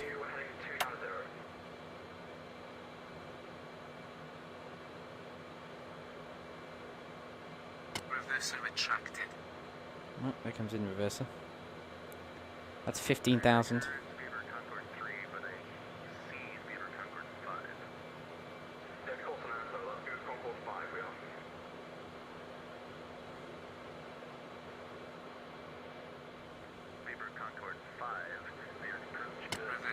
Let's keep slowing down. We're pretty high, pretty quick. Let's keep bringing it down, keep bringing it down. Arrival-wise, all we're going to do is start to trim for landing. Just go flight engineer, trim for descent. It really loses speed here. The nose has to pitch up quite a lot. That's what we should have done a little bit. Alright, there we go. Speedbird Concorde 5, be advised similar call sign on frequency, Speedbird Concorde 1. Engine limiters are on low, that's fine. The brake fans are on. The engine control cells have been set to approach. Speedbird Concorde 1, right heading 090. Oh, I wonder why we're going right.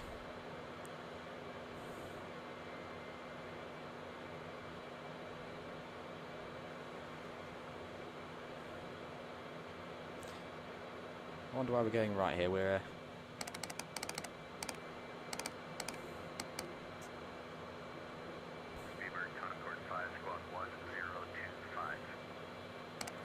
right, I'm going to reduce the descent rate then, because it looks like we're being vectored around the house. So we'll slow up our descent rate.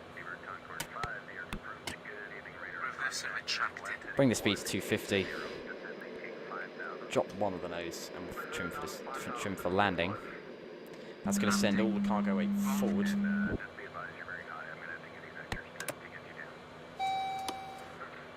Cool, there we go. Trim nicely. We are descend, maintain 3,000. Speedbird Concorde 1 heavy. I forgot about the heavy bit. You have to add that on when you get over into the New York airspace. And Speedbird Concorde 5 heavy, you can expect the ILS 4 right. Cool. We might have to declare a field low.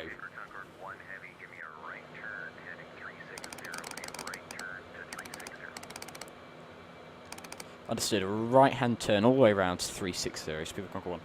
Heavy. Oops. Interesting. Just going all the way around.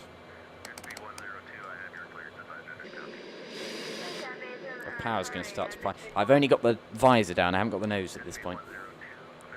So the skid is about 12 degrees. I think it's 13 actually, but you don't want to exceed 12.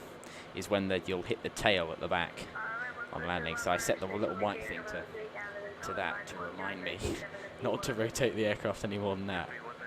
So yeah.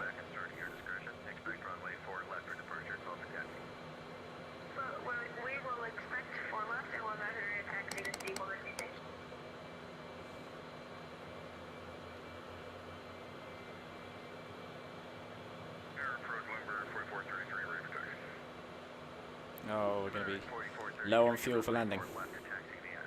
Uh-oh. Oh, well, we'll have to hope. We haven't got it much choice now. He's given us the most efficient route, really. We'll keep the nose up for now. Based on a crashed course. Yeah.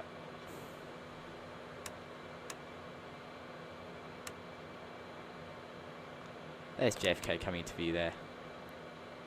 Got the radars on, we're looking for the traffic.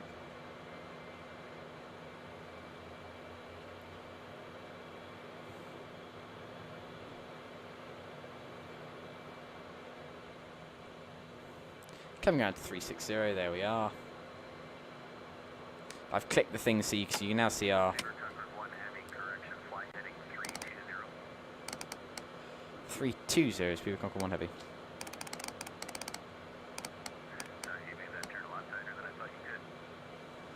That's alright, Speed of Concord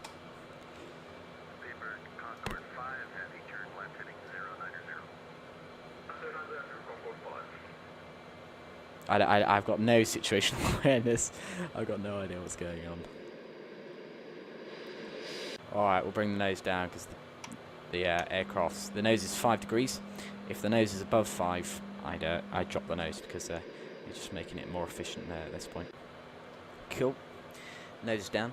Pillow vectored back out to the ocean. Yeah, yeah. He sent me out. I guess that, whatever made sense. Right, we need to get the information of what's the 3006. So we're actually a little bit high at this point.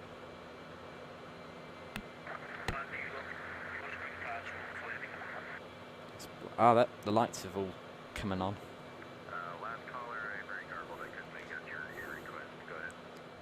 Fuel's coming down. Zero visibility right through the cloud here.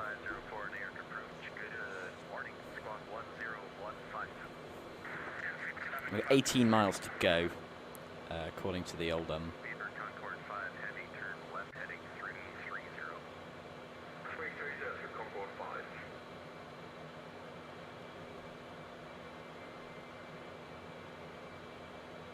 going to be landing, actually, because we burned so much fuel. We might land below 100 tons, which is very rare. We've just burned through a lot of fuel.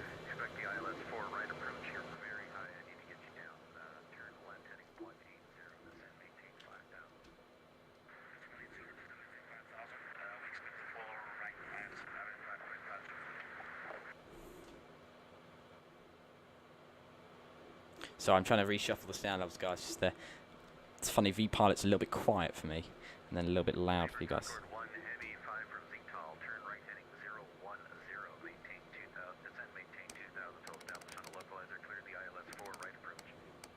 Right 010, descend and main 2000 until established. We're cleared to the ILS 04. Right, Speed of Concord 1. Alright.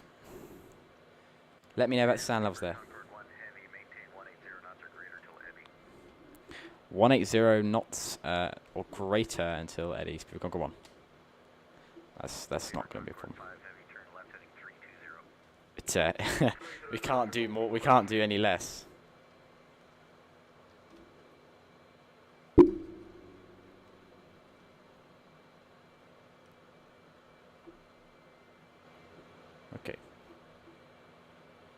VOR is locking. Let's get in there. 15 miles to run. We'll maintain 250 for a little bit. Start out final landing checks then. Don't need the anti-ice on. Temperature's all good. Aircraft's all happy. I'm going to arm the afterburners in case we have to go around. Burner's armed. That's why that light's gone out. So they're not armed, so if he goes full throttle, the burners will cut in. 119 decimal ones. People Concorde 1 heavy. Bye bye.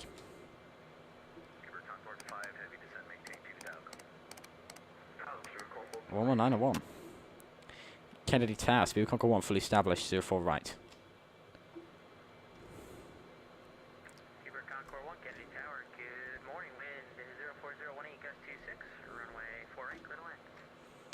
4-8, Clear to land, runway 4 right, People Concorde 1 heavy. Slow to 220 knots. We've been cleared to land. The glide doesn't start for a little bit longer, so I'm waiting for the aircraft to level out, because if you click glide, it sort of wanders down until it finds the glide slope, so we'll let it level out, and then select the rest of it. 10 miles. 220 knots. Slow to 200. We've been told to maintain 180 or greater, so we'll just keep slowing up a bit. Okay, aircraft leveled out. We'll arm the glide slope. Glide slope armed. Should cut in any minute now, from about 2,000 feet. There we go, I can see it coming down. Fantastic.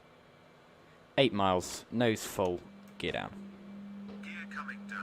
Fuel emergency, we got, if we hit 10 tons we will, which we might well do. If we have to go around, it will be a full fuel emergency, and it'll be a mayday, because we're going to have very little fuel.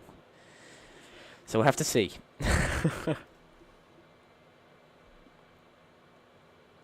Visual with the runway.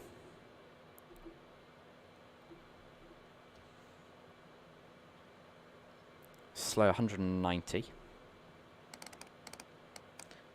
Ground effect's quite strong, so we'll slow 190. And then we'll be looking to touch down at about 160. So we'll be doing 180 over the fence, 160 for the touchdown. Oh, we got a lot of... I'll take manual control. A lot of rudder movement there. Can't tell if that's Xplane 11 or Concorde. But a lot of them. You're on 7 tons of fuel. Oh wow, that's not much fuel at all, is it? Right, descending 1,000 feet per minute. We'll pitch up a little bit. Drift left slightly. It's wobbling around there quite a lot. Okay.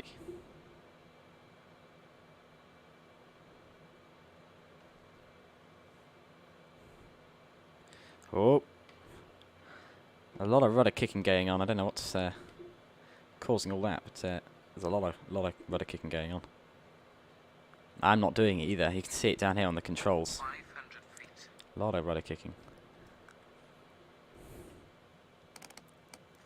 Start slow 185.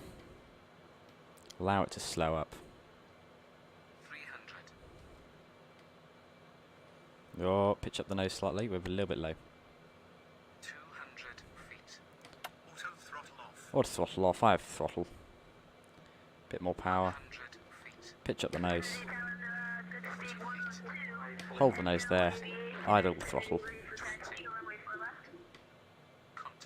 Down. A little bit heavy. That's alright. Lowering the nose.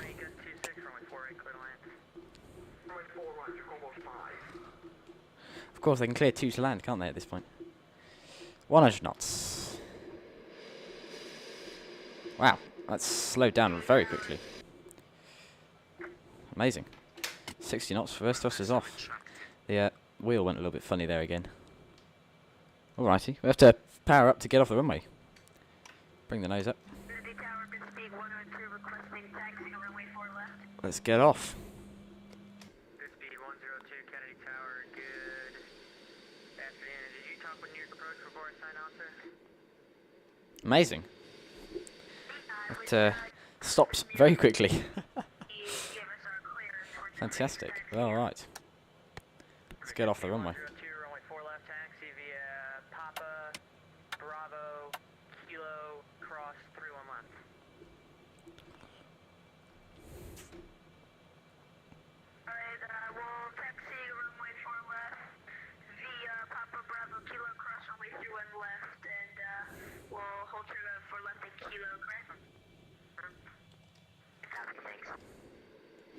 And Super Concorde 1 clear of 04 right. Super Concorde 1, welcome to Kennedy. Cross 4 left on hotel, or excuse me, on Foxtrot. And right turn on Bravo to the ramp. Cross hotel on Foxtrot, right turn onto Bravo to the ramp. Thank you very much, Super Concorde 1. Nice landing, thank you very much. We've got Mr. Jones Aviation. You see the Kennedy Tower there looming across in the distance. That's quite an odd, funny sight. Here comes Mr. Jones Aviation.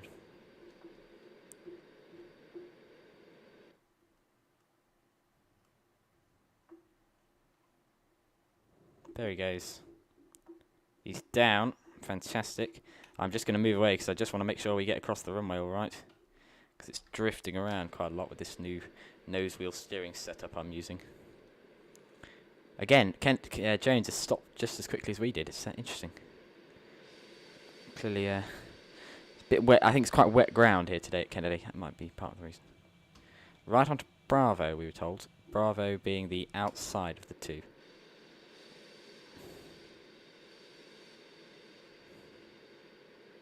Cool. Right onto Bravo. Super Concorde 5, welcome to Kennedy. Foxtrot, cross runway 4 left, right turn Bravo to the ramp. Fantastic. If you're joining us on the route back, we're going to be going ASAP. Because it's gonna, you know, it's gonna be a while back otherwise. So we're gonna be going as soon as possible, really. So I'm getting the flight plan sort of up in the corner of my screen over here, sorted out.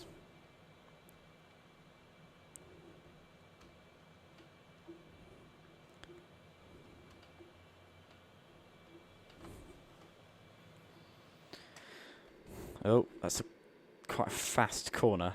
Whoop, round the corner.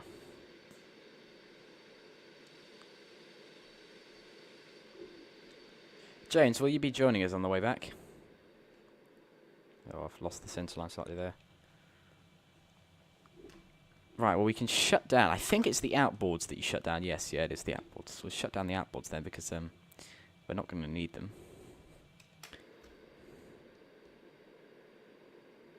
If everyone's happy, we won't watch the replay. We'll just sort of try and get the aircraft turned around and head back out.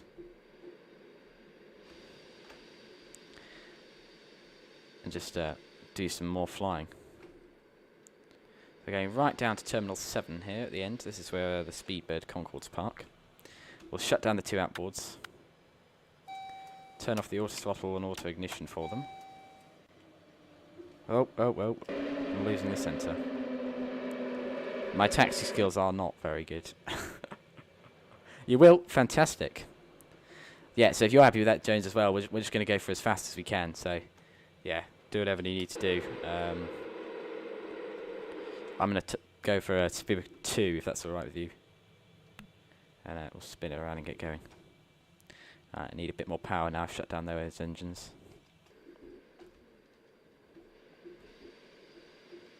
So this is where the choice that I always get faced with: do you turn left here and then left there? Do you turn left then there?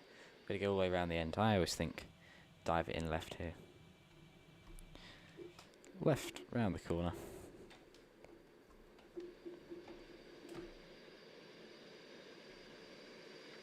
Good speed 102 on departure. You're gonna make a right downwind departure to the south. Wind 04018 goes 26. Runway 4 left, clear for takeoff. Thank you. Around the corner. Oh, overshot that a little bit. Whoa. Keep it rolling, keep it rolling. Got him right behind us. I don't wanna, we're going very slowly here, sorry. Alright, the auto ignitions and auto throttles can go off. Takeoff. Heaters can go off. That's good.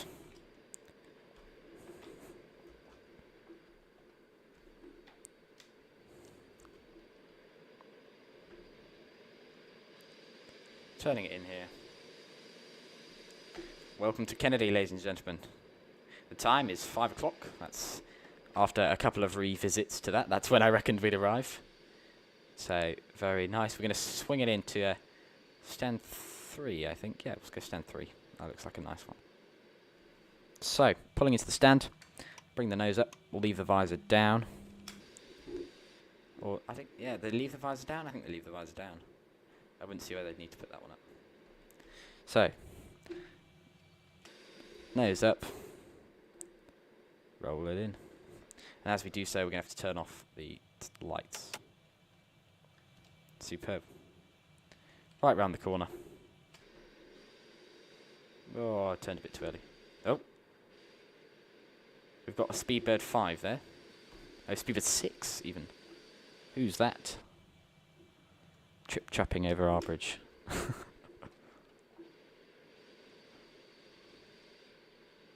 I get the nose in properly here. I haven't quite timed that. I haven't turned very well there.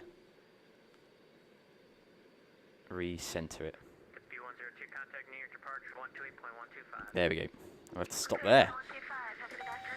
Parking brake set. Nose fully up, I think. We'll go for nose fully up.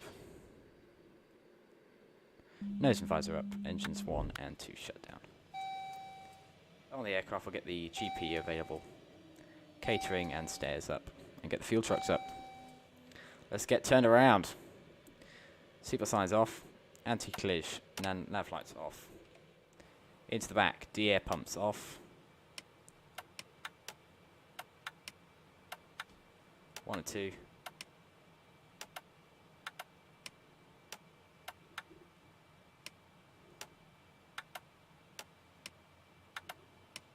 Trying to find out where the position is.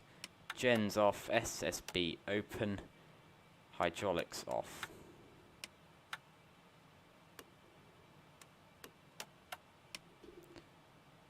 Bleed valves off. 1, 2, 5, 6, 7, 8. Engine control swivel to normal. High. Oh, feed pumps off. Right, I'm going to refile the flight plan. We'll disconnect from Vatsim and reconnect up as Speedbird 2. Speedbird 2 connected. Concorde, 60,000 feet. 1200 knots. En route time we're expecting to be 0240. We're going to carry enough fuel for 3 hours. Off block time we're expecting in Zulu to be 1420. Don't really want to be later than that. Speedbird 2. Very good. For information, Yankee type 738. Clearance to Nassau 5, please. Right. Boring part. Show the replay of the plane landing? Okay, can do. Afternoon, you're cleared to the NASA airport via the Kennedy 5 departure, heading 100 on departure. Let me quickly do that then for you. I'll just disconnect to show the replay mode. Not very interesting, I'm afraid, and unfortunately the nose won't be in the right place. It's all part of the problem with this, using this. Might drop.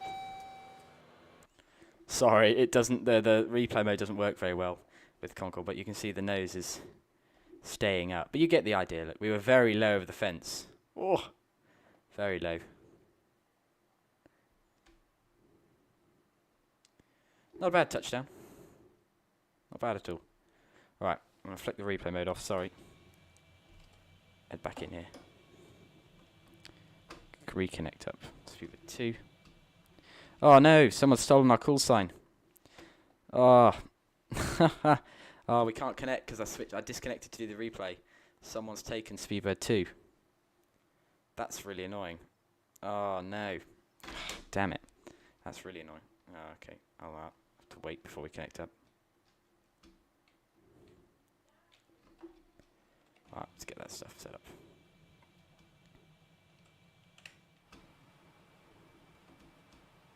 Someone's connected up a Speedbird 2 whilst I was doing the replay. That's annoying. I can't connect up now. Oh, we'll have to be. Well, he's getting a Speedbird 4. I don't know what will be. Oh, they're all taken. Oh no, we're on Speedbird 2. Okay, interesting. Everything I did. There's a lot of Concords on today. There's about 5 of us. Ah, the Speedbird 6 in the middle there. James, are you going a Speedbird 4 or are you? They disconnected. Try. Yes, yeah. I just retried and we're back in. Right, I'm gonna do some reprogramming. No, I'm not realigning the INS. I'm just leaving them as they are. They don't go out of alignment. I tend to find 4019.8. Fantastic. West 07314. No worries, mate. It's interesting to watch the replay. When we get back to Heathrow, I'll park up, and what I'll do is I'll leave the nose down. And because if you leave the nose down when you park up, you leave the nose down when you try to park up, you get it down in the replay mode, and I'll flick on all the lights, and it looks super cool. I've just seen a keen rush.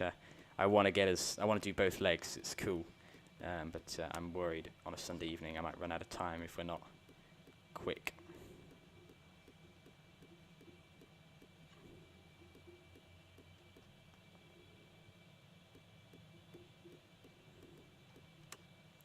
Waypoint 4025 0 west 067 000.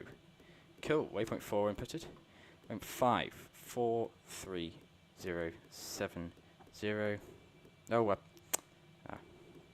have to do the whole thing, of course.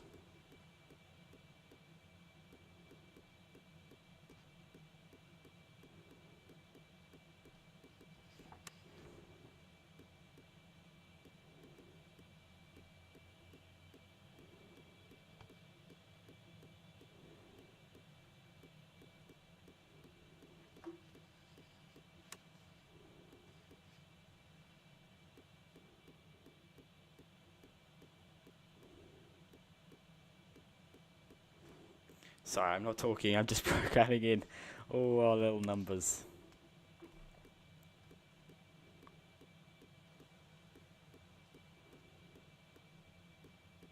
Oh no. 8 4810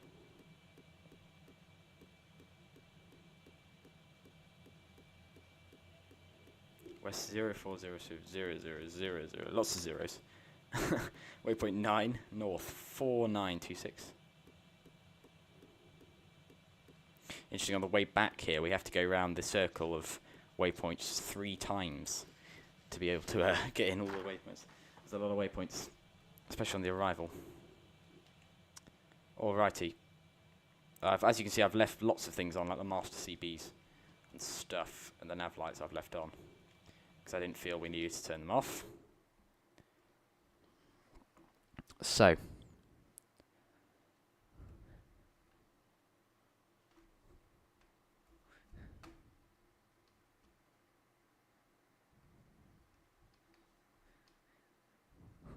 what do we need to do? We need to fuel up. So, flight prep, fuel manager. Going back then, I'm going to load up 87 tons of fuel because I'm expecting it to be a little bit worse on the way back. Whoop, jumps around. 86, that's fine. Flight engineer, oh no. Flight prep, payload manager. We have 111 passengers, and I'll load up the cargo. Kennedy, Foxtrot, Bravo, Foxtrot, hold short of 4 left. So I think. Fuel on board, 86.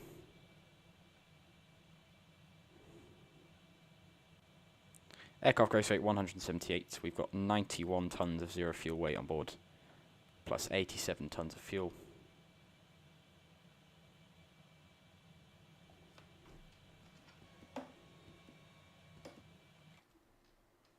Fantastic. Doors and ground, GPU. Stairs, get everything back up. Cool. So, departure from Kennedy then. We're going to call up for clearance firstly, and then we'll get our departure. We'll work out what we're doing from there. JFK Tower. Let's call him up. Kennedy, where is he? Information Zulu. Kennedy Tower, this is Speedbird Concorde 2. We're on stand 3. Requesting IFR clearance back to Heathrow, please. We have Information Zulu on board.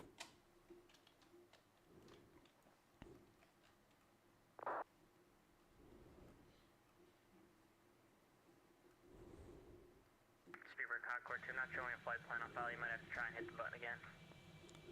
Roger, Speedbird Concorde 2 will refoul. Oh, I thought I did. Let me redo it.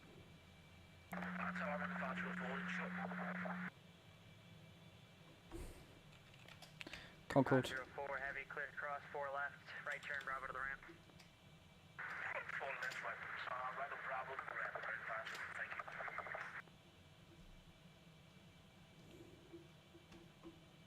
Okay, there we go, refouled. See if that works. Say hi if you're in the chat. Say hi if you're joining us. I want to see as many people saying hi.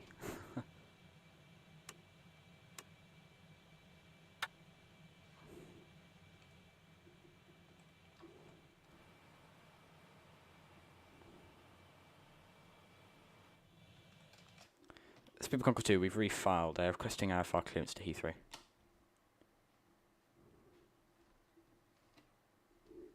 Speedbird Concorde 2, you're cleared to London Heathrow Airport, Kennedy 5 departure, heading 100, radar vector shipped and as filed. Maintain 5,000. Expect flight level 290, initially 10 after departure. Expect flight level 600 with Oceanic. Departure frequency 128.125, squawk 1647.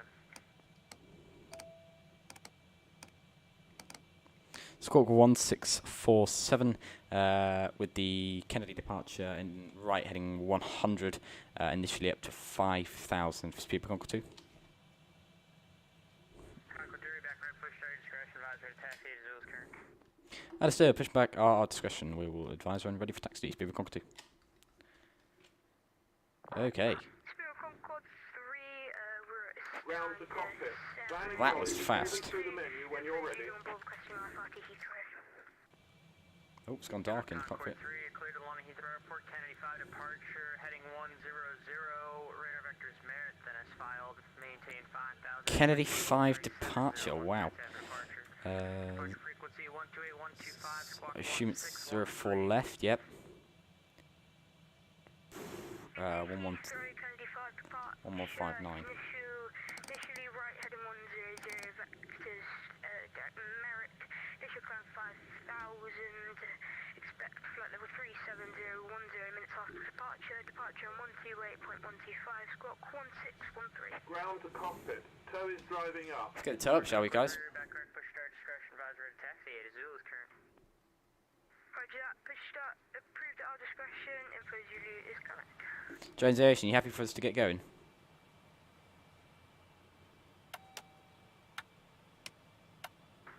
Kennedy Tower, American 1232, with information Zulu. Relight 3. Oh, fuel pumps, that's what I missed. Oops. 1232 K Tower, good afternoon, clear to the Charlotte Airport, Kennedy 5 departure, heading 100, radar vectors to Robbinsville, then as filed. Maintain 5,000, expect flight level 320, 120 departure. Departure frequency 128.125, squawk 1521. Okay. Jones, let me know if you're ready to go. If you're not, just say. I'm just going to try and get us going, is what I'm thinking.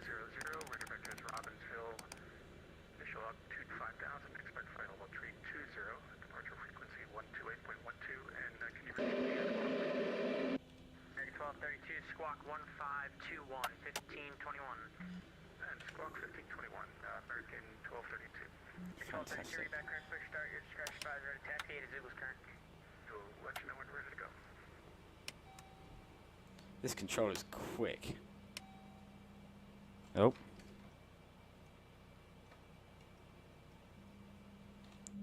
We only want the visor down. Tow connected and bypass pin inserted.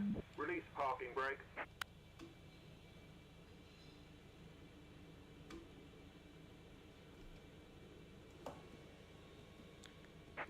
Taking pushback. Kennedy Tower, November 1, Speed run start, ready.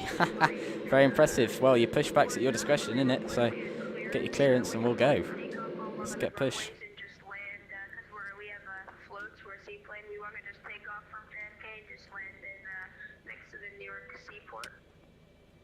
Right, November 1, Charlie, Victor, Golf Mike. Seatbelt signs are on, anti-collision lights is on, lights are on. We're pushing. What's type aircraft? Cessna 172 with floats for Charlie. Impressive. Yeah, there's a Cessna 172 with floats going at the same time as us. Amazing. Let's get number 4 running. Just gonna unarm the afterburners. I don't want that doing anything funny. Right, because of the whole situation with the model matchmaking, we will bump into him here. That's right. Because it's only his model match. He won't see us hitting him.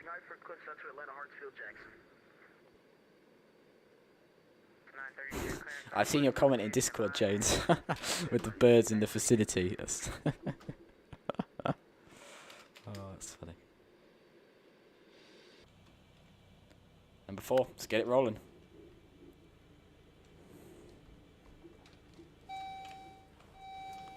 Yep. Oh. Wow. Are we heavy for departure? 178 is our current gross ton. Jesus. That's heavy. 240. Goodness me. It is going to be a fast takeoff, that's for sure. It's going to be good fun. Maintain VFR at or below 1,500 feet unless advised. Squawk is 0305. Hi, we're clear to the Bravo Street. We'll maintain VFR 500 until advised. And we'll squawk 1305. Charlie Golf from Dillon. It's 0305. 0305. November 1, Charlie Victor Golf. Love it, James. Victor Golf Mike, read back correct. Advisor to taxi. Expect 4 left. Alright, get your clearance and let's go.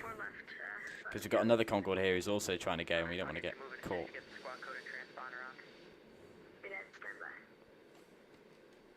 Tow is disconnected and bypass pin has been removed. Hand signal on the right. We'll see you next time and have a safe flight. Ciao, ciao. Departure heading 100. Radar vector to Robbinsville that has filed. Maintain 5,000. Chrono's been reset. Flight level 3801 minutes after departure. Departure frequency is 128.125. Squawk 1672. We have all 4 engines running. Alright, we're clear to allow Hartsfield Jackson via the Kennedy 5 departure, heading 100. Vectors to Robbinsville VOR is fouled. We'll come and maintain 5,000 after departure. We'll expect flight level 38010 minutes after departure. Departure frequency is going to be with Kennedy departure on 128.125, and we'll squawk 1672. 932, repack correct, push start, discretion advisor to taxi, 8 is Zulu's current. Lower the nose. Zulu, we'll call you for taxi, push the start up, thank you, Delta 932. Cessna 1, Charlie, Victor, Golf, Mike, runway 4 left, taxi via Alpha, Kilo, cross 315. We'll get taxi.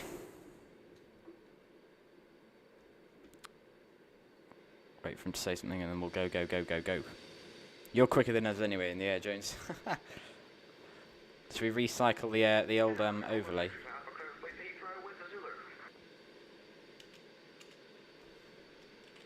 Number 1, Charlie, Victor, Golf, Mike, you said you're ready to taxi? Concorde 2.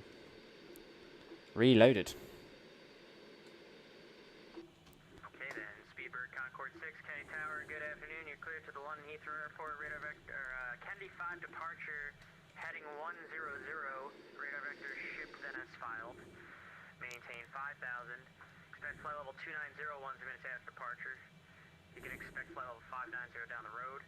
Departure frequency is 128.125, squawk 1607. Right, wait for him to read that back and then we'll go.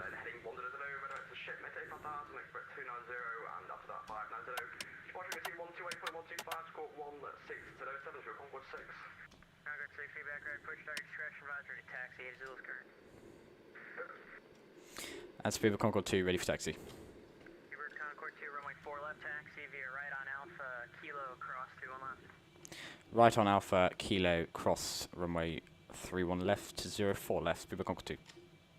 Bike brake release. It's a long taxi today. Let's go, go, go. Lots of bags of power. Backing off the power. Quick brake check. Brakes working well. Bit more power. Bit less power. There we go, we get rolling.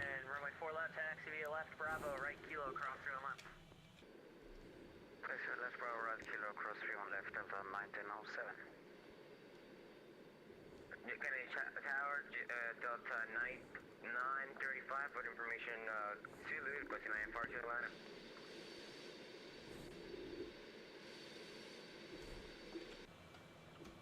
Alrighty.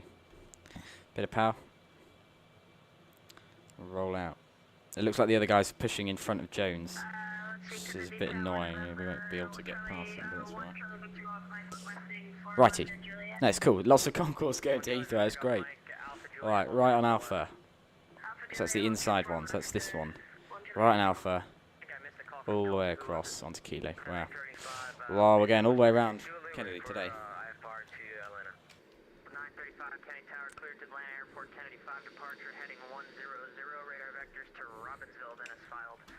Maintain 5,000, expect flight level 340, 10 to after departure. Departure frequency 128.125, squawk 1652. We just shut this all off, so it's funny to turn it back on.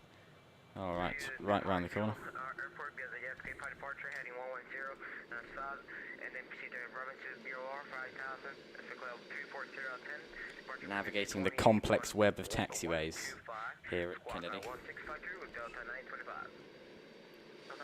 Which is certainly true.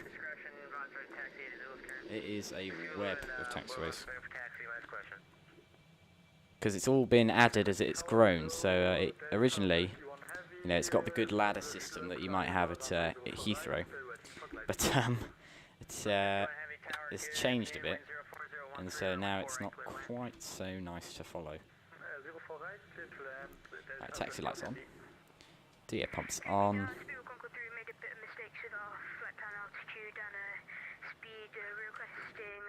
60 and 1,100 knots. Speedbird Concorde 3, alright, can I do that for you? You can expect flight level 200, 2 minutes after departure and 600. I'm just going to go through the checklist because I don't trust myself. I don't know if we'll have done it all properly. What do you guys reckon? Right, so we've got the secondary air doors are auto, the engine recirculation valves, yada yada yada yada. Yep, that sounds good. Looks like the winds aren't too friendly up there at 30. Can we get 350 for our cruise altitude today? To keep you on an even, I can give you 360, 340. Taxi lights are on. Water heaters are on. That's good. Auto ignition is on. Oh, we need to trim for departure. Fuel trim to takeoff, so it's all the weight's gone forward, so it's all over the nose wheel now.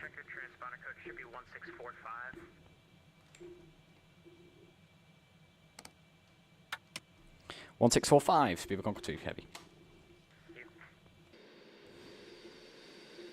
Oopsie.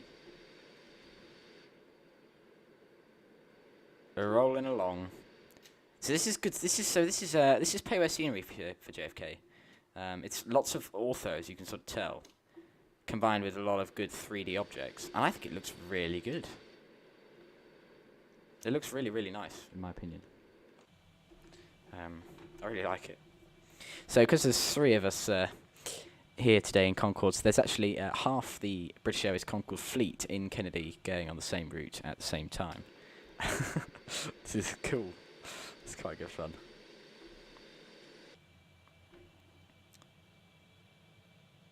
Speedbird Concorde 3, British taxi. Speedbird Concorde 3, runway 4, left taxi via right on Alpha, Kilo, cross 31 left. 4 left, right on Alpha, Kilo, cross 31 left, Speedbird Concorde 3.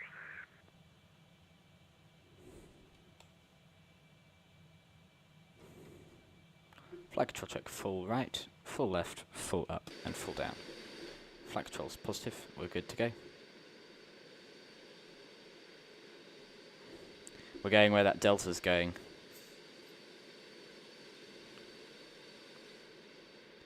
So it's going to be a long takeoff run here. So I'm going to be slightly alarmed because we're going to go over the piano keys at the end, of course, and into the extended threshold. I think probably because I'm looking at our VR speeds. Very high, so it's a 210 V1, 220 VR. I don't know why it's so heavy. It must just be the winds or something to do with that. Oh, there you go. That's better. That's what I was looking for. 190. That's much better. That's better. Don't know why it was so heavy. That was a bit crazy.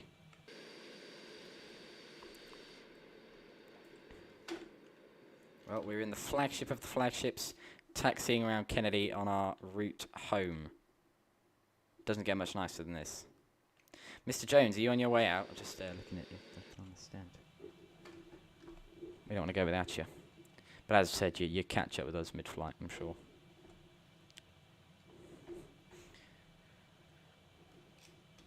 Dear Tumps, set auto ignition's all good. I'm going to give it a little bit more power. We're going a little bit slow. It's about not being. It's about being a bit realistic, isn't it? Do you know what I mean? Like, Concorde wouldn't go that quick, but then, you know, it wouldn't chug along for ages, I'm sure. Bravo, Kilo, cross 31 left, American 1232. Delta 1907, wind 04013, runway 4 left, clear takeoff. The Delta 77 A330 landing there. Oh, that looked like a slam. I don't know if it was. Probably just model matchmaking, but that lid looked heavy.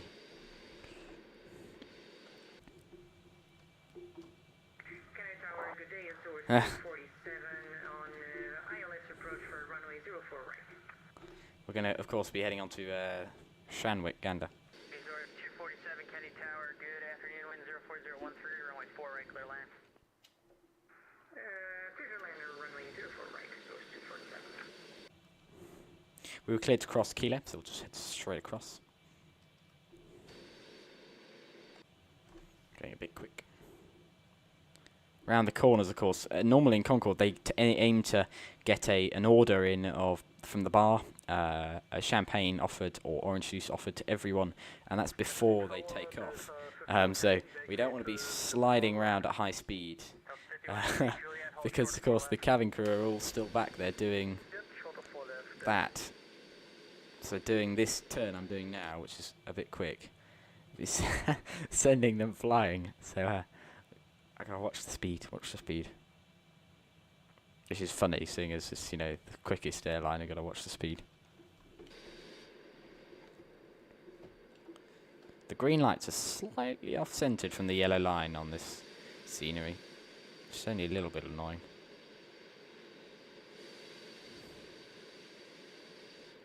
Right, we're going to go right to the end. Arm the burners. Burners armed. Concorde 6, runway 4 left, taxi via right on Alpha, Kilo across 21 left. Kilo cross 31 left to Concorde 6. Fantastic. Say hi if you're in the chat. If you're new around here, please do hit the like and subscribe. Really growing, so thanks very much to everyone who is.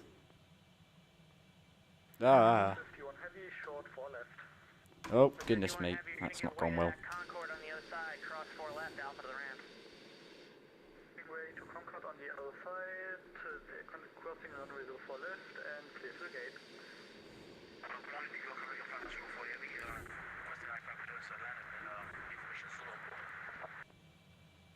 American 504, heavy clearance on request, standby. A little bit down trim.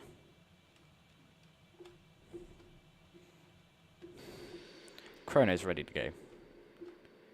Aircraft's fully ready for departure, with the heaters selected on. Takeoff monitor is on. All ready to go.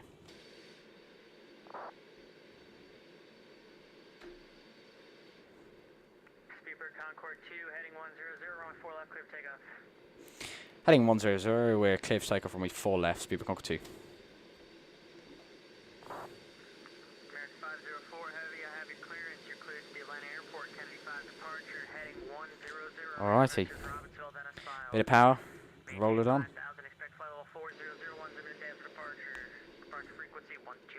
Oh, there's traffic landing on the other runway, look, as we're taking off. That's quite cool.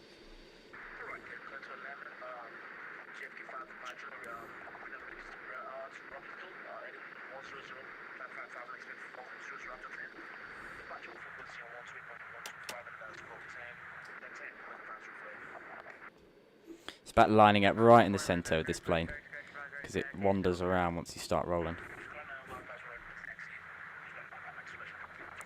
Okay, brakes, come to a stop. 3, 2, 1, now. Rolling. Power's biting. Full power. Afterburners engaged. Here we go, guys. Back to Heathrow. Second leg of our journey. Airspeed is building. Nope, nope, no, nope.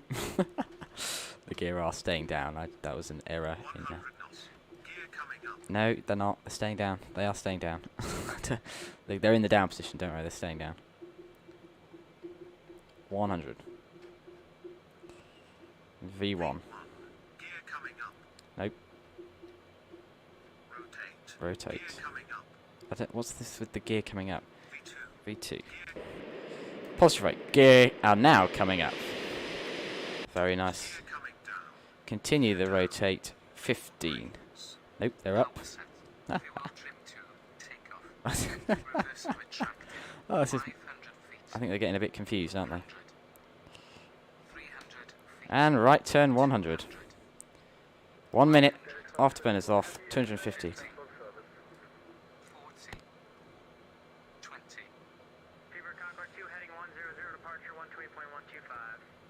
128, 125. 128, 125. Speed of Concorde 2. Bye bye. Oops. Departure speed of Concorde 2 with you through 2,000, climbing 5,000. Oh, I've rolled past it a little bit. 11,000, proceed direct ship, speed of Concorde 2, sorry, correction.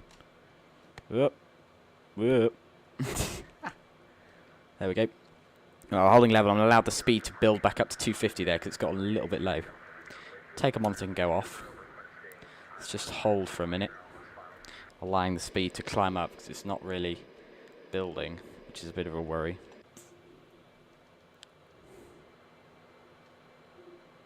Okay.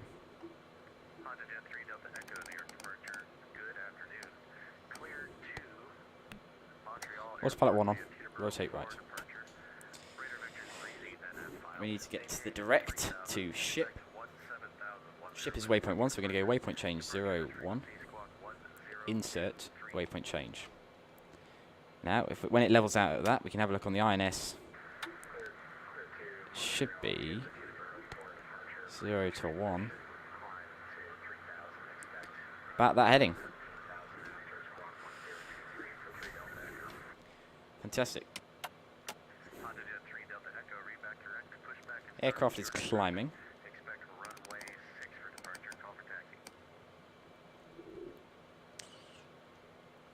Speeds lower the nose. Lower the nose, lower the nose, lower the nose. Bring the nose up. Keep the visor down.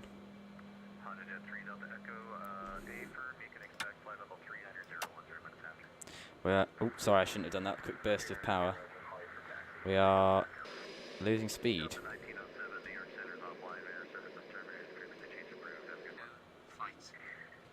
I take control. What's part on? Lower the nose. Lower the nose.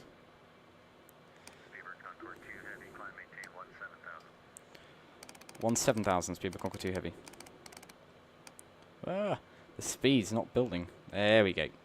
Let's just hover here for a minute. Let's let it build itself back up. I think we're very heavy.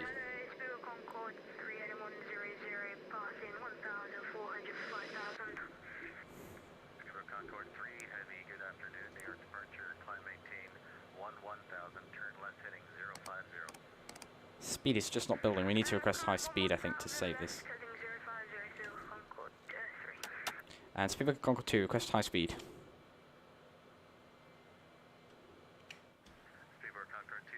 Unfortunately, in North America, I'm not allowed to give that to you, but you are able to climb 17,000, maintain 250 under 10. Understood. Maintain 250 under 10. We'll climb to 110,000. Ooh, I didn't know that. Ooh. That's not good. Alright, let's pitch back up because the speed's building.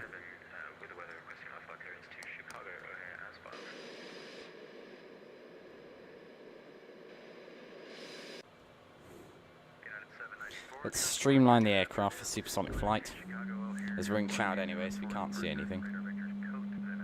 There comes the visor.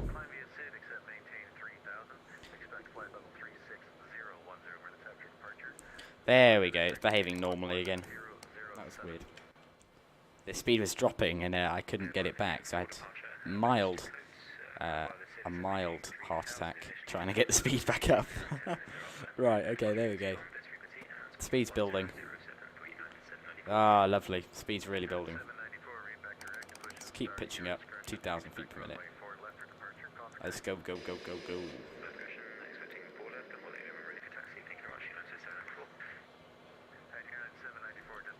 If you're new around here, hit the like, hit the sub. Thanks very much. It really means a lot. Alright, it's re-climbing. There we go. Speed's... Oh, wow. Speed's doing very well now. Okay, this is good. I wonder why we had some blip. We must have gone through some sort of wind shear or something. I just don't know, because that was a bizarre... bizarre blip in power that I just couldn't get back.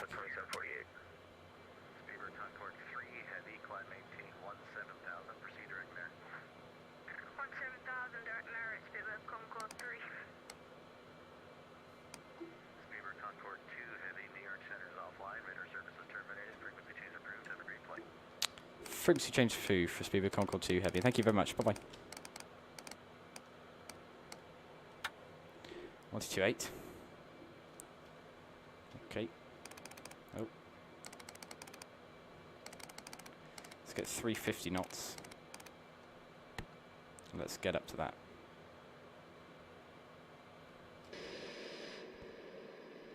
We won't break 250 below 10. I'm just going to try and get the speed to wrap up. We want to really start to accelerate because we're just fooling out the sky at this point. Whatever's going on is not going away.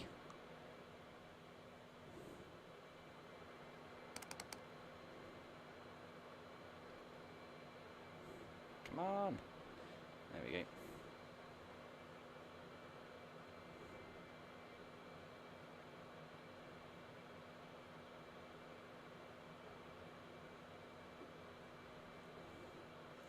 Cool, so Shanwick is online. So we will be talking to them. Right, let's bring the speed right up, 384. So coming out of Kennedy here, we have no limit. So as soon as we hit flight level 280, we can just go. So that's why I'm very keen to build up speed, build up the altitude. Let's just, you know, do you know what I mean, get going. Because as soon as we're free, we can just go.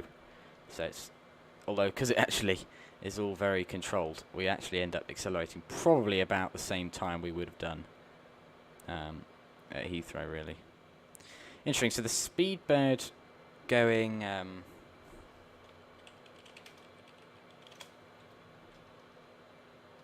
the Speedbird 3 is not going on our route, so he's going a very different way. He's going north. I don't really know whereabouts that is. I'm going to get the route in and have a look, but I think he's going a very different route to us, which is fine, because it means he'll head a different way. Who's that airborne as I see? Is that Mackenzie Jones?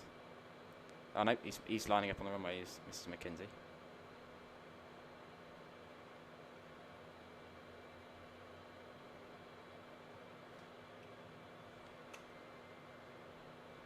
Have a look at that route where it's taking him. Ah, so takes him north and then south. Interesting. Okay. All right, speed's increasing. Nice. Let's keep the pitch up. Let's keep it going. Alrighty. Engine control still in flyover. I'm going to bring it to normal. Leaving the brake fans on in case we have to make a return to Kennedy for unforeseen circumstances. Fantastic. That was quite a hectic departure there. I was worried we were going to stall.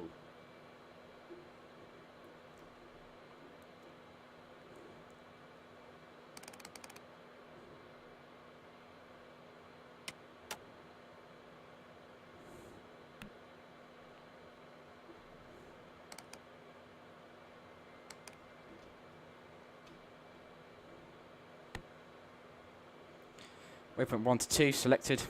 INS navigation on. We are now heading away.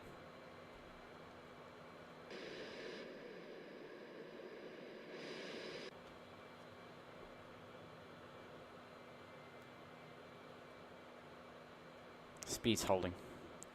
That's all we're concentrating on here, guys. Just looking at speed because it's doing weird things. Let's just look at speed, make sure it's all holding nicely.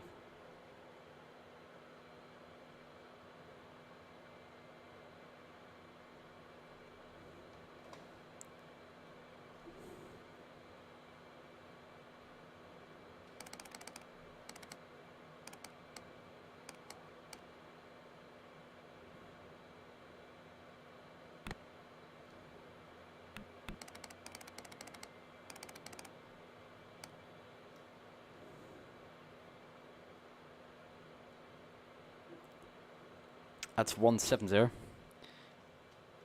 We'll keep climbing to 280.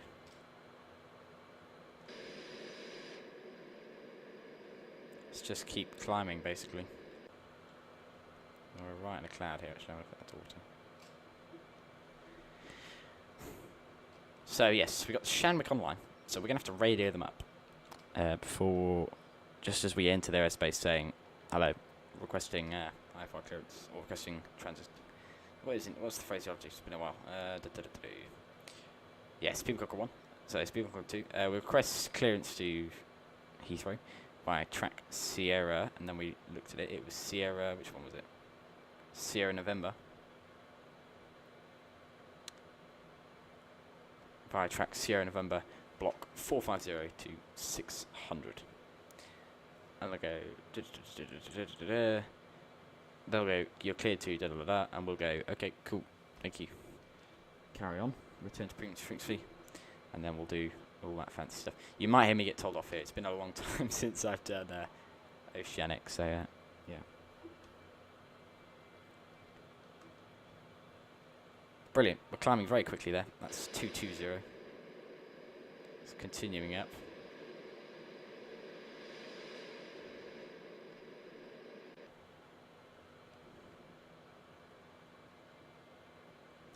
So the nose pitch, interestingly, is getting lower and lower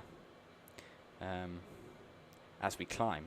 That's just because our speed's getting greater, which is good.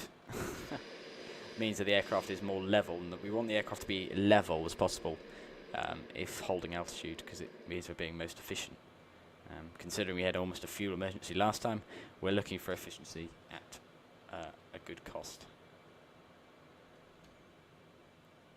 I'm going to pitch up and just climb a little bit quicker because we can, because the throttle's not at full, so we can get a little bit more power on to climb.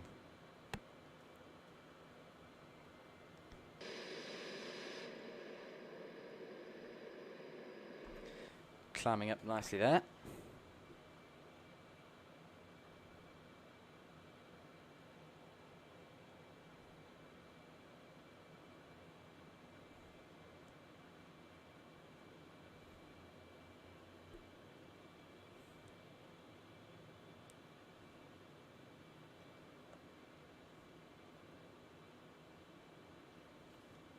Brilliant.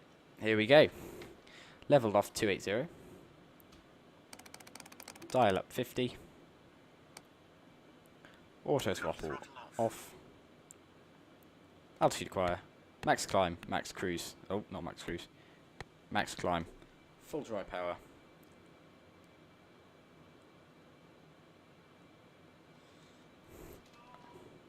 Full dry power goes on.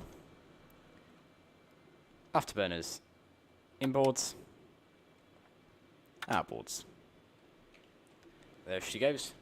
Mach 1 passed. Supersonic. 30,000 feet.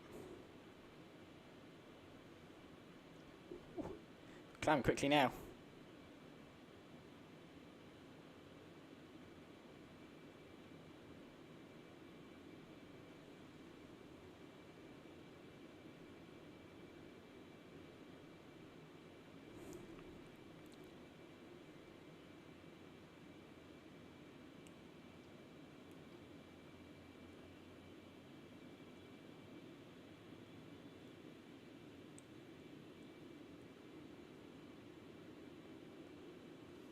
Fantastic. Now just pitching down as we settle into the supersonic acceleration. There we go. Beautiful. We're really shifting now. Amazing. Moving quickly now. Oh, the votes. 13 people have voted on that poll. We're looking at 62 to 38. Ah, it's coming down. People are keen on doing a short haul as well as the Kai-Tak. So if you haven't already, do go vote. Would you prefer us to do Concorde into Kai-Tak or a short haul? It's your choice, guys. What would you prefer? Let me know.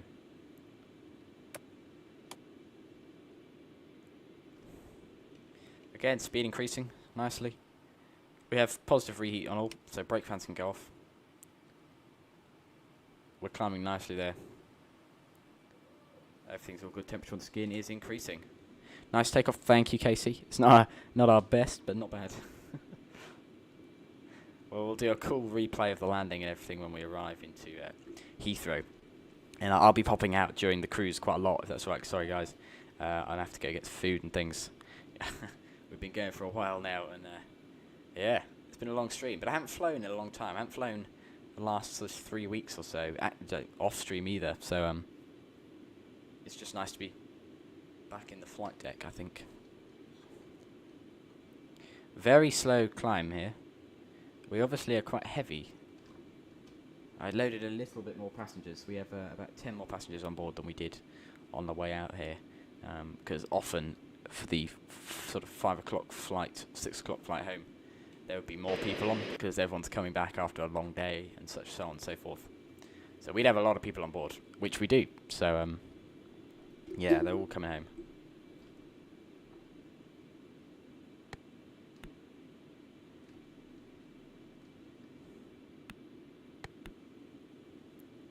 Interesting.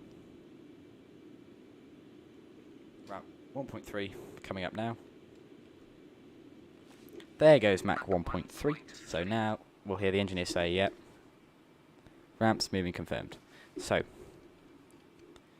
that means ramps and the intake of the engines are coming down. So there's, oh, that's very loud, sorry. Go away a bit. So these ramps which say danger on are starting to deploy. There's 2 of them, there's 2 sets in each engine. Danger and then one behind it. As they deploy, the aircraft, they break up the shockwave of air going into the engine, which is vital for the sort of the supersonic flight of Concorde. Without them, we would not be able to go supersonic because we just wouldn't be able to get the power which we need, which these engines give us. Ah, I see Jones is airborne.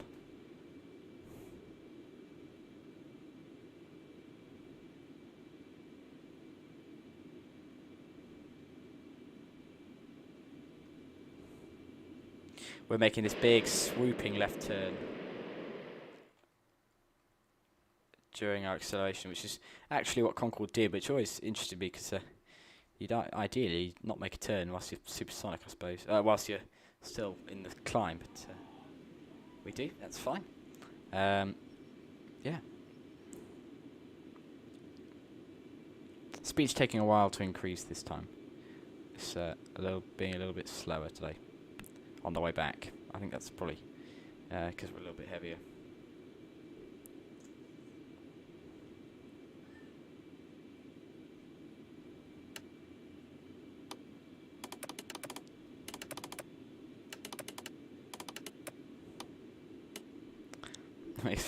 The noises of the flight deck, like clicking that button like that, is funny. It makes great noise, and the noises of the recordings and everything they've done are amazing. They've done some really good stuff.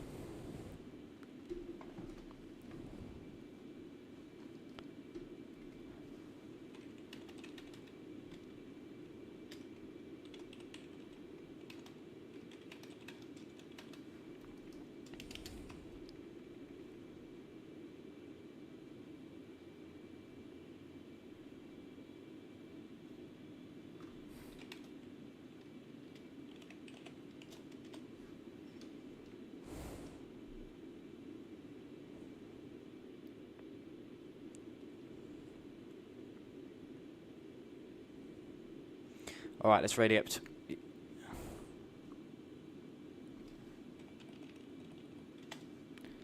So we have, I've just been messaged, the Speedbird 3 who's coming with us, is coming with us. he's flying along with us too. So there's 3 Concords, the ones that we saw at the gate. There are the 3 of us. We are all going back to Heathrow. Amazing. Absolutely superb, guys. That's fantastic. Oh wow, that's amazing. Alright, he's right though, we'll get some oceanic clearance in. We're a long way away, but let's get some oceanic clearance. 1319er. Oh. 131. Oh.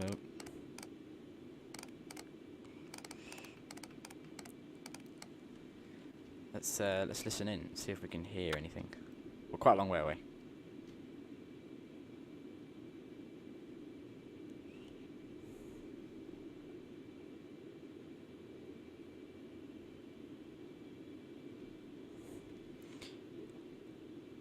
Is it Ganda? This side's Ganda, isn't it? Is it Ganda? And then the other side's Shan.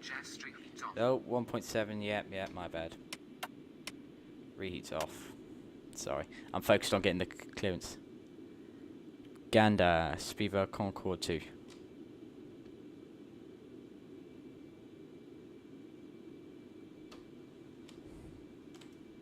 No, too far away. You can't hear him. Spiva Concorde 2, sorry, disregard.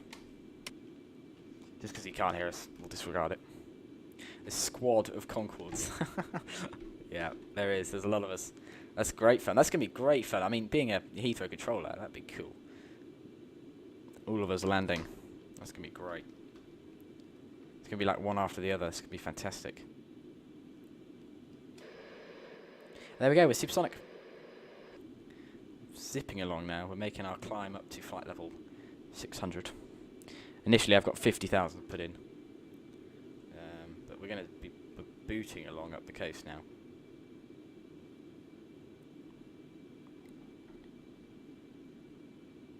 We're already 1.8. We're going to be... It's amazing. When you're not limited on the departure, like from JFK, you can be supersonic so quickly. Like, we're already...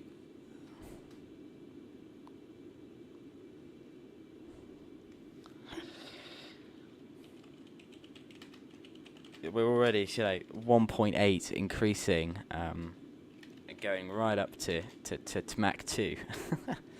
And we're barely 10 minutes off in the air. How long is... I mean, what's it? Reckons we've been airborne 22 minutes, and we're already fully supersonic. Fantastic. Nearly twice the speed of sound. Amazing. Really is amazing. Good feat of engineering, huh?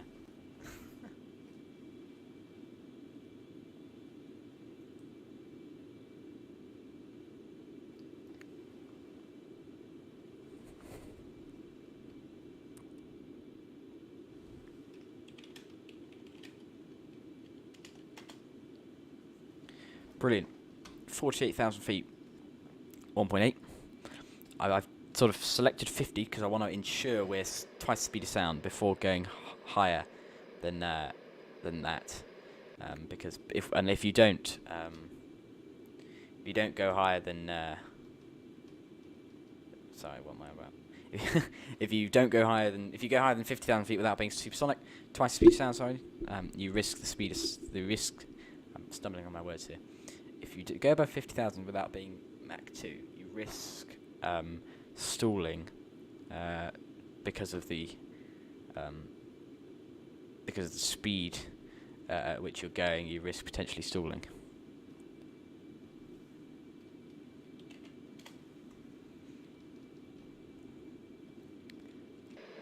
We'll get our clearance as we get a bit closer.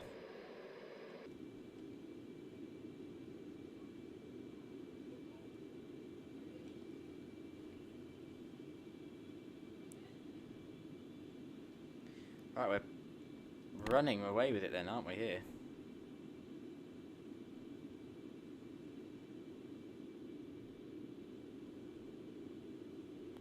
That's 50. Well, I'm waiting for Mach 2. Dialing up 60,000 feet. Passing Mach 2. Ready for Mach 2. It's just coming in there. It's Just cutting in a little bit. There. Max climb, max cruise. Climbing.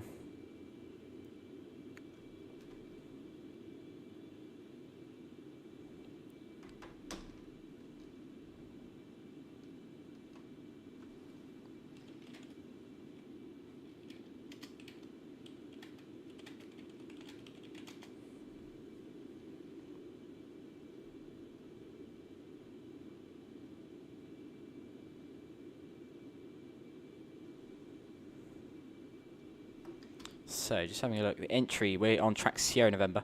We'll be entering at 67 West. That is waypoint 4. Yep.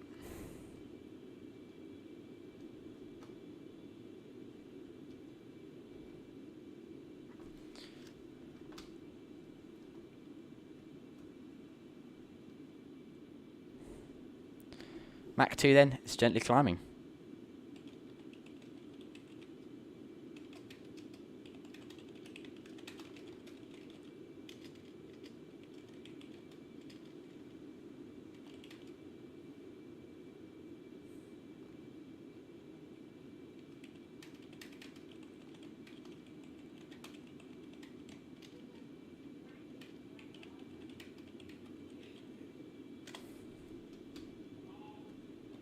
We're coming up to waypoint 3. Our next waypoint is waypoint 4, which is the entrance to the run. But I don't know if that's where we contact him. Where does his jurisdiction end? After St. John? Oh no, no, we're not. We're going to be contacting him at 50 West. Is the entrance to his control. Wow. Okay. We got a while to go till we enter him then. Enter his airspace.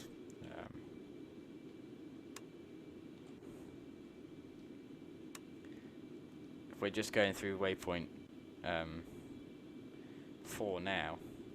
50 West is waypoint 7. So we got a while to go. That's quite nice actually. All right, seatbelt signs off. Pressure static heaters and ADS engine probe heaters off. 101 degrees on the temperature of skin. That is plenty warm enough. Yeah, it's SP3. I think he's on a slightly different route. That's no bad thing though, because me and him are quite close, and then with Jones following up behind us, we're going to be, all three of us, going to be pretty close. And my mind, for some reason, always seems to be a little bit slower than most people, so it's no bad thing. Oh, we just dropped, during the turn, we've just dropped out of Mach 2. That's not good. That's not good at all. In this big tight turn, we're stumbling down. Come on. We're going to need it to go a little bit higher than this, guys. This is not acceptable. Switch to vertical speed for a second. You have to lower the nose.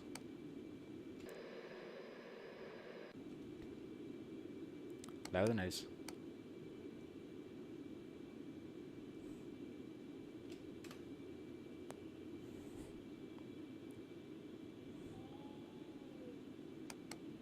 Come on, down it goes, down it goes. Thank you. Keep coming the nose down. We're not going as quick as we should be here, because it just is continuing to climb. Come on, push the nose down. Push it down. That's better. Push it right down. Thank you. It's part of the deal. Going this quick, we gotta go that quick. Right, 160 cents, so yeah, that's good. We're shifting.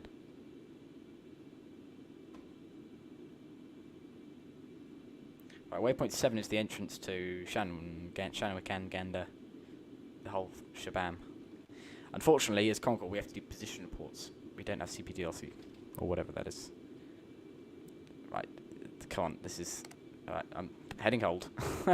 It's weaving its way around. Right, heading hold. Hold it there. Wait. Once the line comes in, roll left. No point continuing a right turn and then having to make a big left turn. Heading hold. Let the speed build, because we're no longer building.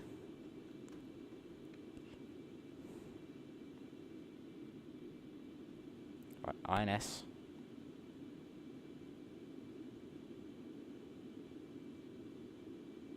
There we go. Oh, okay. Say again for Speedboat Concorde 2.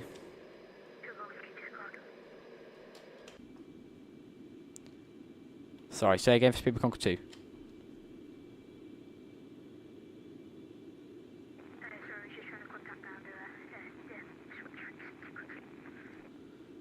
No worries, Speedboat Concorde 2. He's close. Where is he? I know he's close because the signal's quite strong, and I saw on the little nav map thing that he's quite close. But where? Is he ahead of us? Nope.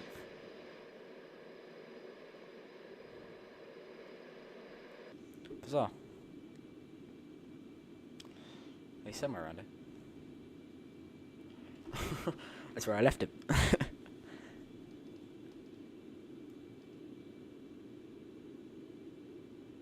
Mr. Jones is Supersonic. Very nice. Our speed's building back up. It just got a little bit confused in the last couple of turns. Just seemed to have dropped. Just dropped out of it. Not ideal. That's alright. All you have to do is do that. Go to vertical speed. Level off the vertical speed. And then once it hops back into Mach 2, which is just doing now.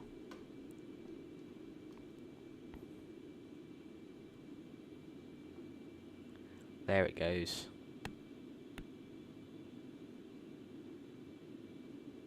Max cruise, max climb has been selected. It'll just pitch it up there. Very nice. Jones is Supersonic. Be there in 30 seconds. Who's that? Nat. 1319, we have him. We can listen in. Right, I'm going to do my whole procedure now. You ready for this? Oh. Gander radio, Speedboat Concorde 2.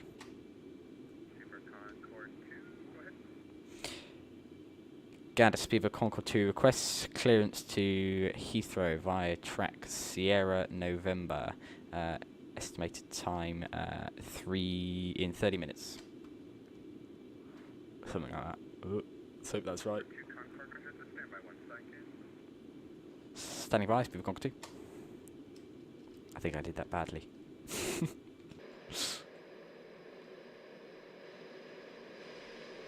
There's actually very high cloud here. So we just sat on top.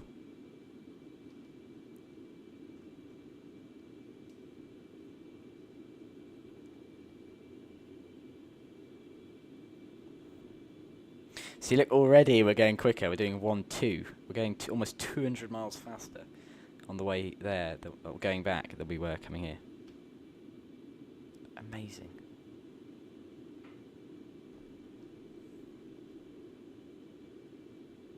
A notepad then for all this position reporting.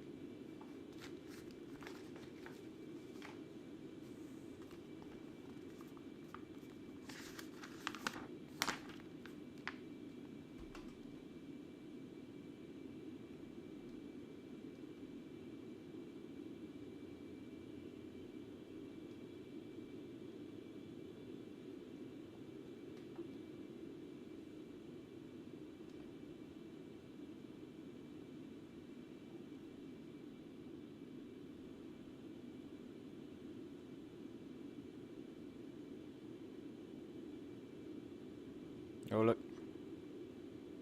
Sleeper 04 Foxtrot, Mike radio. Go ahead, Sleeper 40 Foxtrot. Level off slightly, we're going a bit slow. Now 131.15. 131.15, Sleeper 40 Foxtrot. Manta 65, Shamrock radio. Sorry, 65. 65, contact Shannon, control now 131.15. Shannon controller's online. How exciting.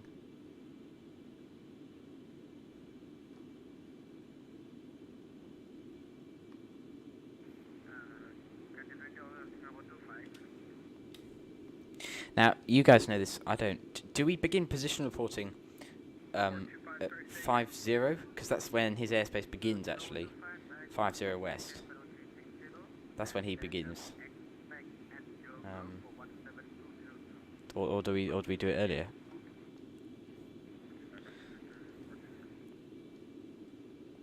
Let's get higher en route.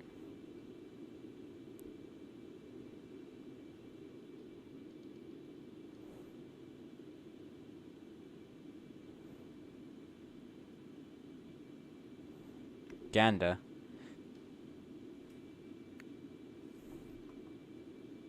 In his airspace. Oh, okay, so 50, yeah. Alright.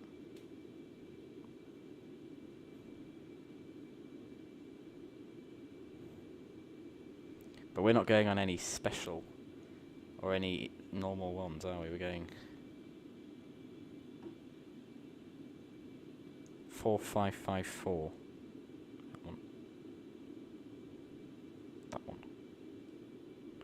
Tell you what, you fly from Sim. Oh, there you go. Look, let me show you my screen, guys. This is what I'm looking at. This is where we're going.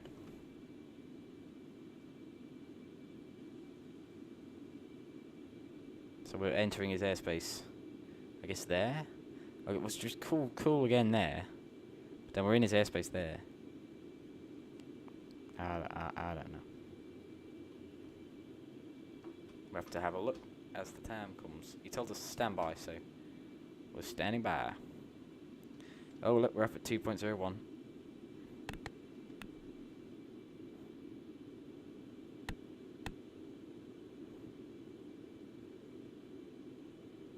Max cruise back online. Just control the speed a little bit. I don't want it running away because we're doing very well.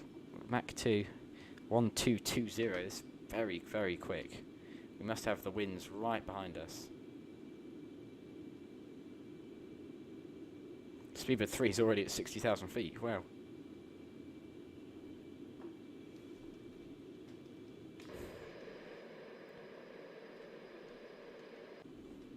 Tell you what, I'll private message him.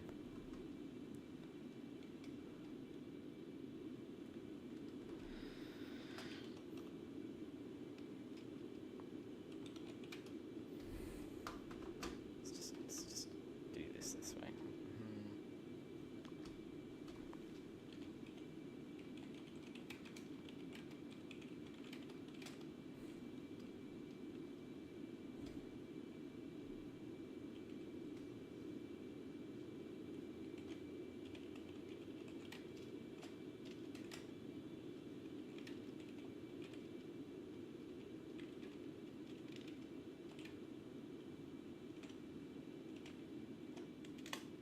Something like that.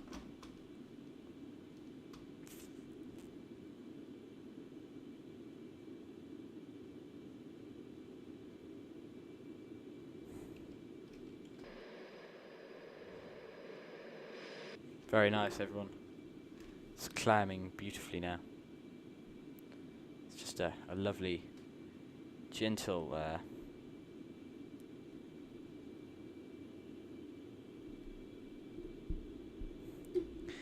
gentle climb up. Mach 2. Very nice. I'm just I've messaged him privately to see if we can get clearance. I just, yeah, it'll stand by. But then I've got to monitor Unicom again because, you know, that's the frequency we're on.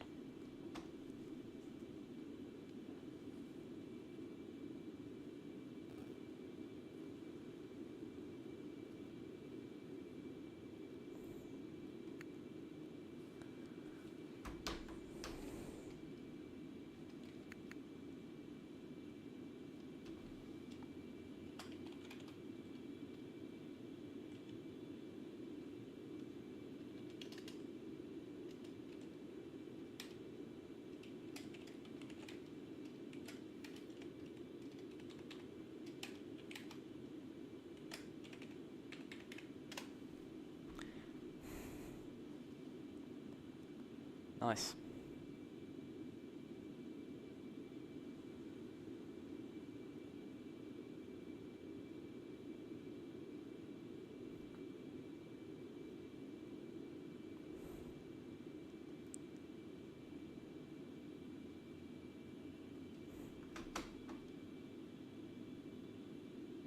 If you're new out here, please hit the like, subscribe, join, and yeah, support the channel. Thanks so much. I bodged that one. That wasn't very good. Oh, let me try that again, more formally.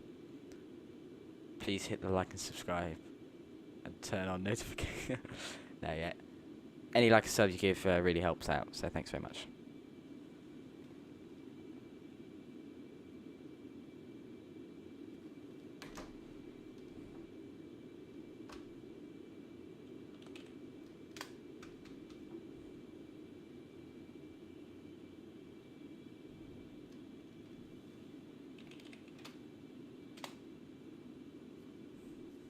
Cool, I have clearance. I've just private messaged him and he said to contact him once inside his airspace. So that's pretty good. We will do so. Right. Oh, it's hovering around. Look, we're a little bit too heavy for the climb to continue. I'm gonna level off there. We're doing. See where when it comes down. We're doing about 15 feet per minute. Look at the sky face.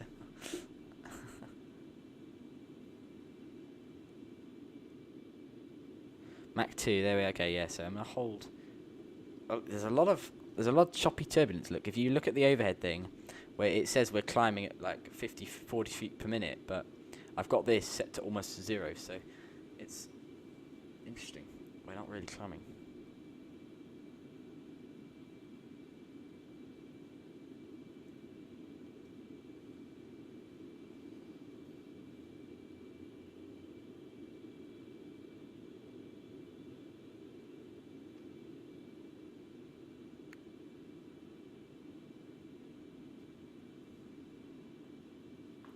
Oh no, Oceanic's closing in 15. Big sad.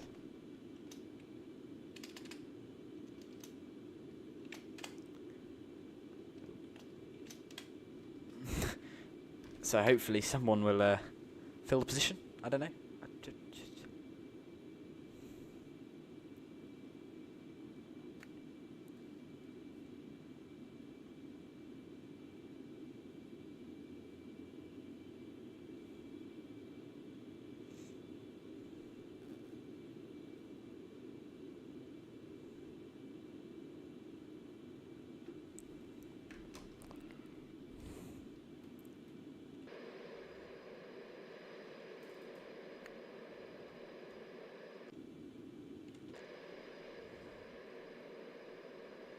Well, I've been told we're 20 miles ahead of Speedbird 3. But with this tailwind we've got, we're doing 1, 2, 4, 5. We're going really quick. We're really, really moving.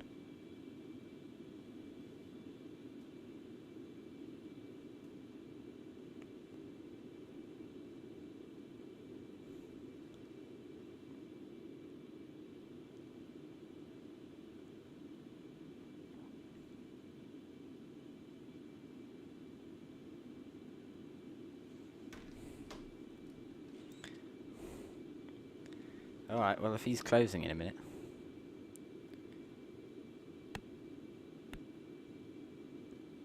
Max climb, max cruise.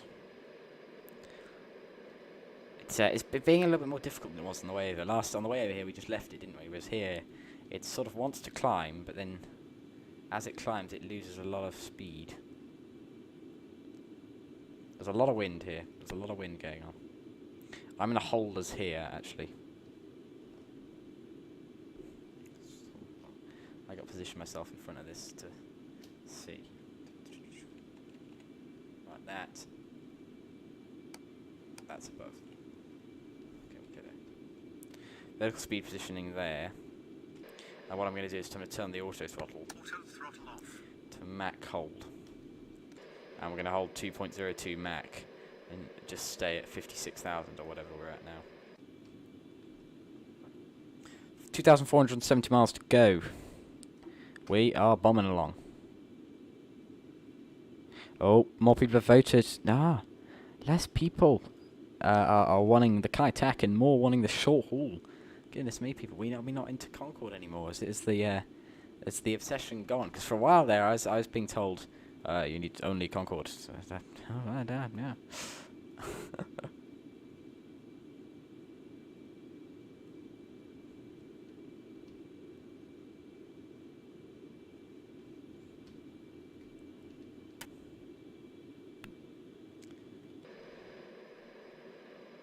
$50 miles to waypoint 5. Waypoint 7 we'd enter his airspace, but if he's closing, that's it's a shame.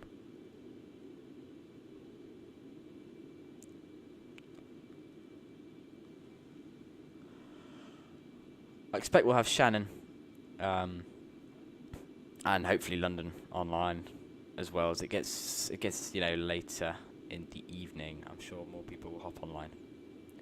By which point we shall arrive, which is fantastic. We'll get some people on.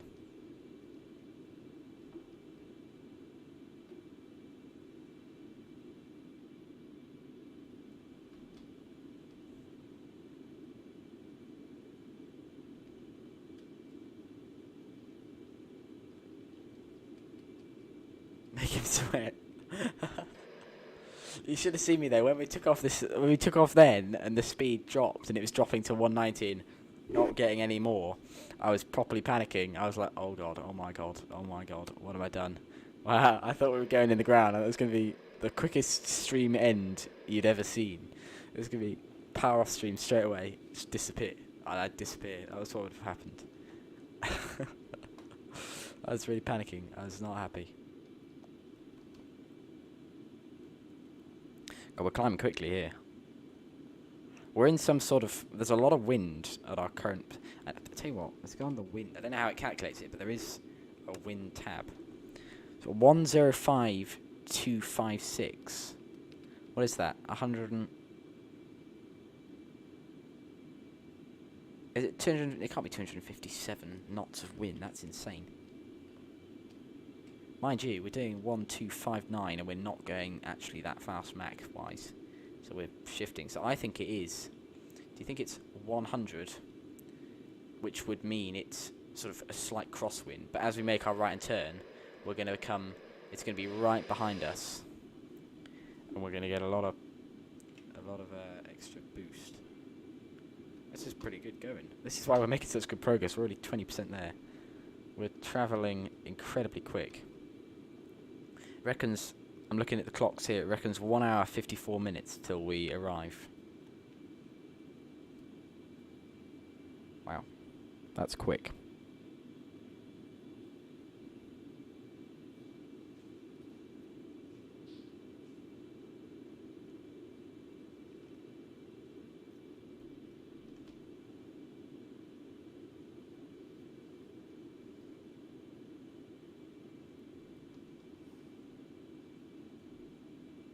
.1268, the ground speed is getting higher.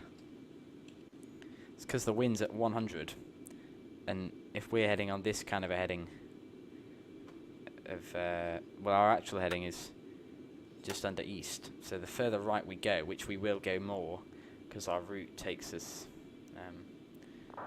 across, we're going to have to turn further right and further right. We get a lot of tailwind. Wow, 1,272 miles per hour. Or no, knots, ground speed. Wow, that's like 1,400 or something like that. That's fast.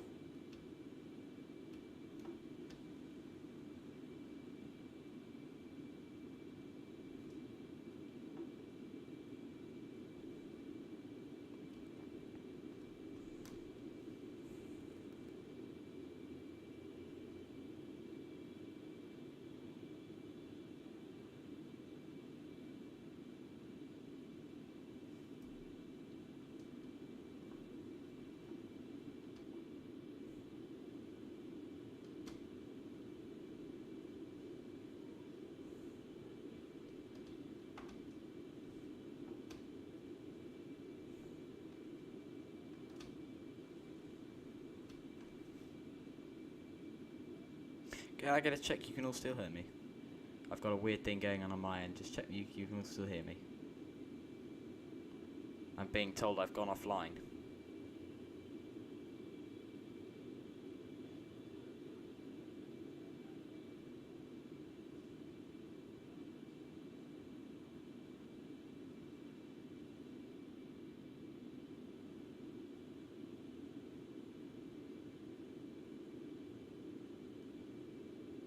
Overspeed warning.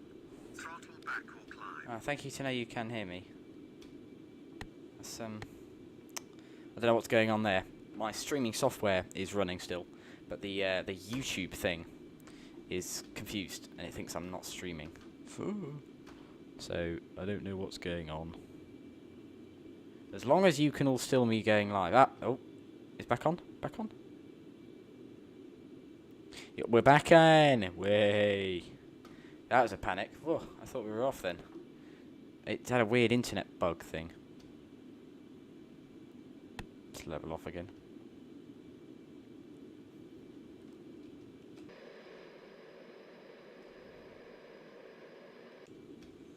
So the wind is doing good. So the wind is causing us to have a lot of speed, but it's also meaning that we got a weird climb rate thing going on. And so we're losing, so holding speed is very difficult. Fuel status, 60 tons. 60 tons. That's good. We are making a lot of progress. So he's not gone offline yet. He's still online.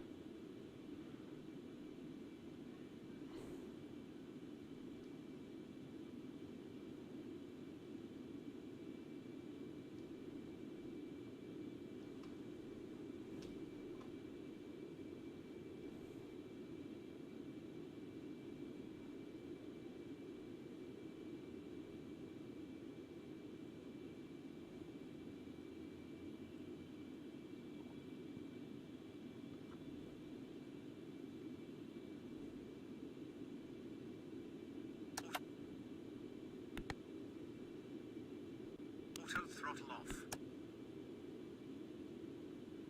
Sorry, the auto throttle's being very weird here. I'm trying to get it to hold Mach 2.02. If I turn it on at Mach 2.01, it overspeeds. If I turn it on any lower, I'd have to be lower, and we don't want to be lower. So it's just playing up a little bit here.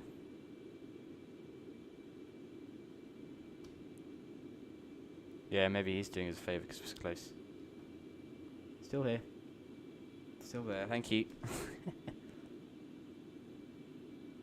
Yeah, the streaming software went offline. Ugh.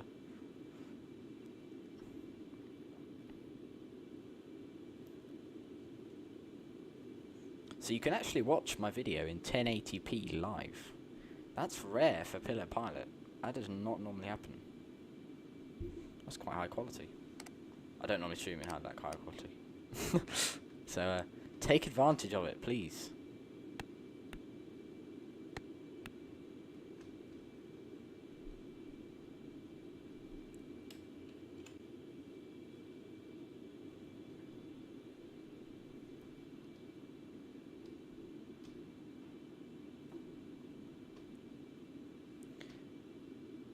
Check on the overhead banner. How's the overhead banner? Do you quite like it? You can see all the bit of information. I thought it would be a cool thing to have for the streams we do now, just 'cause it's a cool thing. What do you think?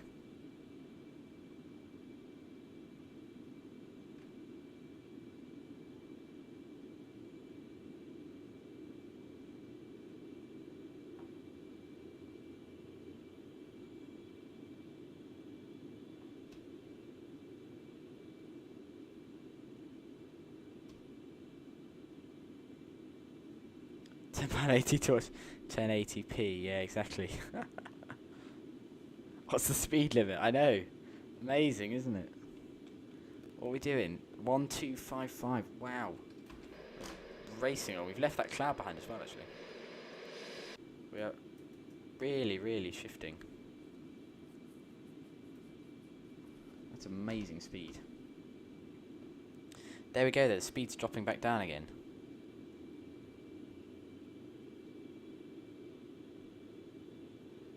Depends on the pilot. Are you suggesting that I'm slow? I'm not slow. No. We are fast. We're going very quick. Especially in Concorde today, actually. Well, that's 5 to 6.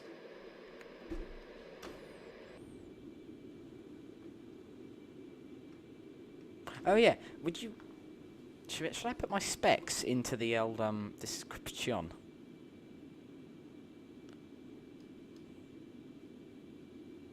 And then Mr. Jones Aviation, yes, he flies it faster than most of us.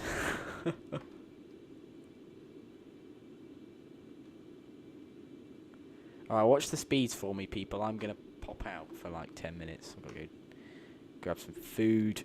I'm hungry and I need some water. So, watch the speed for me. But whilst I'm doing that, I'm going to lob in that stuff into the description. PC specs. PC specification. I've not done this before. This is interesting. PC specs. Let's have a look.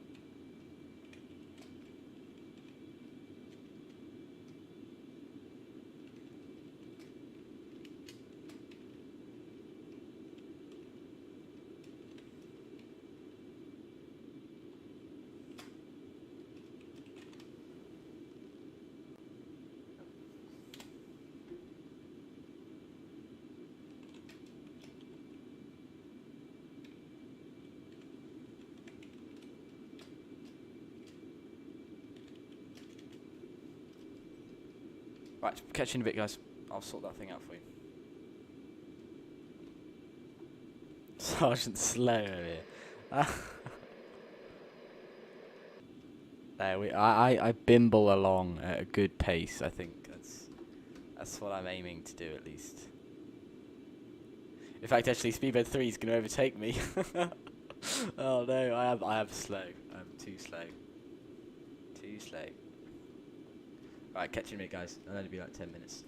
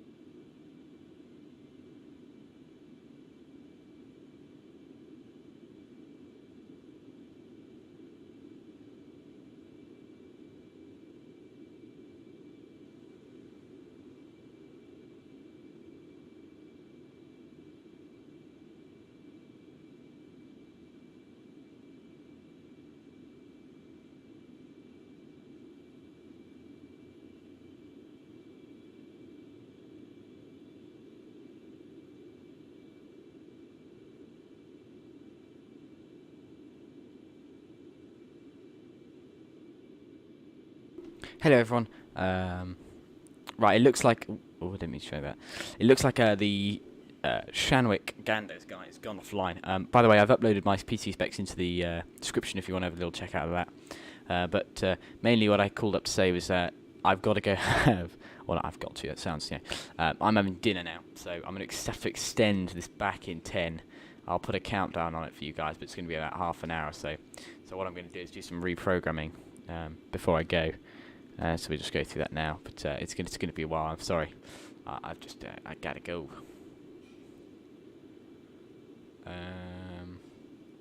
Yeah.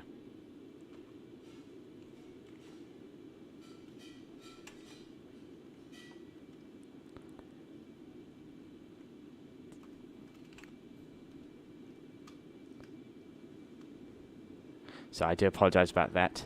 Right, let's do some quick reprogramming then. 6 to 7. Let's just reprogram through a couple of our waypoints.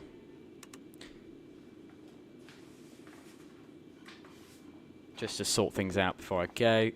So, waypoint 10. 4949. 0 west 02. That's waypoint 10. Waypoint 11. 4941. 0 west 01500. Insert. No, stream's not ending. No. Sorry, no. Sorry if I made that sound a bit weird. Streaming's not ending. I'm just going to pop out for about half an hour to go have some tea. I've got a little bit of homework, unfortunately. So, because it's a long stream. So I'm going to pop out. You might see the camera move or something during that half an hour. That's just me. I might have to recycle the waypoints or whatever as we go round. But I'm just popping in and popping out. So in the chat for anything you need, do say hi. And if you're still around here, hit the like and subscribe. Every little bit helps, so thank you so much. Oh, that's not worked. Azrax, wait, hold on. 1, 2, 3, 4. Yeah. Azrax 51 31 3 west 0 0 4 1 6 7.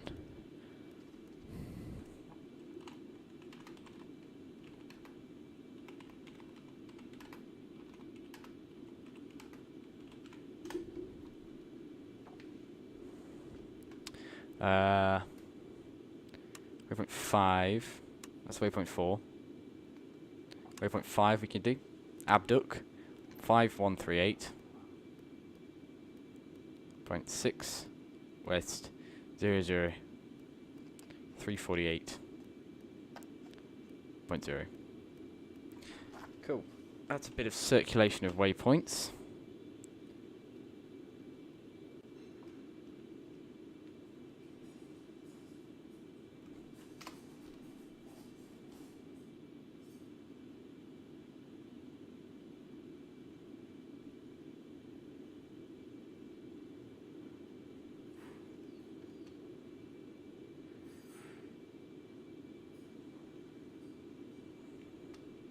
So I'm very sorry. I will be back in a bit.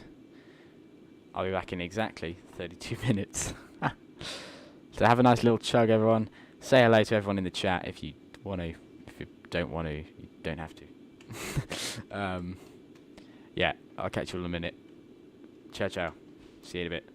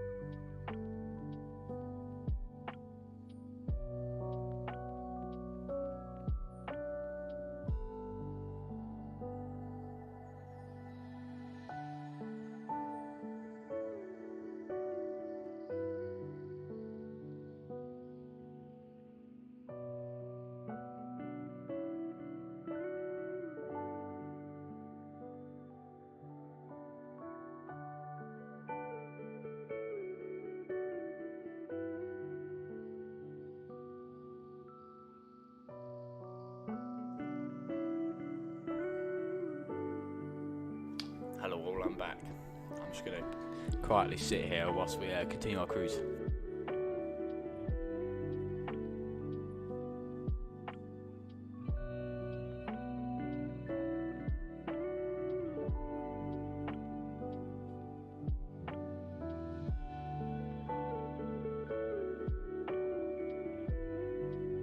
We've just gone through 55% of our journey.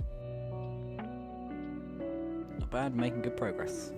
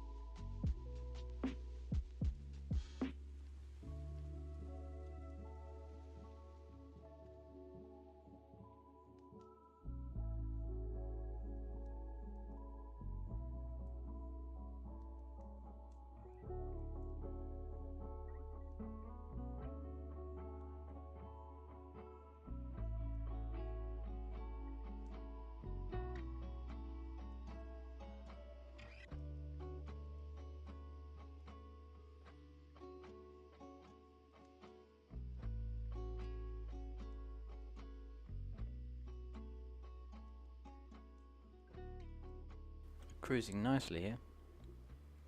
Just coming up to waypoint 9. I'm going to do a bit more reprogramming.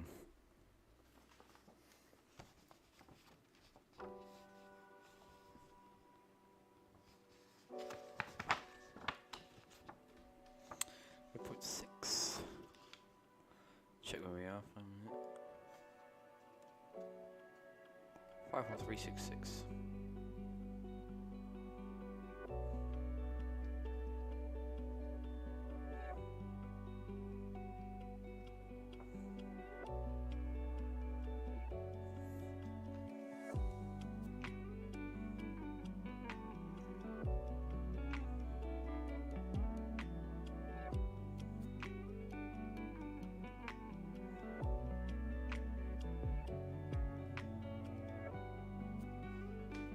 Cool, that's as far as we can go.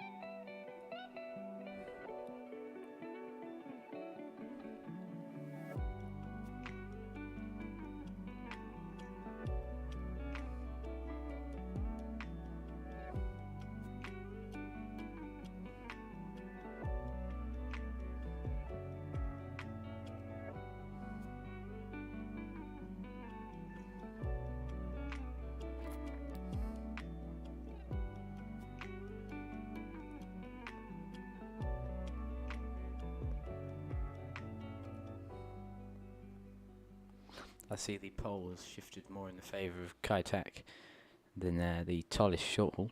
That's nice to see for me.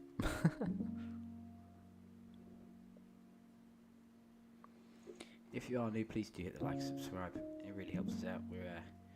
We're climbing nicely. I'd really like to get us up to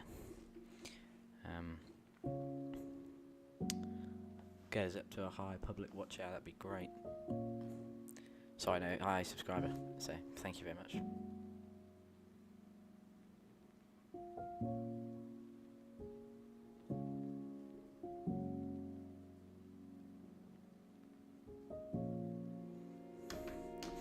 $58.5. We're doing well. We're burning through the fuel now. 1214. We are really shifting.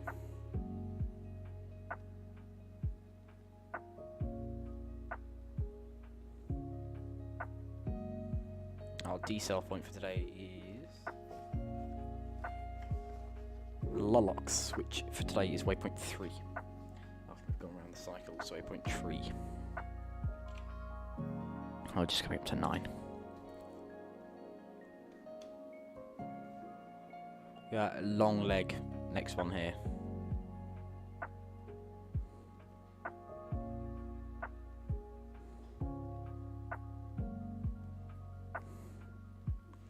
Share the TV screen. You can see what I mean by You see how it gets disproportionately. So this leg, I just said this is a long leg. This is 390 miles.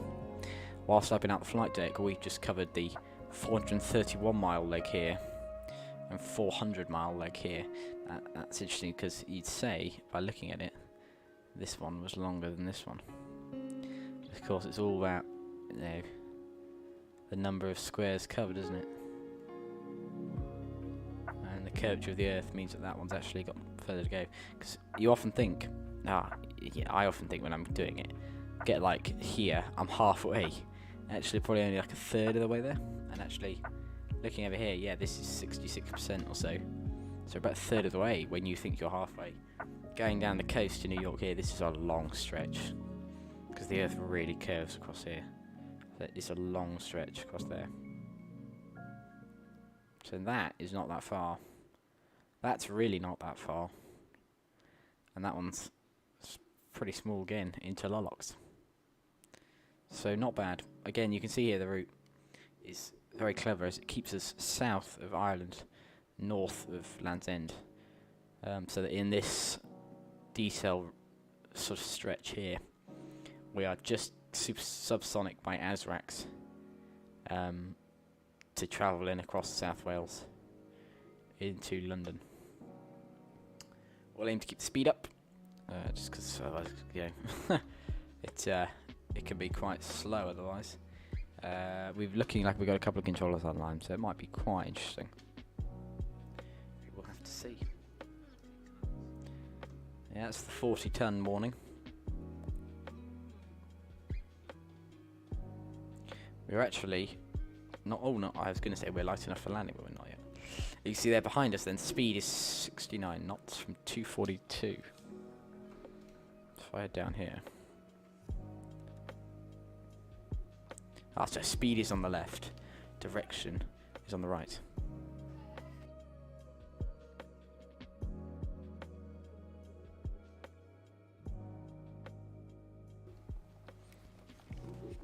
$1,400 miles. Yep, 1,200 on Volante. Yep, that's about right. Our routing says that's true.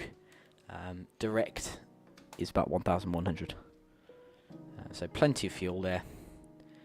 I'm sort of looking at Heathrow. It doesn't look too busy. Let me show you what I'm looking at. I like SimAware because you can type in all sorts of stuff. EGLL. Select London Heathrow. Only see its arrivals. So, it's 35 arrivals. That's a lot of arrivals actually. It's quite a strong storm over Bavaria.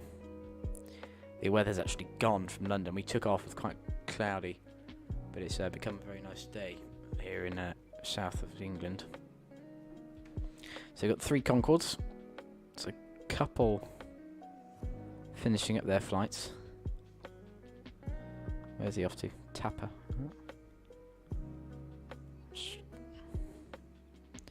We've got a couple from Singapore, I think I saw. Oh, they're going really far north. Yeah, not bad. Quite a lot of arrivals then. Nobody really far north flying, look. So northern Finland is about as high as it'll go. If they fly from sort of San Francisco across to Tokyo, look, he's doing it. HECA, that's Cairo in Egypt. He's going north currently. I don't know what he's doing. He made a very sharp turn there. Assume, is he going all the way up to then come down? Is that probably is quicker than going around the equator? Wow, that still is a long way. And this is us. 2, 3, and 6. Making good progress.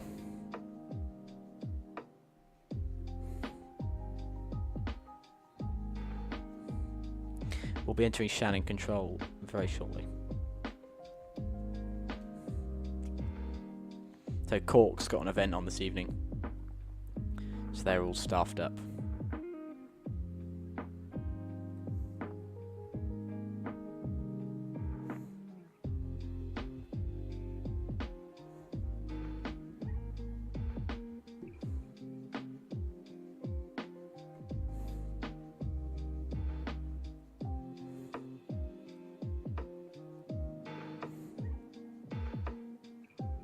I think their event's coming to an end.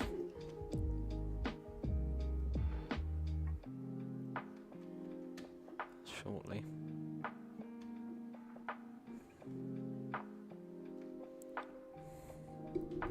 Very good, we've got quite a gentle climb right there.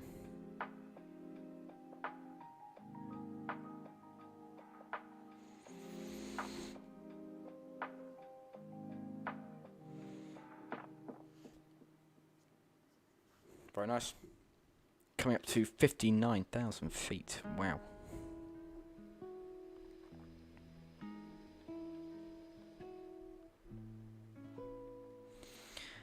So yeah, you can see if I've got the wind rise.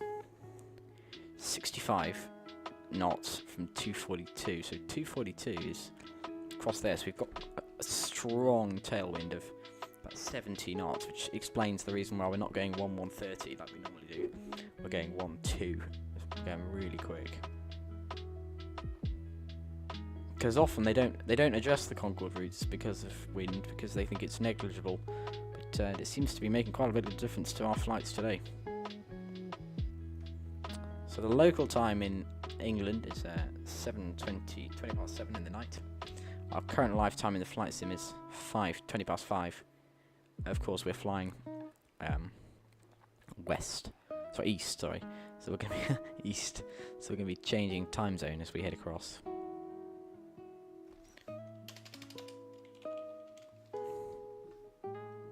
Oh, we've gone through the next waypoint. I wasn't paying attention. We've gone through waypoint 9.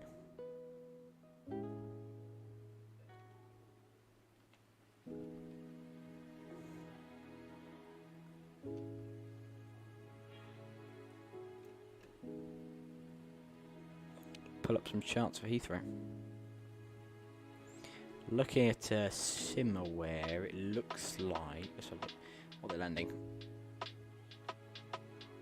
Can't tell, it isn't showing. What's the weather like? I think they're landing 27 right.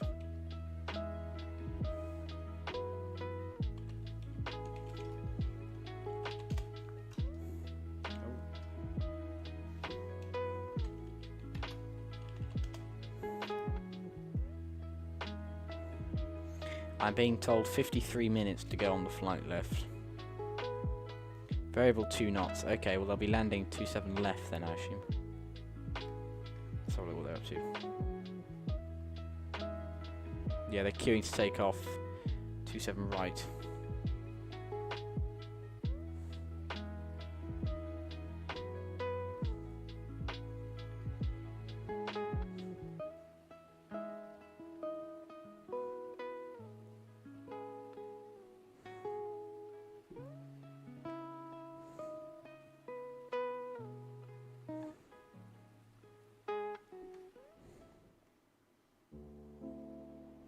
Okay. So assuming we'll be landing 27 left. We don't really have an arrival as Concorde, but I tend to... Our final waypoint today is Ockham, so I tend to try and fly the Ockham Zulu. We often get vectors from Ockham there, so we don't really need to worry about that.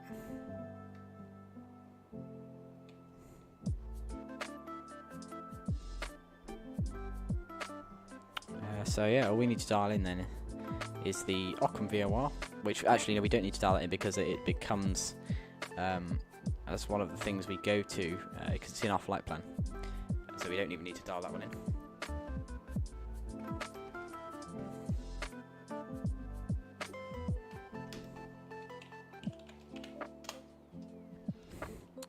Any idea when it'll be compatible with Xplane 12? I'd like to tell you. I really would like to tell you, but I just don't know. I hope it'll be soon. A big developers are all shifting those across, but with Colimata, you know, they're quite a small team, I think. So I just don't know. That's the honest answer. I'm sorry. My guess, a good 6 months maybe. There's not anything said they will, so I just don't know.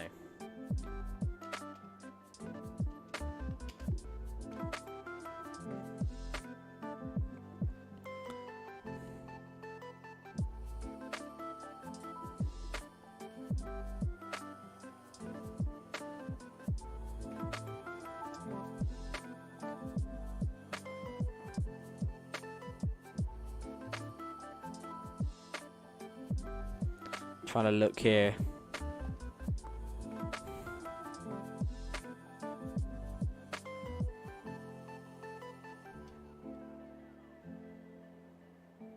Oh look, hold on. No, I've just found some news.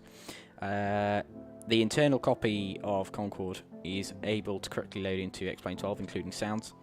The first improvements on the flight model made it possible to do test flights.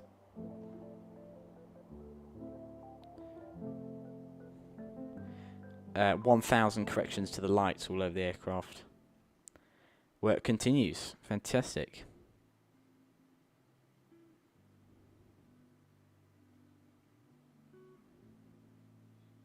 Late fall.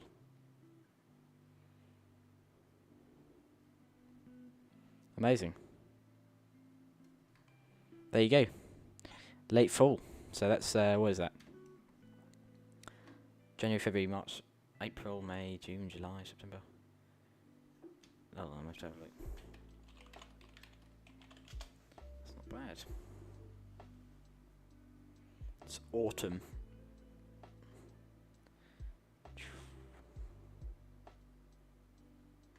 So anywhere from September to December. Okay, so it might... whoa. Hold on, it's November now. Late fall. Ah, we'll be looking at it quite soon then. So there you go. Yeah. Sounds awesome. Thanks for the info. Yeah, so there you go. So early December, late December maybe, that's when we'll be looking to see Concorde in Xplane 12. Wow. Well, it sounds like I need to grab myself a copy of Xplane 12. Because as you said, it's one of my favourite planes to fly. We'd love to have this in Xplane 12. Well, hey. Looks like we've got some work to do then. Fantastic.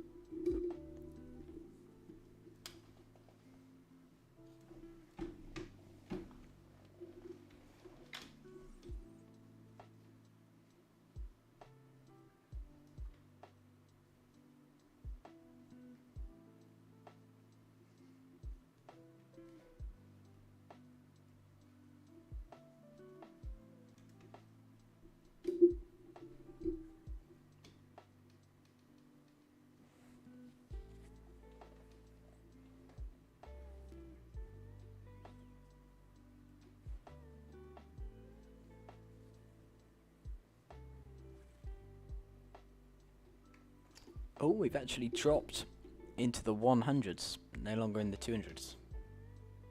Amazing. We've not done that all flight.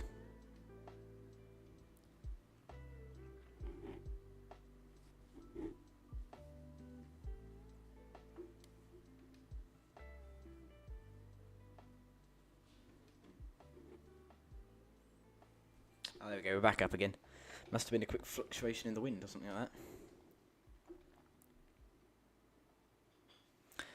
By then it'll look matured. Yeah, I agree. It'd be nice if they'd ironed some of the bugs out right. It'd be amazing if we could switch to Xplane 12 and fly the Colimata Concorde in it. That would be amazing.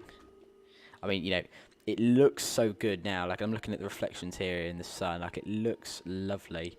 You know, inside the flight deck, I mean, look at this. This is some amazing stuff. It would be truly amazing if we could have this. Wouldn't it be amazing if we could have this in Xplane 11, in Xplane 12 rather, sort of pretty soon then? Be amazing, really would.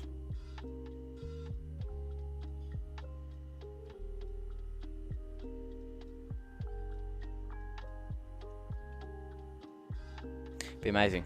So, well, that's something to look forward to then. I wasn't aware of that, but that's super, super cool.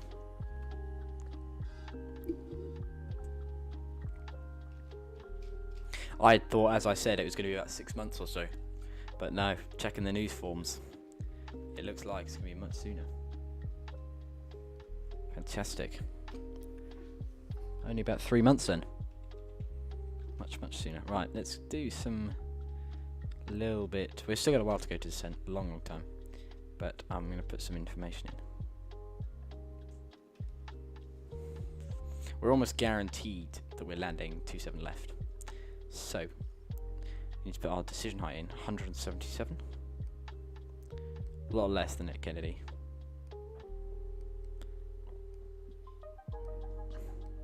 The ILS at Heathrow is a lot more accurate, I think. Or maybe it's just the Scenery, I don't know. Right, 177. Oh. Put in. It's stuff like that that makes this plane amazing. Like that is just to move the pedals, which we can't do in the flight sim because of course we don't need to, but it moves. That's an amazing thing that they've added in. Right. Approaching 60,000 feet then, that's quite nice. We might not hit it though, depending on how quickly it climbs, because we're going to come up to approaching, starting to think about our descent now. So we might not hit it. That's interesting. We've crossed much, much quicker this time. You know, we're starting to think about descent, and we've only been in the air for 2 hours and 2 minutes. Last time we were in the air for a long time.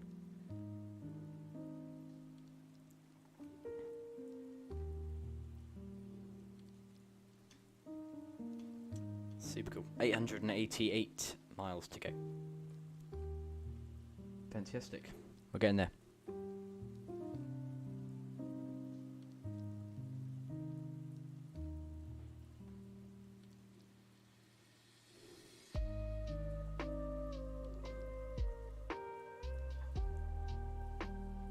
So Lolox is waypoint 3, and that's when we begin our descent.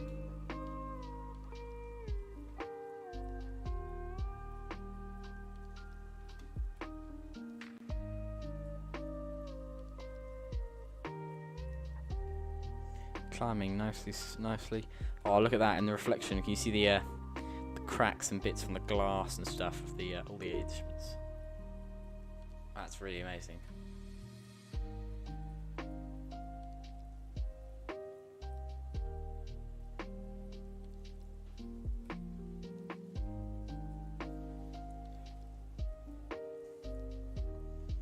That's cool. Those instruments look really good. Let's get a cinematic sort of side shot. Got to get the light in the right position actually.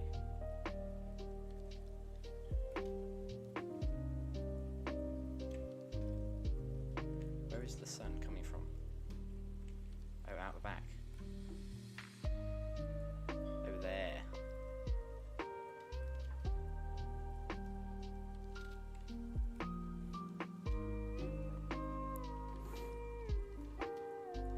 That's a good shot.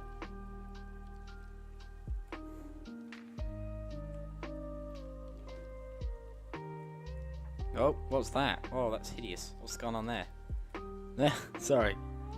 Some weird bug. Look, the sun's coming through the plane. Ooh, no. Well, we were enjoying a cinematic shots, and now we just got that. Oh well, sun's setting. It'll be set by the time we begin our arrival. But that's weird. What's that?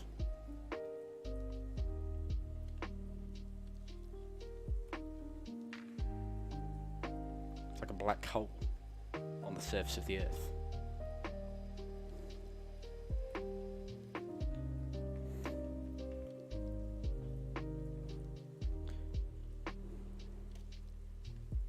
So when you look at it from a distance away like that, the fuselage looks so much smaller than the wings.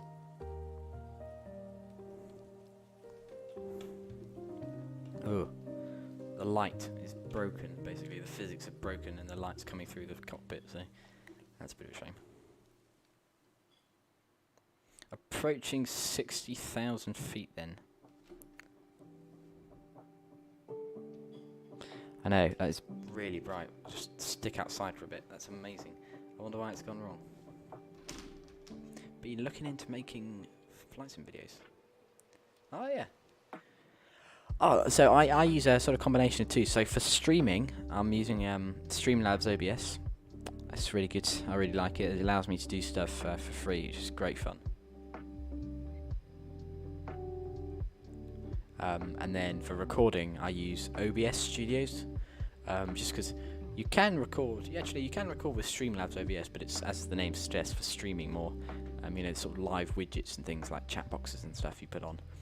Whereas OBS, is much more user-friendly for recording. I hope that helps. That's sort of the sort of mix I use. Although I haven't recorded in a long time, I'll be honest. There is a black hole on the surface of the Earth. It's called Luton. Oh goodness me, that's bright. That's well, it's not wrong. Don't let any Lutons hear you. We're in a bit of sync here. We're going down. Even though our vertical speed thinks we're going up, obviously got a weird patch of wind or something like that. Wind's blowing across now from the other direction.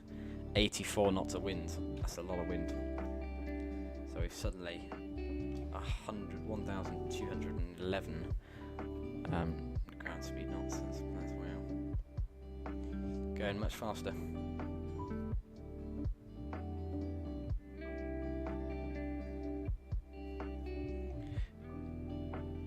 %of the way there. Fantastic.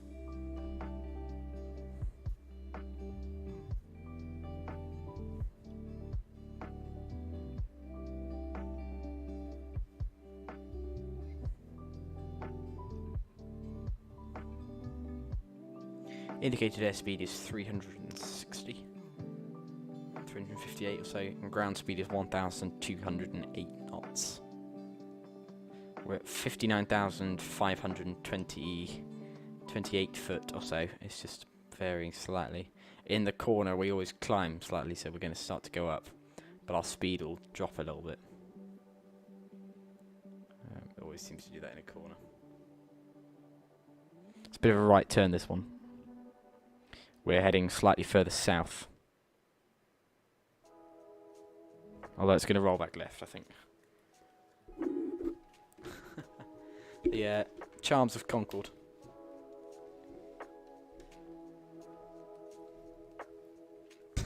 Jones.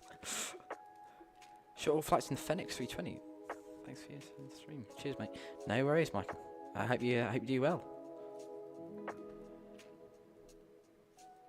The Fenix, that's an aircraft I've got to get. Although that's Microsoft Flight Sim. I don't know. I used to be in it, and it's been a while since I've flown in it. I'd be out of practice.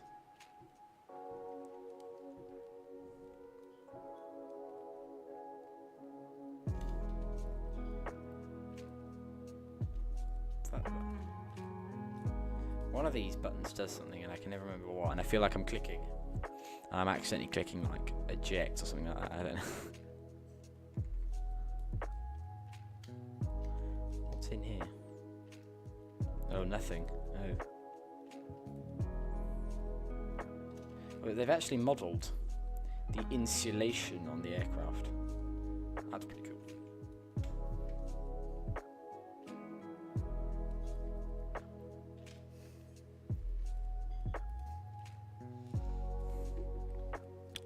This is waypoint 1 to 2.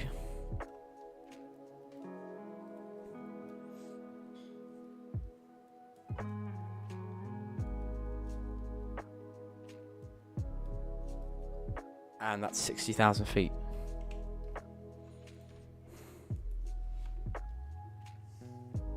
That's because we're climbing at 2,000 feet per minute. Crikey. Let's switch to altitude hold.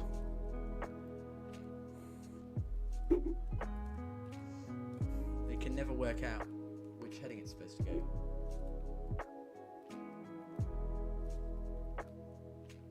It's quite funny to watch. 60,000 feet. Engine rating, cruise, flight. Yeah. We did it on the way over. We're doing it again. Cruise, flight, normal, normal, normal. Wow, that is bright. I don't know what's going on, but the sun's setting, so shortly it'll be gone. So it's fine.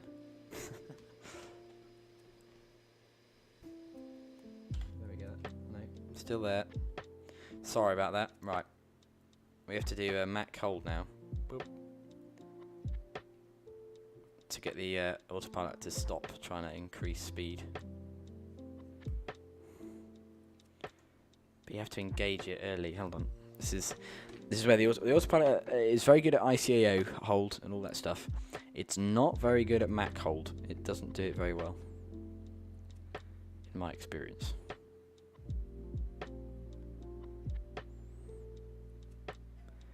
So I have to get slightly slower. Now if I go like that.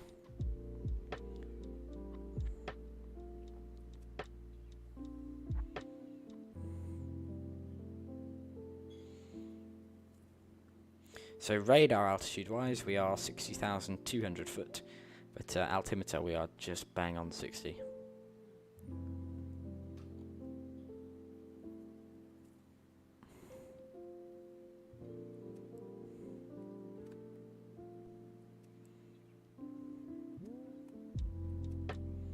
It's interesting, look, I engaged the auto throttle at 2.02. We're now at 2.04 and it's still going. The engines are still redlining. Why is it still accelerating? We've had to overspeed and I turned on the auto throttle. Yeah, there's Mach overspeed. Fatty hell. Sorry. But I mean, come on. It needs to do this. Right, hold on, let's try this again. Back off to this kind of speed. Right, Mach hold.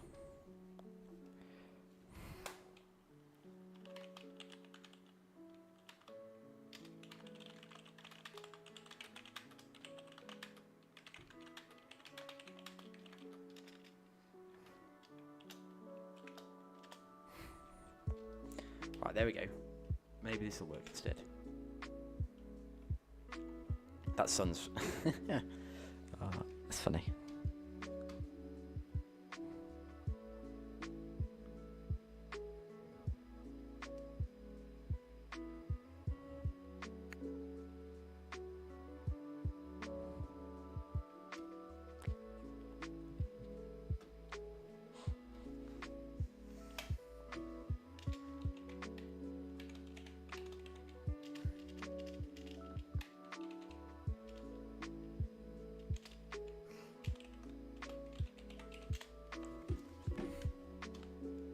Fantastic. It's just sort of settling the aircraft at this altitude then. So by switching the engines into cruise modes, we're sort of relaxing a bit, everything's chill. The temperature is very high. Again, overspeeding. This is very annoying.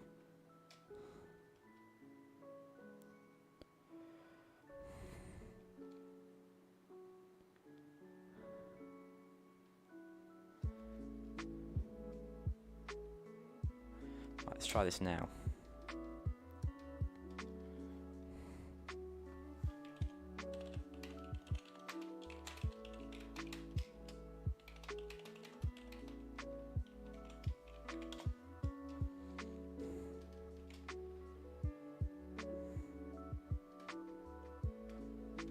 Oh look, some of the windows aren't there. That's interesting. Have they close their blinds. Is that the idea?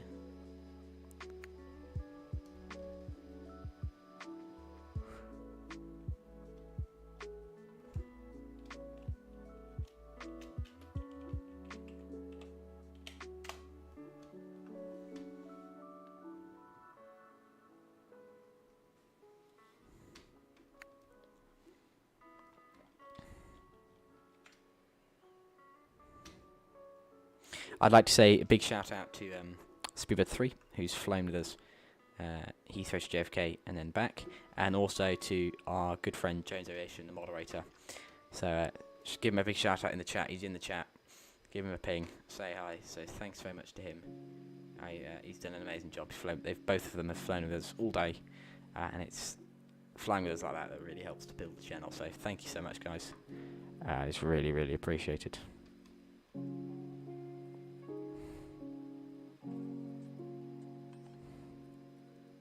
Been a long stream today, so thank you so much to everyone who's flown along and who's been in the chat. It's really, really good fun.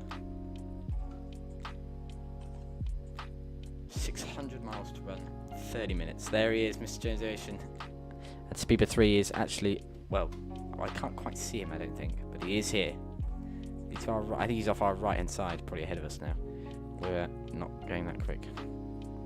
Somewhere around here.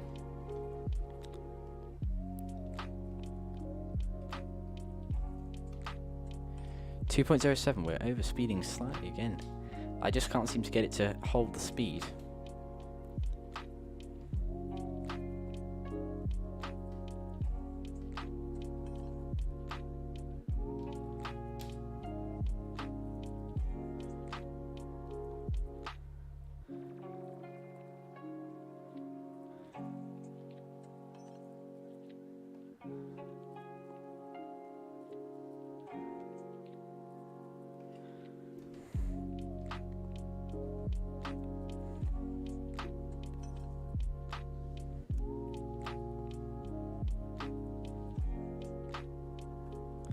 Oh, no. Very difficult to get it to hold speed today.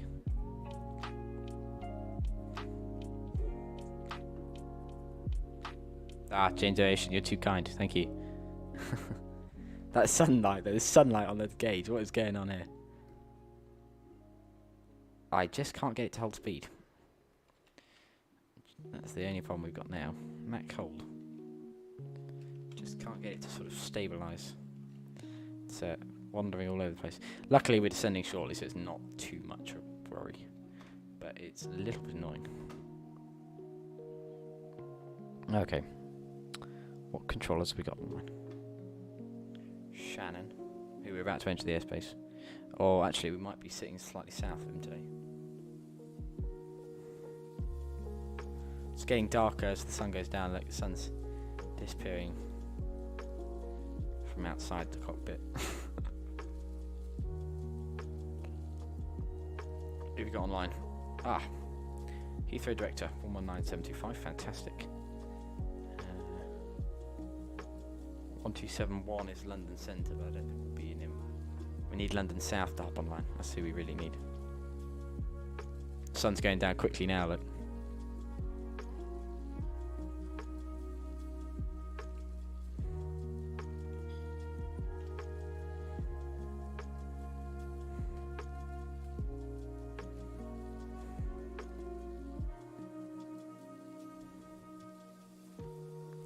There it goes again, overspeeding. Just can't get it to hold.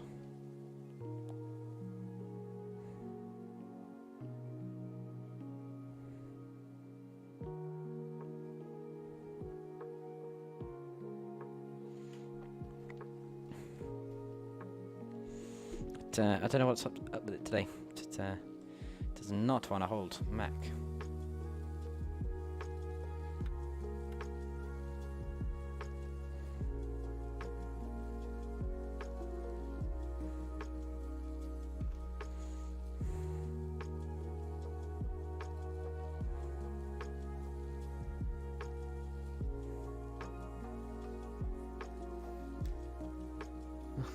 Sunset's lovely, isn't it?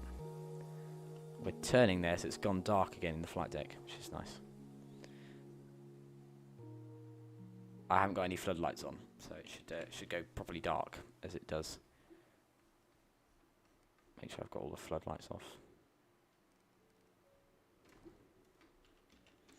Get instrument lighting on.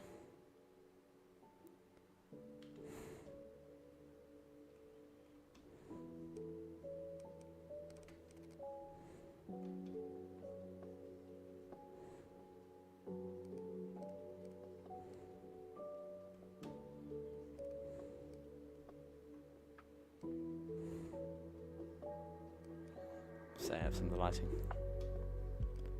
It's gonna be a dark landing into. There you go. The sun's really going there. A dark arrival into Heathrow.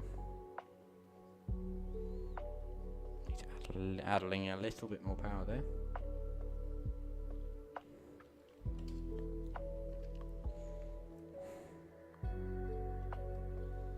Oh, there it goes. Right. I'm going to shut the door to the cabin as we begin our descent. And that's where it goes dark. There we go. So the light from the cabin. Wow, it's amazing how much light it brings through. I thought that might be a problem. Now that is nice. Wow. That looks pretty cool. Are we entering their airspace? We are. Shannon. I'm sure we'll get to contact me.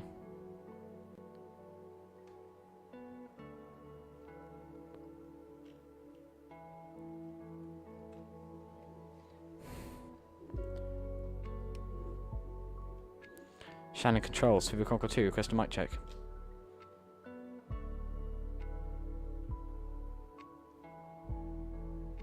Just gonna reconnect up. Hold on.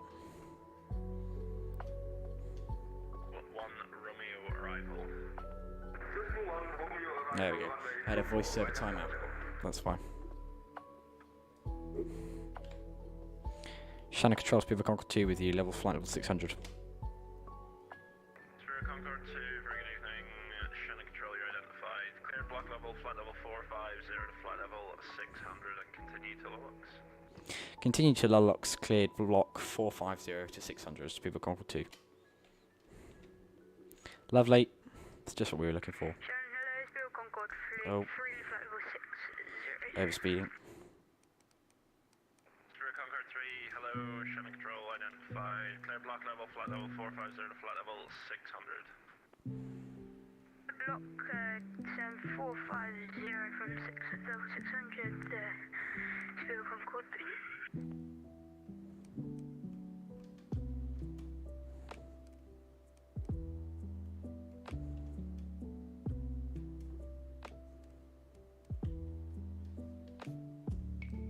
Bring some of the lighting down, and then I'm going to bring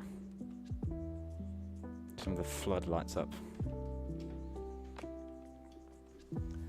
Cavity at 68, shown identified. Yeah, wouldn't that be nice if it was real?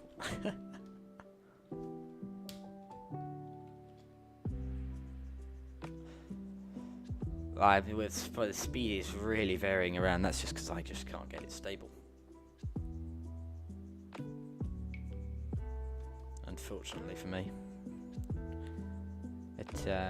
I'm on manual because the auto throttle just doesn't want to play up.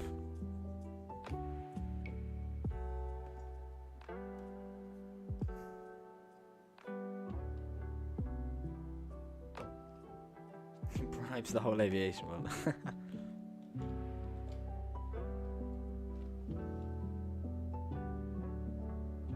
Stolen Concorde from France.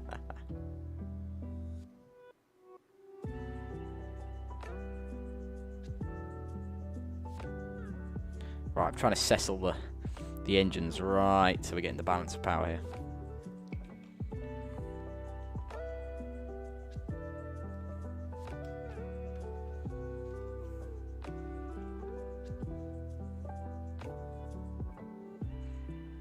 "23 minutes till we land."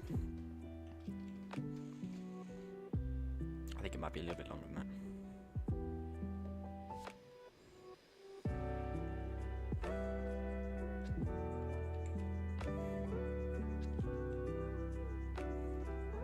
Should we give him some panel floodlighting or some... I'll give him some above floodlighting.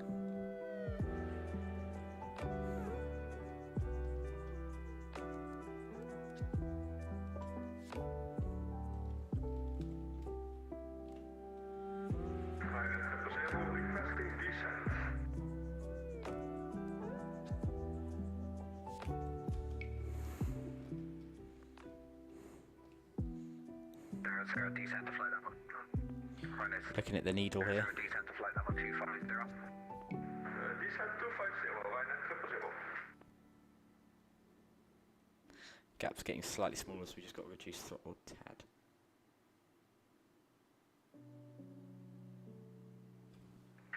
Stuart 3, redirect to kneecap, November Echo Kilo Alpha Papa.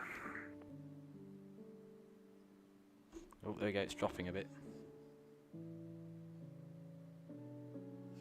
It's climbing a bit. Oh, and now it's stationary. Trying to balance the needle here. 138 miles to descent. The sun has set. It has been a long day of flying, I think. Oh, can you believe this? The whole of Kennedy is now online. There's ground. There is approach. There is center.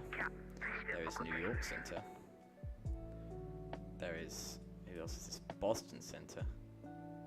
There is Atlanta Center, Washington Center. Everybody's online. Oh. That would have been nice. Oh well. We had fun. Yes, yes, we are. It took longer than I thought. That's alright. It's been a long stream. I don't mind though. We haven't flown in a while. Why not? Control, good evening, Rena 396 Echo. We are descending to flight level 090 via T4 to Delta.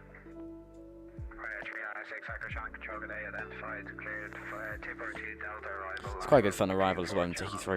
Stop descent to flight level 250. Report to Delta to wireless 4 and we will stop descent at flight level 250, Rena 396 Echo. November 411 Australia, checking in.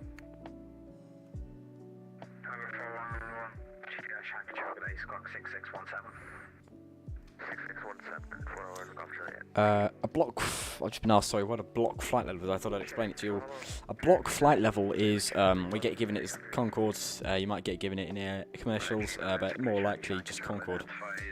So we get told block 450 to 600. That means between that two, you can do what you like. Realistically, it means you're going to do a cruise climb. So you might enter at 450, be cleared to block 45 to 600. Goodness me, what is that lag? Crikey.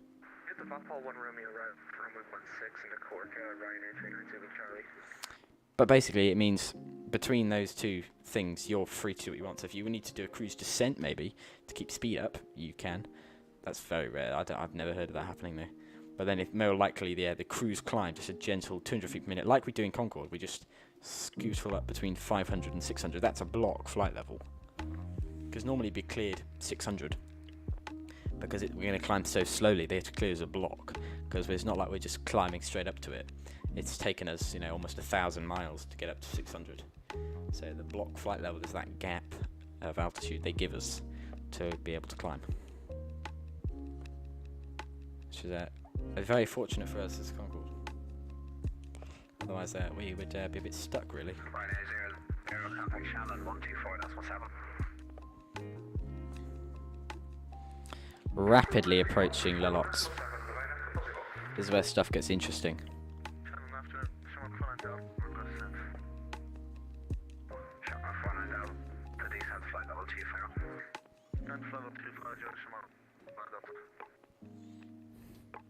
Good evening, Shannon. Alvestar 8190 descending through 320. So, I hope that clears the question what a block flight level is. It's pretty much just a gap.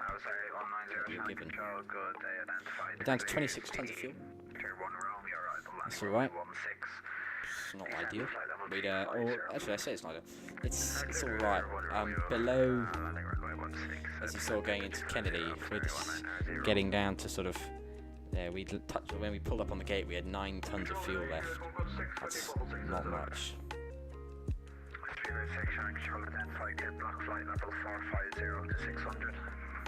Lovely.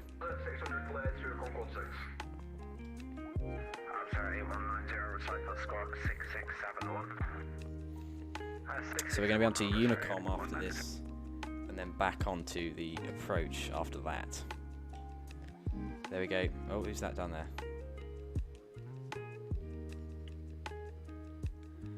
There you go. It's gone completely dark now. Look, we're right into the night time, so you can barely see the aircraft.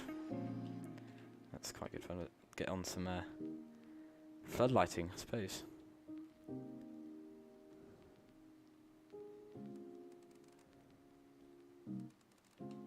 Oh, wrong ones. I meant that one. That's a bit bright.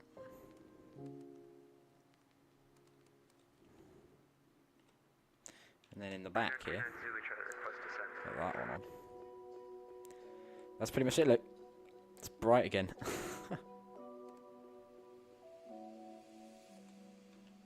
7 hours, yeah. 9 tons, that's cute. I landed with 6. 7 hours, I know, yes. We've been streaming a long time. I decided though, rather than doing a long haul flight like we might normally do, why don't we do a couple of Concorde stuff? It's been a long time.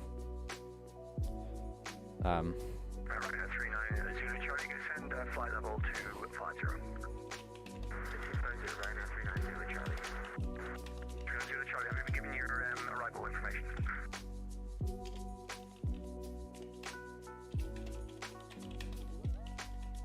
Yeah, right at 39 Charlie, did you receive your arrival Romeo 716? Again. Alright, here we go, preparing to descend. Finally completing our marathon stream we've done today.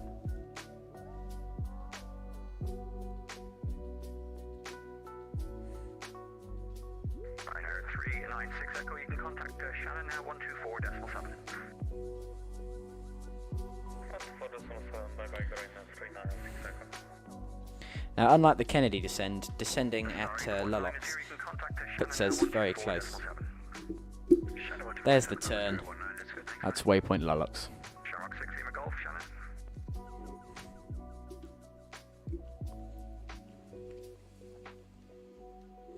So let's get our descent.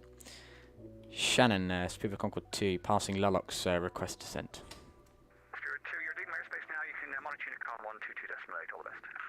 Unicom 122.8, have a nice night, bye-bye. Sorry, monitor Unicom for 122.8 for Supersonic Concorde 2, have a nice day, bye-bye. Yeah. Right. I clicked the flick before I... Oops me, oopsie.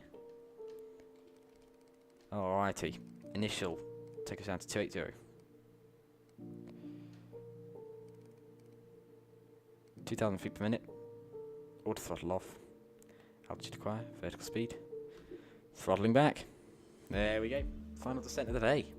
Although next week we'll be doing it going into Kaitax. It's not like the end of an era or anything. We're just taking a pause. Alright, down we go. I'm going to do this little heading hold thing because it's going to... Autopilot's messing up again. Aha, it looks cool in the night. Another leg to Barbados. You're never happy with what we do, are you? We gotta do more.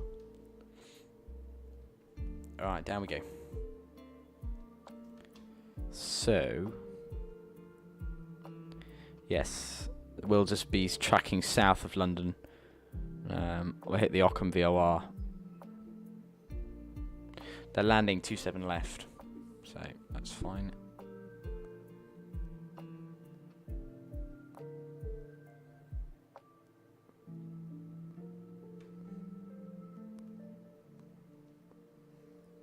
Cool.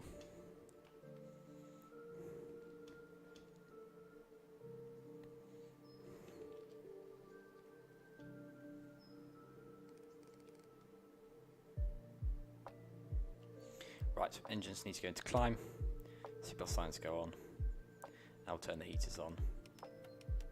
Because even though it's still 122 degrees, as we start to descend, it's going to really cool down. I'm going to keep reducing the floodlight. I think it's cool in the dark. To get rid of that one. It's going to be a good landing. We'll get all the lights of Heathrow. And just the sort of the big landing lights. It's going to be quite cool. We'll whack on all the lights for this arrival. Should be very bright.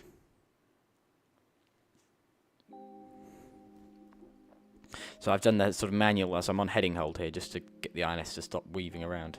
As that starts to come in, when it gets a little bit closer, I'm going to activate INS mode. And it should just line us up. Unicom, Speedbird Concorde 2 is descending from flight level 550 down to flight level 280 over the Bristol Channel. Unicom, Speedbird Concorde 2. Work on INS mode. That'll just line us up with that one there.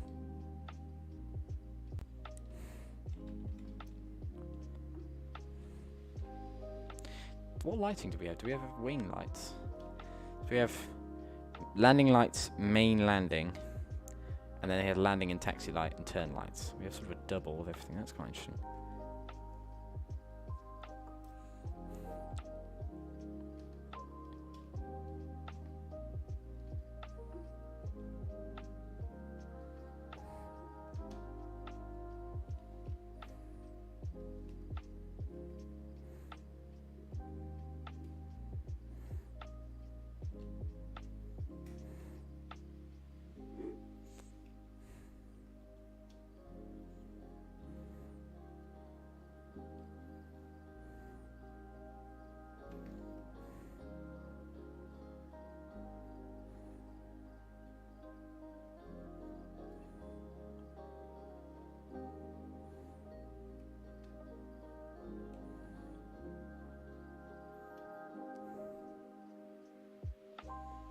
$82 miles to the next waypoint. All we have to know is by the next waypoint we need to be subsonic in order to not disturb the nice people of South Wales.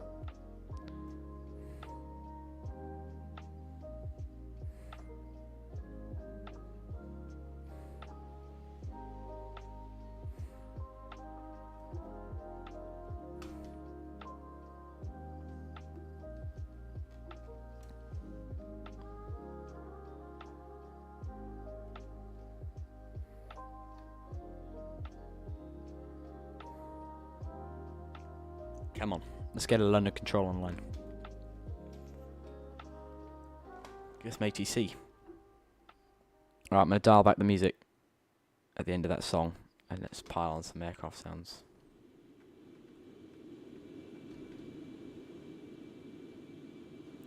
Nice. Looking for 350 here.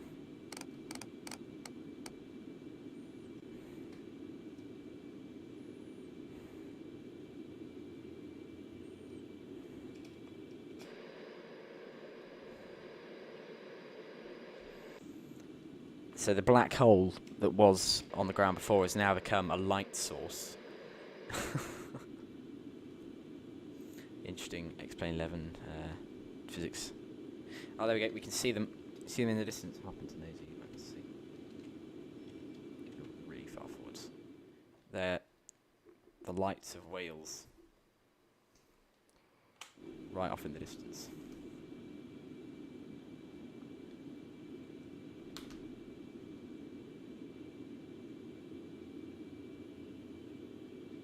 Fantastic.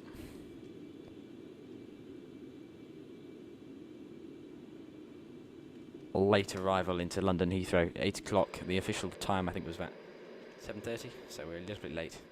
But then we departed. Although no, actually, this might be on time. I think we're a little bit early. I think maybe it was a 9 o'clock arrival. I don't know. No, I don't know.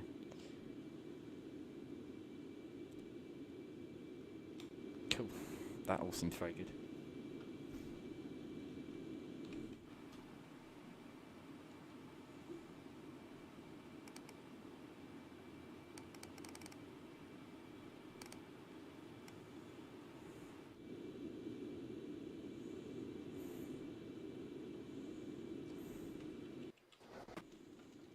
getting dark. Look in the flight deck, I've got all the lights off to try and custom the pilot's eyes to the sort of the darkness.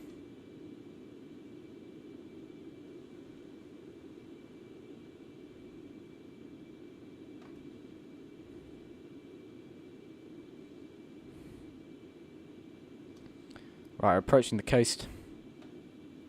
Better start slowing down. I'm going to do a direct to Numpo instead, so that's waypoint. This is waypoint 4, 5, waypoint 6.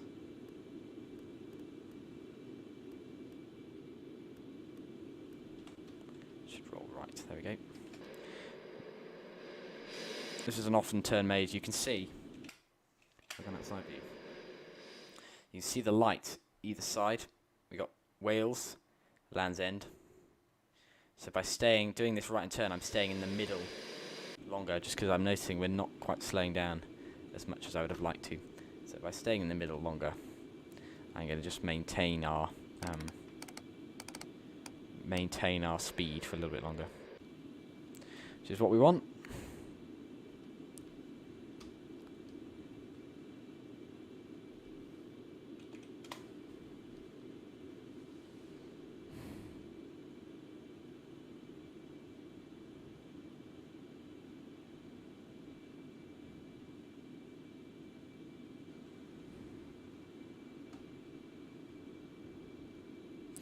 The votes, get your votes in, guys. Kai-Tak or short haul. So far, it's looking like Kai-Tak, which is going to be next week. That is going to be a tough approach. It's going to be good fun.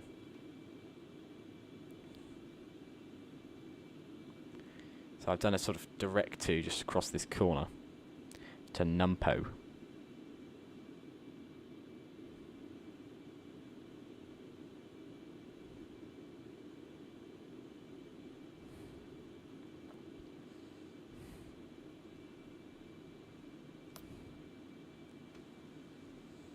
I've been told Speedbird 3 is also going direct to Numpo, so to avoid collision I might go direct to Nidget, just to avoid that. Okay, so that's waypoint 6, let's go waypoint 7. Do we have waypoint 7 inputted? Yes, so it's going to be waypoint change 3, 7, insert, waypoint change. Right, that's Nidget. We need to get a couple of more waypoints programmed in.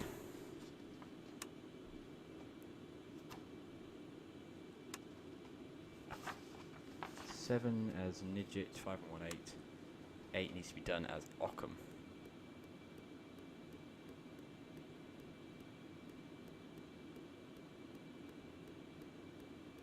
So you can see it's getting smaller and smaller and smaller on this right hand side. That's because we're getting closer to London and Greenwich. Greenwich Mean Time, it's the same as the latitudes and longitudes, because latitude and longitudes are a measure of time, not distance, I believe. Oh, whoa, whoa, whoa. That was weird. What was that? Okay. That was weird. Whatever just happened there. We just re-broke the sound barrier, even though we'd slowed down through it again. That's properly weird what's going on here. Yeah. Throttle back or climb. Auto throttle off. How bizarre. Wonder what's going on here.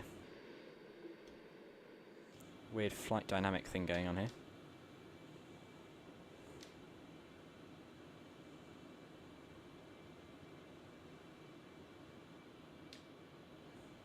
Aircraft's behaving very weirdly.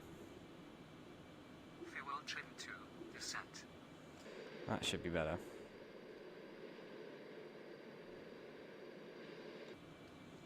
We appear to be slightly stalling. I think that's causing the issues we're seeing. Keep the descent going. For 150. Just pitch it up a little bit.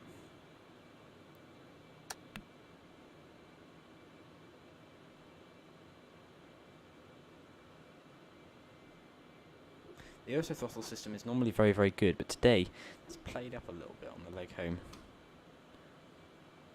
Not behaving as well as it normally does. Alright, well we're now subsonic, so depressingly, we're now back in with the traditional airliners, just like any other one. We're quite light, and we're just going along basically. Parallel landing. Ooh, I hadn't considered it. I think there's a control on at London. We can request though for sure. Why don't we request? I'm going quite slowly, so you might catch up. 119725. We'll request when we get closer.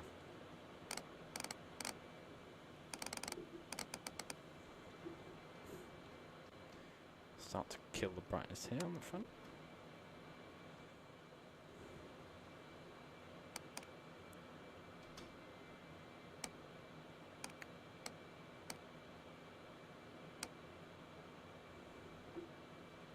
That's pretty cool look. The glowing of the flight deck. Hell yeah, roger.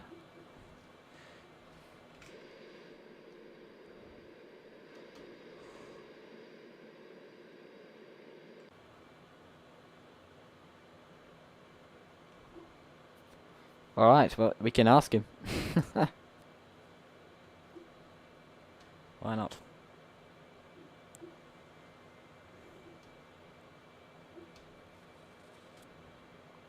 We're making progress. We're getting there. Trying to keep the speed up as much as possible here.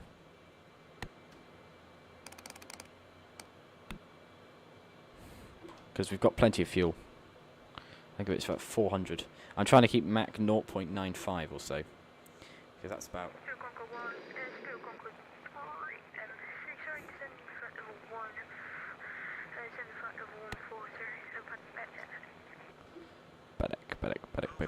Ah. Stop talking. Go down. Okay, we'll slow down. We'll slow down. Happy now? There we go.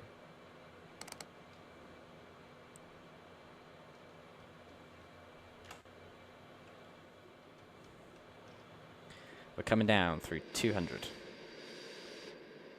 I believe that's Bristol ahead of us and below us. Oh, it's gone into cloud. I think it's Bristol. Yes, in fact it is. Yeah, it is Bristol. We're heading right over Boscombe Down, the RAF base. Right into the centre of London.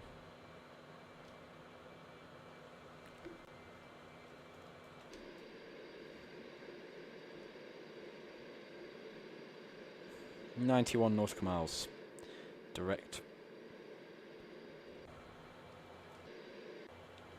Very bright in the back of the cabin still. You're at 20 tons of fuel. Yeah, we're just at 21. I think I loaded a little bit more than you guys. It pays to go a little bit slower for a little bit more fuel.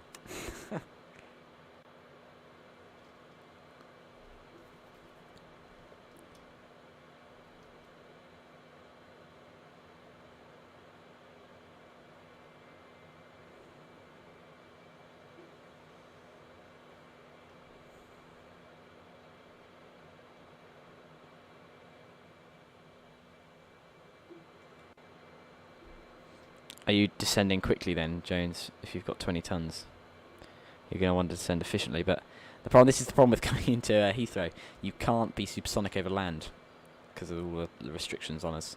So you have to really watch it. Which means you have to be very careful with fuel consumption on the way over, because if you consume too much, you won't have enough fuel to bimble around like we're doing now. I'm right up at the VMO here.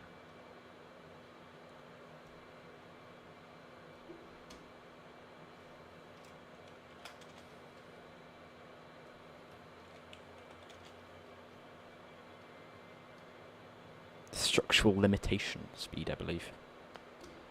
I heard it said. no, yeah, it's structural limitation speed of that for each change of altitude, so we're really 60k doing Mach 2, wow. Yeah, well that's where we were. And then you gotta bite the bullet and slowly come back down into the real world.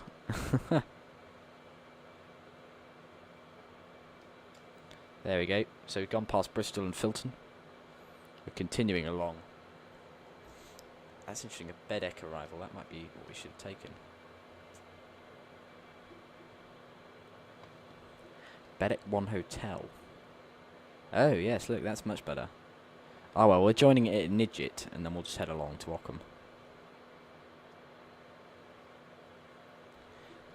That's interesting, because the official... I'm using the Concorde route that they used to fly. I wonder why they never... I wonder why they never took the Bedek arrival and instead decided to go across to Nidgit. I don't think it existed, actually, probably, when they were doing it. Of course, it's 20 years ago now. So, I don't think... Yeah, I don't think it might not have existed when they were going along. Wow, that's scary.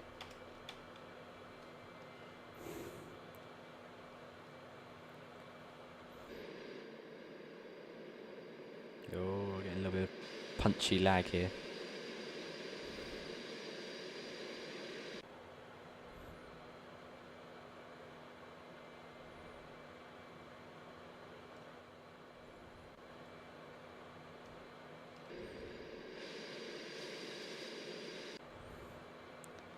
All right.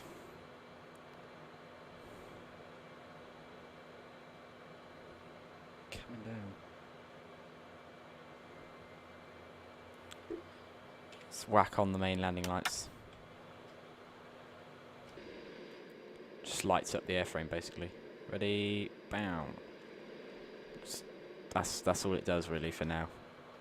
When we start getting near the ground and the landing gears go down, it looks kind of cool, but that's what it does. Alright, I'll put on the other landing lights then. Those two can go on. Which are these two in the middle. Ready, oh, there they go. Got a big sort of crown worth of light across the bottom there.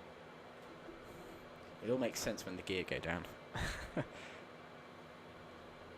Right, according to the Bedek Hotel then, what altitude do we need to be at?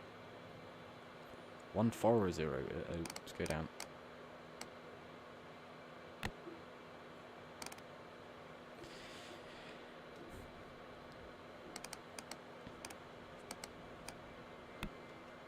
We'll slow down a little bit, 385. It's quite quick. I'm trying to keep us moving along, and I'm trying to stay above 10,000, because otherwise we have to slow down based on restrictions. So we're keeping the speed high, and altitude slightly higher. Alrighty. I can see speedbird 3, followed closely by speedbird 2.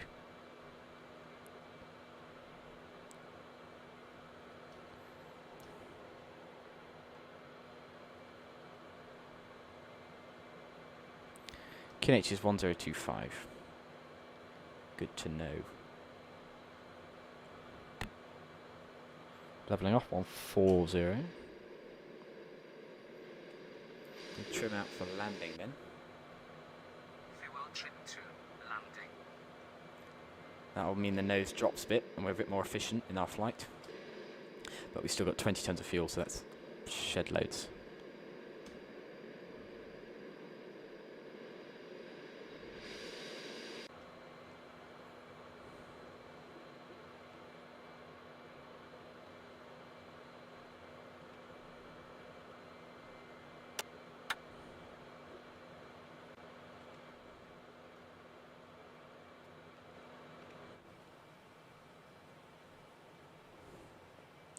Good, brake fans on, engine control scheduled to approach. That's all we need to do.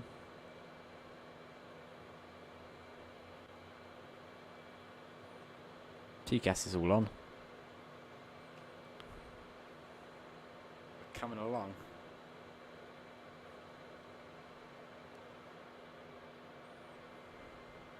Caution, fuel status, 20 tons.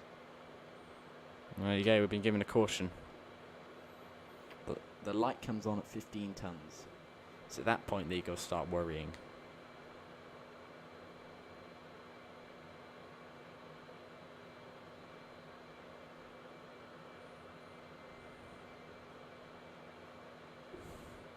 There we are, we're coming up to Nidgit. We'll then head pretty much straight on towards Ockham. Which actually I might do a VRR lock on because it's more interesting. I'll switch to the rad. It's just 109.5 with the radial of 269.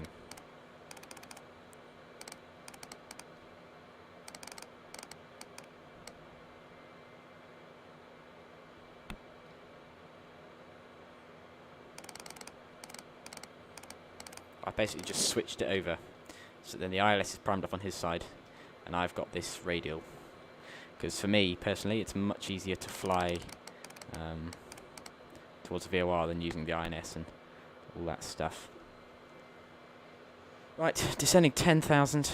Again, trying to hold up. I'm trying to hold us above the 10,000 limit. So descend 10,000. We then have to start to go down to, you know, the actual altitude of I think it's 7,000. But the longer we can stay above, the more speed we can hold. There's Heathrow. Actually, lots of arrivals. That is going to be a cool approach. Oh, bit of turn.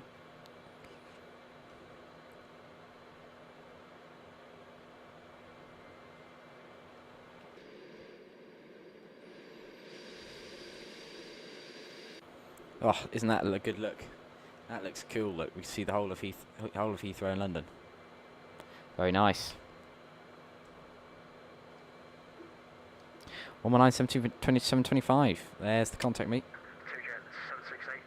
Let me know if it's too loud. Oh no. 361, fly heading at 230 degrees. Fly heading 230, Super 621. Heathrow Director, Spirit Concorde 2 with you, descending to 120 for 10,000. Concorde 2, Heathrow Director, descend flight 470, leave Ockham heading 075. Leave Ockham on heading 075, descend 70, Spirit Concorde 2. Okay, we've been given it 070 about to slow up. I'm holding the speed. But to no avail, I believe. Prime up. 250. 250 selected. Slowing down.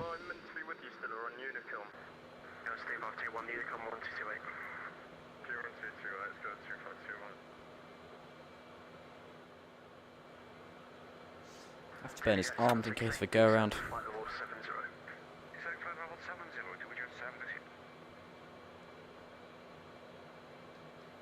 Speed is slowing down. I'm going to put the nose down. There goes the visor. Sorry, I said nose, I meant just the visor. We'll just put the visor down for now. There's the visor down. Continuing to slow up to 250 knots.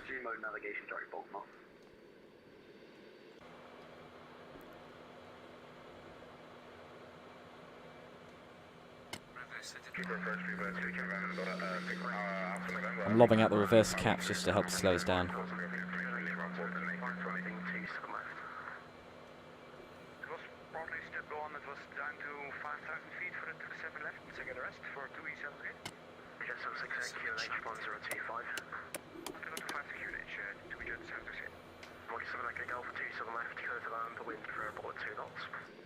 Cool, we're slowing down.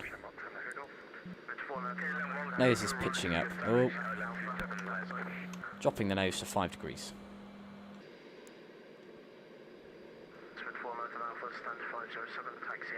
There's 6. 6 is Jones Aviation.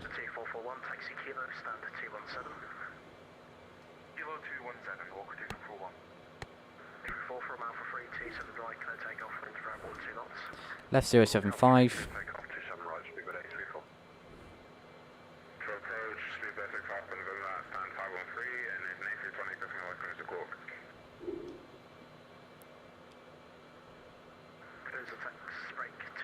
No 95. Descend altitude 4003, will establish localizer 27 left, descend on the guide. Riding 240 down to 4,000 when established. 265. Very good. That's London ahead of us. Concorde 2, 30 miles, 27 left, descent altitude 4,000 feet, QNH 1025. D10 4,000 QNH 1025. Speed of Concorde 2. I don't know what that big noise was. It's RFI 3503 right, Bravo, hold at Titan. R3503 right, Bravo, hold Titan. Keep it direct, speed of Concorde 3, flight level 100. Concorde 3, Heathrow Delta, descent, flight level 8. Got all the Concordes behind me. I got 6 there. Very high, very fast. And then we got speed of 3 over there. So we're all around. Climbing 075, descent, flight level 70. 3075 on 700, foot 6. Unit Roger, good afternoon, 366 Tango, cleared. 110, 126 Tango, Heathrow Delta, descent, flight level 90. Hey, we're all bunching up for landing. This is going to be cool. Open 700, Heathrow.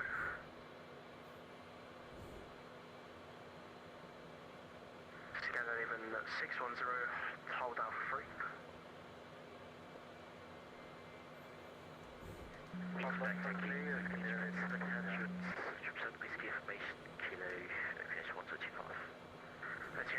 Sorry, if you open 700, flighting 270 degrees, descent, flight level 70. 270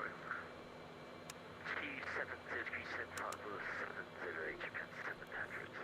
Okay, 768, speed 160 knots or greater to 40 me. 160 greater, rule 4, 2 jet 70. And then 1001, T7 left, clear to land, wind variable 2 knots. Clear to land, 27 left, KLM 1001. So the nose is down. And we're just going along nicely. We've trimmed for landing. The landing lights are on. The brake fans are on. The aircraft is fully ready for landing. We're just waiting for that couple of turns. Left heading 360, speed of Concorde 2. Concorde 6, you have 28 miles for 27 left, descent 5,000 feet, QNH 1025. You can see the blur behind the engines. Chucking out a lot of power here. Speed of Concorde 3. Announcement, Heathrow Tower is online. You can contact them if you're on the ground on 185. There's a TUI, there's the TUI jet.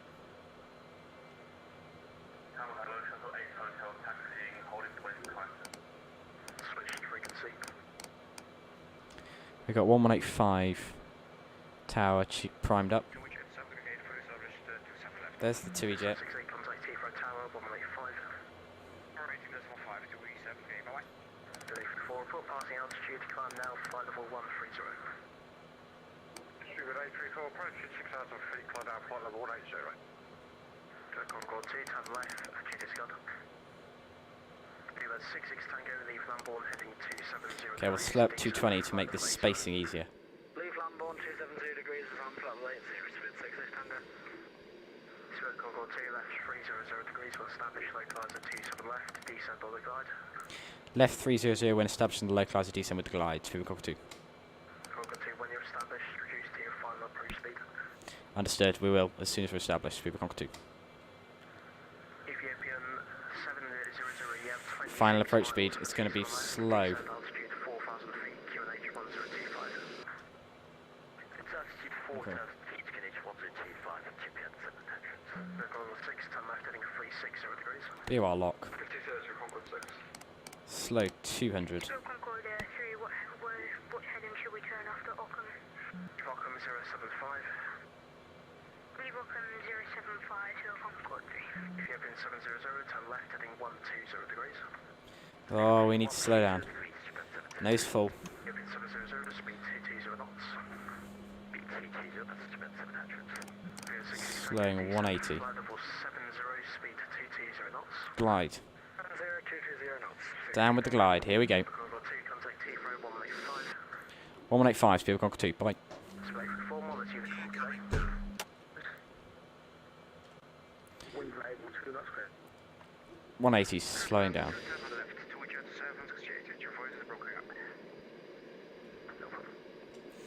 Heathrow Tower, Speedbird Concorde 2 with you, minimum approach speed. Speedbird Concorde 2, roger. Continue approach, wind is variable 2 knots. Continue approach with the variable wind at 2 knots, Speedbird Concorde 2.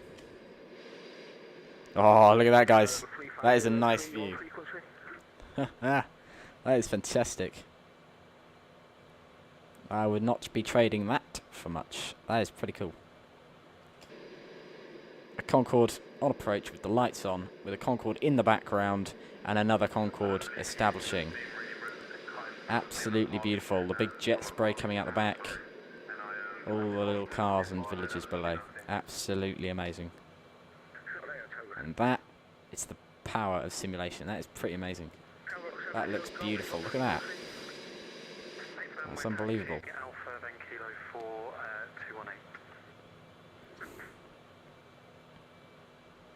Is the Tomjet on the ground? Not quite. He's coming down. Ready? Oh, he's touching down. Is he down? He's down. Quite late on the runway.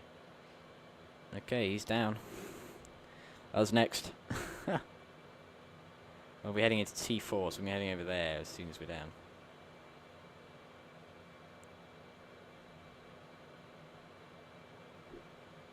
You get an idea of how much better the taxiways are laid out at Heathrow than they are at JFK when you look at it like that with the green lines. Looks much better.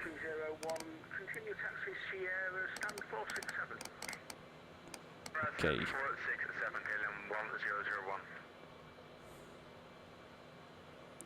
180. Stand by for manual. Here we go. Autopilot's off. That's confirmed. I'm just holding that 1,000 feet per minute descent rate. In fact, it's 800 feet per minute or so. Hold it there. That's the one. A little bit left. We're a little bit right, so we're going a little bit left.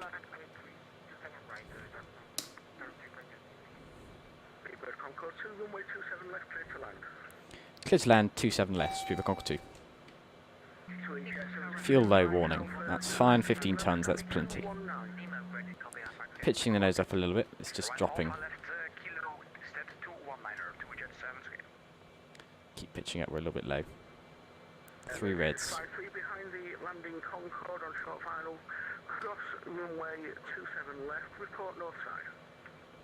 There's back on 2 red, 2 white, that's good. 500 feet. Pitch the nose down slightly. 400 feet, that's fine. Oh, 3 reds, a little bit low. Minimums, continue. Here come the big spools of lights.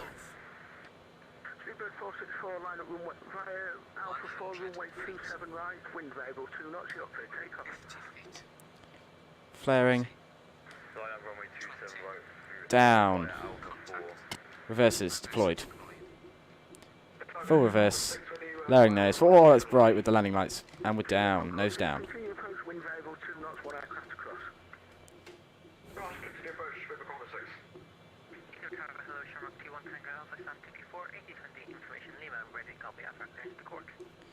Reverse thrusters retracted.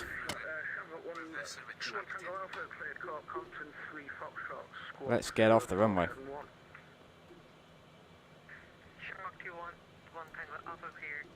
Main landing lights off.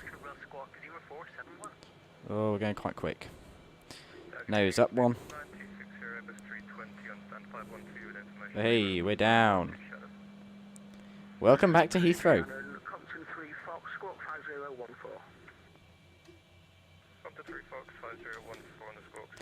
Get a bit of power up.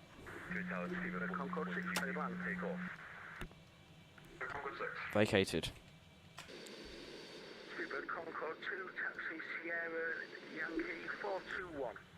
Sierra Yankee 421, Speedbird Concorde 2. Thank you.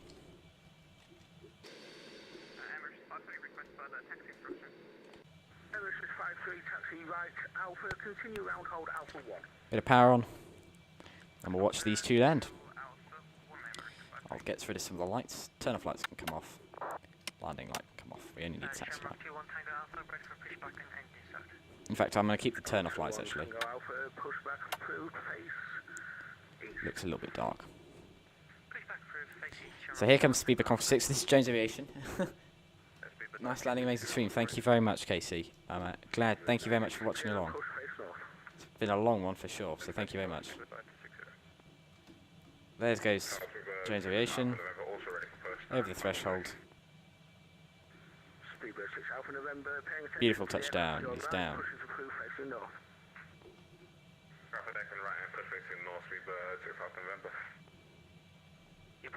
Get your final votes in then, guys. It's 59 to 41 with 22 votes. We will be flying Concorde into Kai Tak next week at this current. Where's Speedbird 3? Oh, there he is. Just establishing on the ILS now. There goes Jones Aviation. Is he vacating where we vacated? Yep. We managed to stop quite quickly, actually. We came off at Sierra 6, which is pretty good. I did Sierra 7 the other day, so that's good.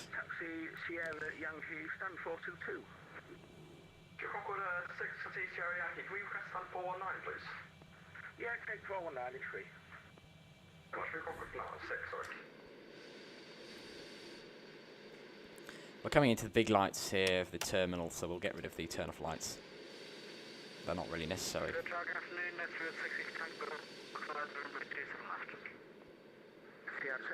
We know where we're going. Fantastic, guys. Wow, what a long stream. 7 hours, 58 minutes, almost 8 hours of streaming. You guys had enough? Amazing. We've done very well. Thanks very much, everyone, for sticking around with me. It's been great fun.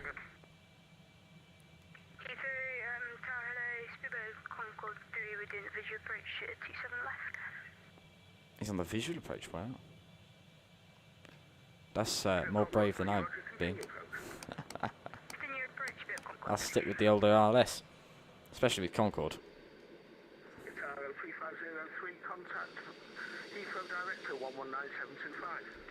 Rolling on nice and slowly in Concorde Air, bringing it back to the stand we departed from earlier today. Very nice.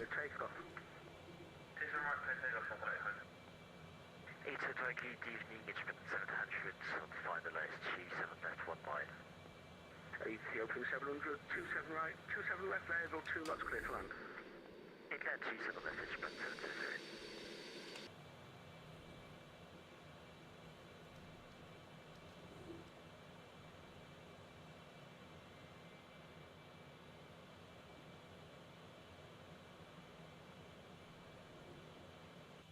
Air Mauritius 53 via Alpha 1 line at runway 27 right. Alpha 1 line at runway 27 right, Air Mauritius 53. And turning in.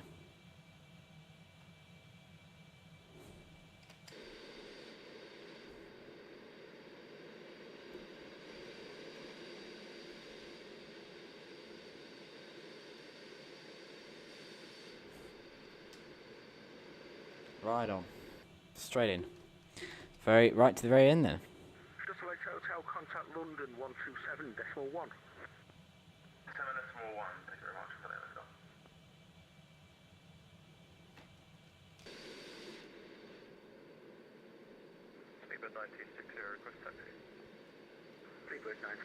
Right, we're going to watch Speedbird 3 land.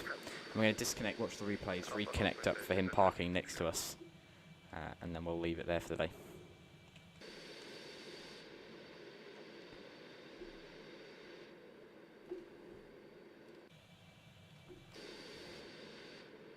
So don't worry about your photos, guys. Let me get my quick look at the landing in, and then we'll do all that. In fact, I'll tell you what, we'll just wait here.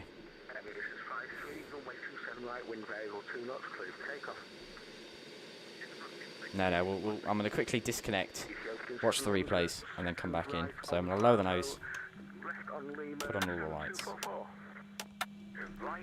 It's going to get very bright. Woohoo, look at the brightness. But don't worry, it will all make sense. Stand by. Is he landing? We'll watch the replays really quick and then head back. Right, watch this. Watch the replay.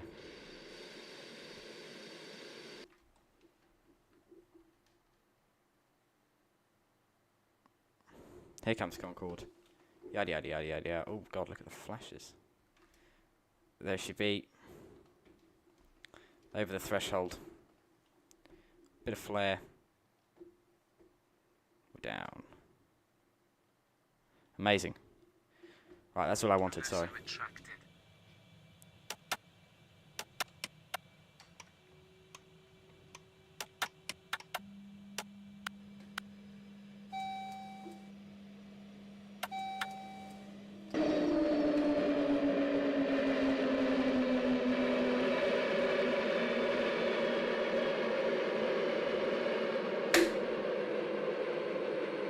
Ah, just in time to watch our friend Speedbird 3 land. Oh no! Oh god. Concorde 3, thank you. Turn left heading 180, contact director 119725. Bloody aircraft stopped. That is a steep go around, wow. Apologies for that, that was my fault.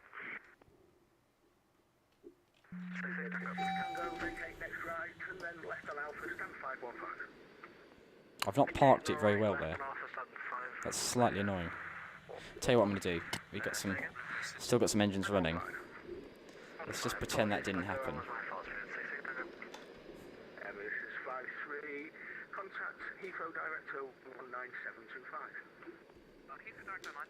No, let's punch it forward again.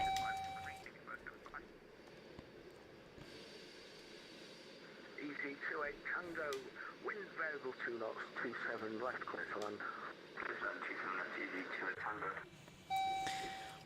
Get there. Fantastic. Engine shut down. Let's get some lighting on inside the flight deck here.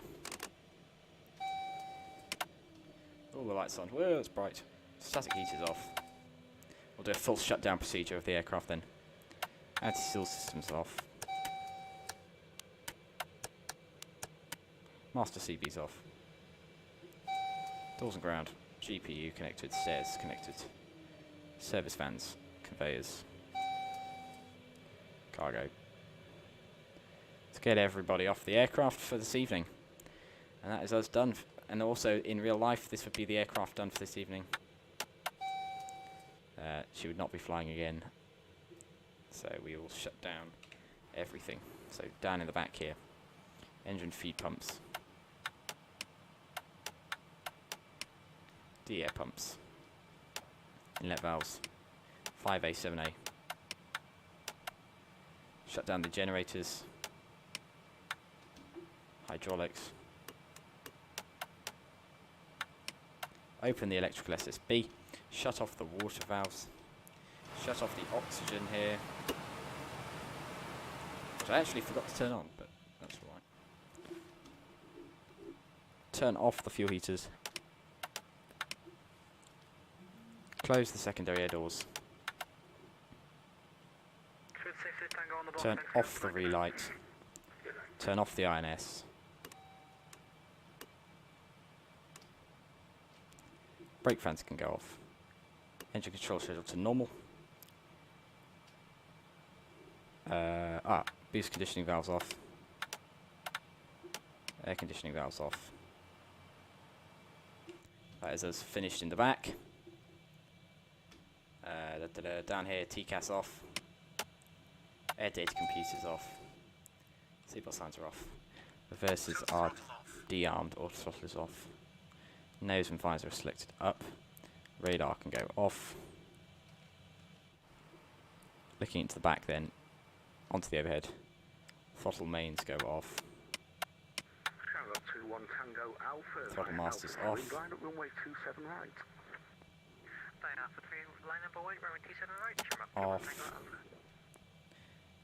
Off.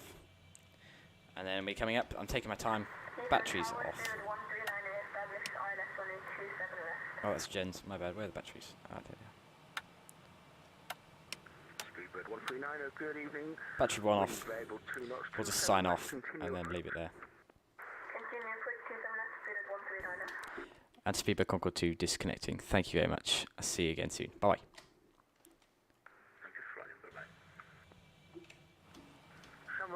We'll shut off the batteries. Batteries off. Now the batteries are off.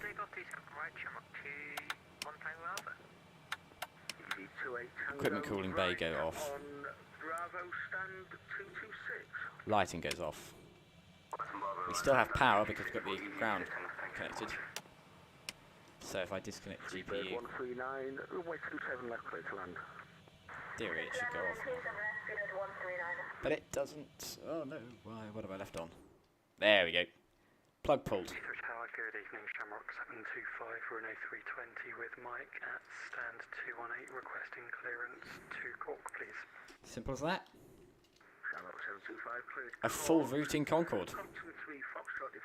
We left here a mere... What does it say? Left here a mere 8 hours ago. Thank you so much, everybody. Group picture, can do. I'm running out of time, so let's hope he gets in quickly.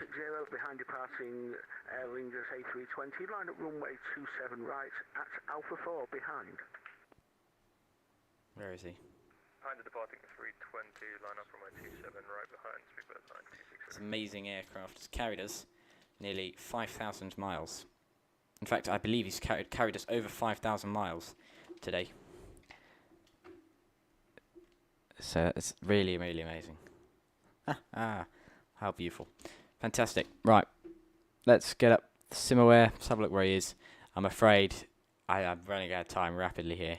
If he's not down ASAP, we're going to have to leave. Where is he? He needs to be on the slope. Where is he? Arriving shortly. Where is he? Oh, he's got a massive vector around. Tell you what, I'll kill the stream, but I'll hang on here for the group photo, guys. If you're still flying along, I'll still be connected to Vatsim, but I'm going to end the stream there. Thank you so much, everyone, for watching. I'll see you all again soon. It's been amazing. So thanks very much, everybody. Catch you all around soon. Bye-bye. I'll tell you what, before I go, I'm going to turn off the radios. See you all again soon. Thanks so much, guys. And have a really good day. Ciao.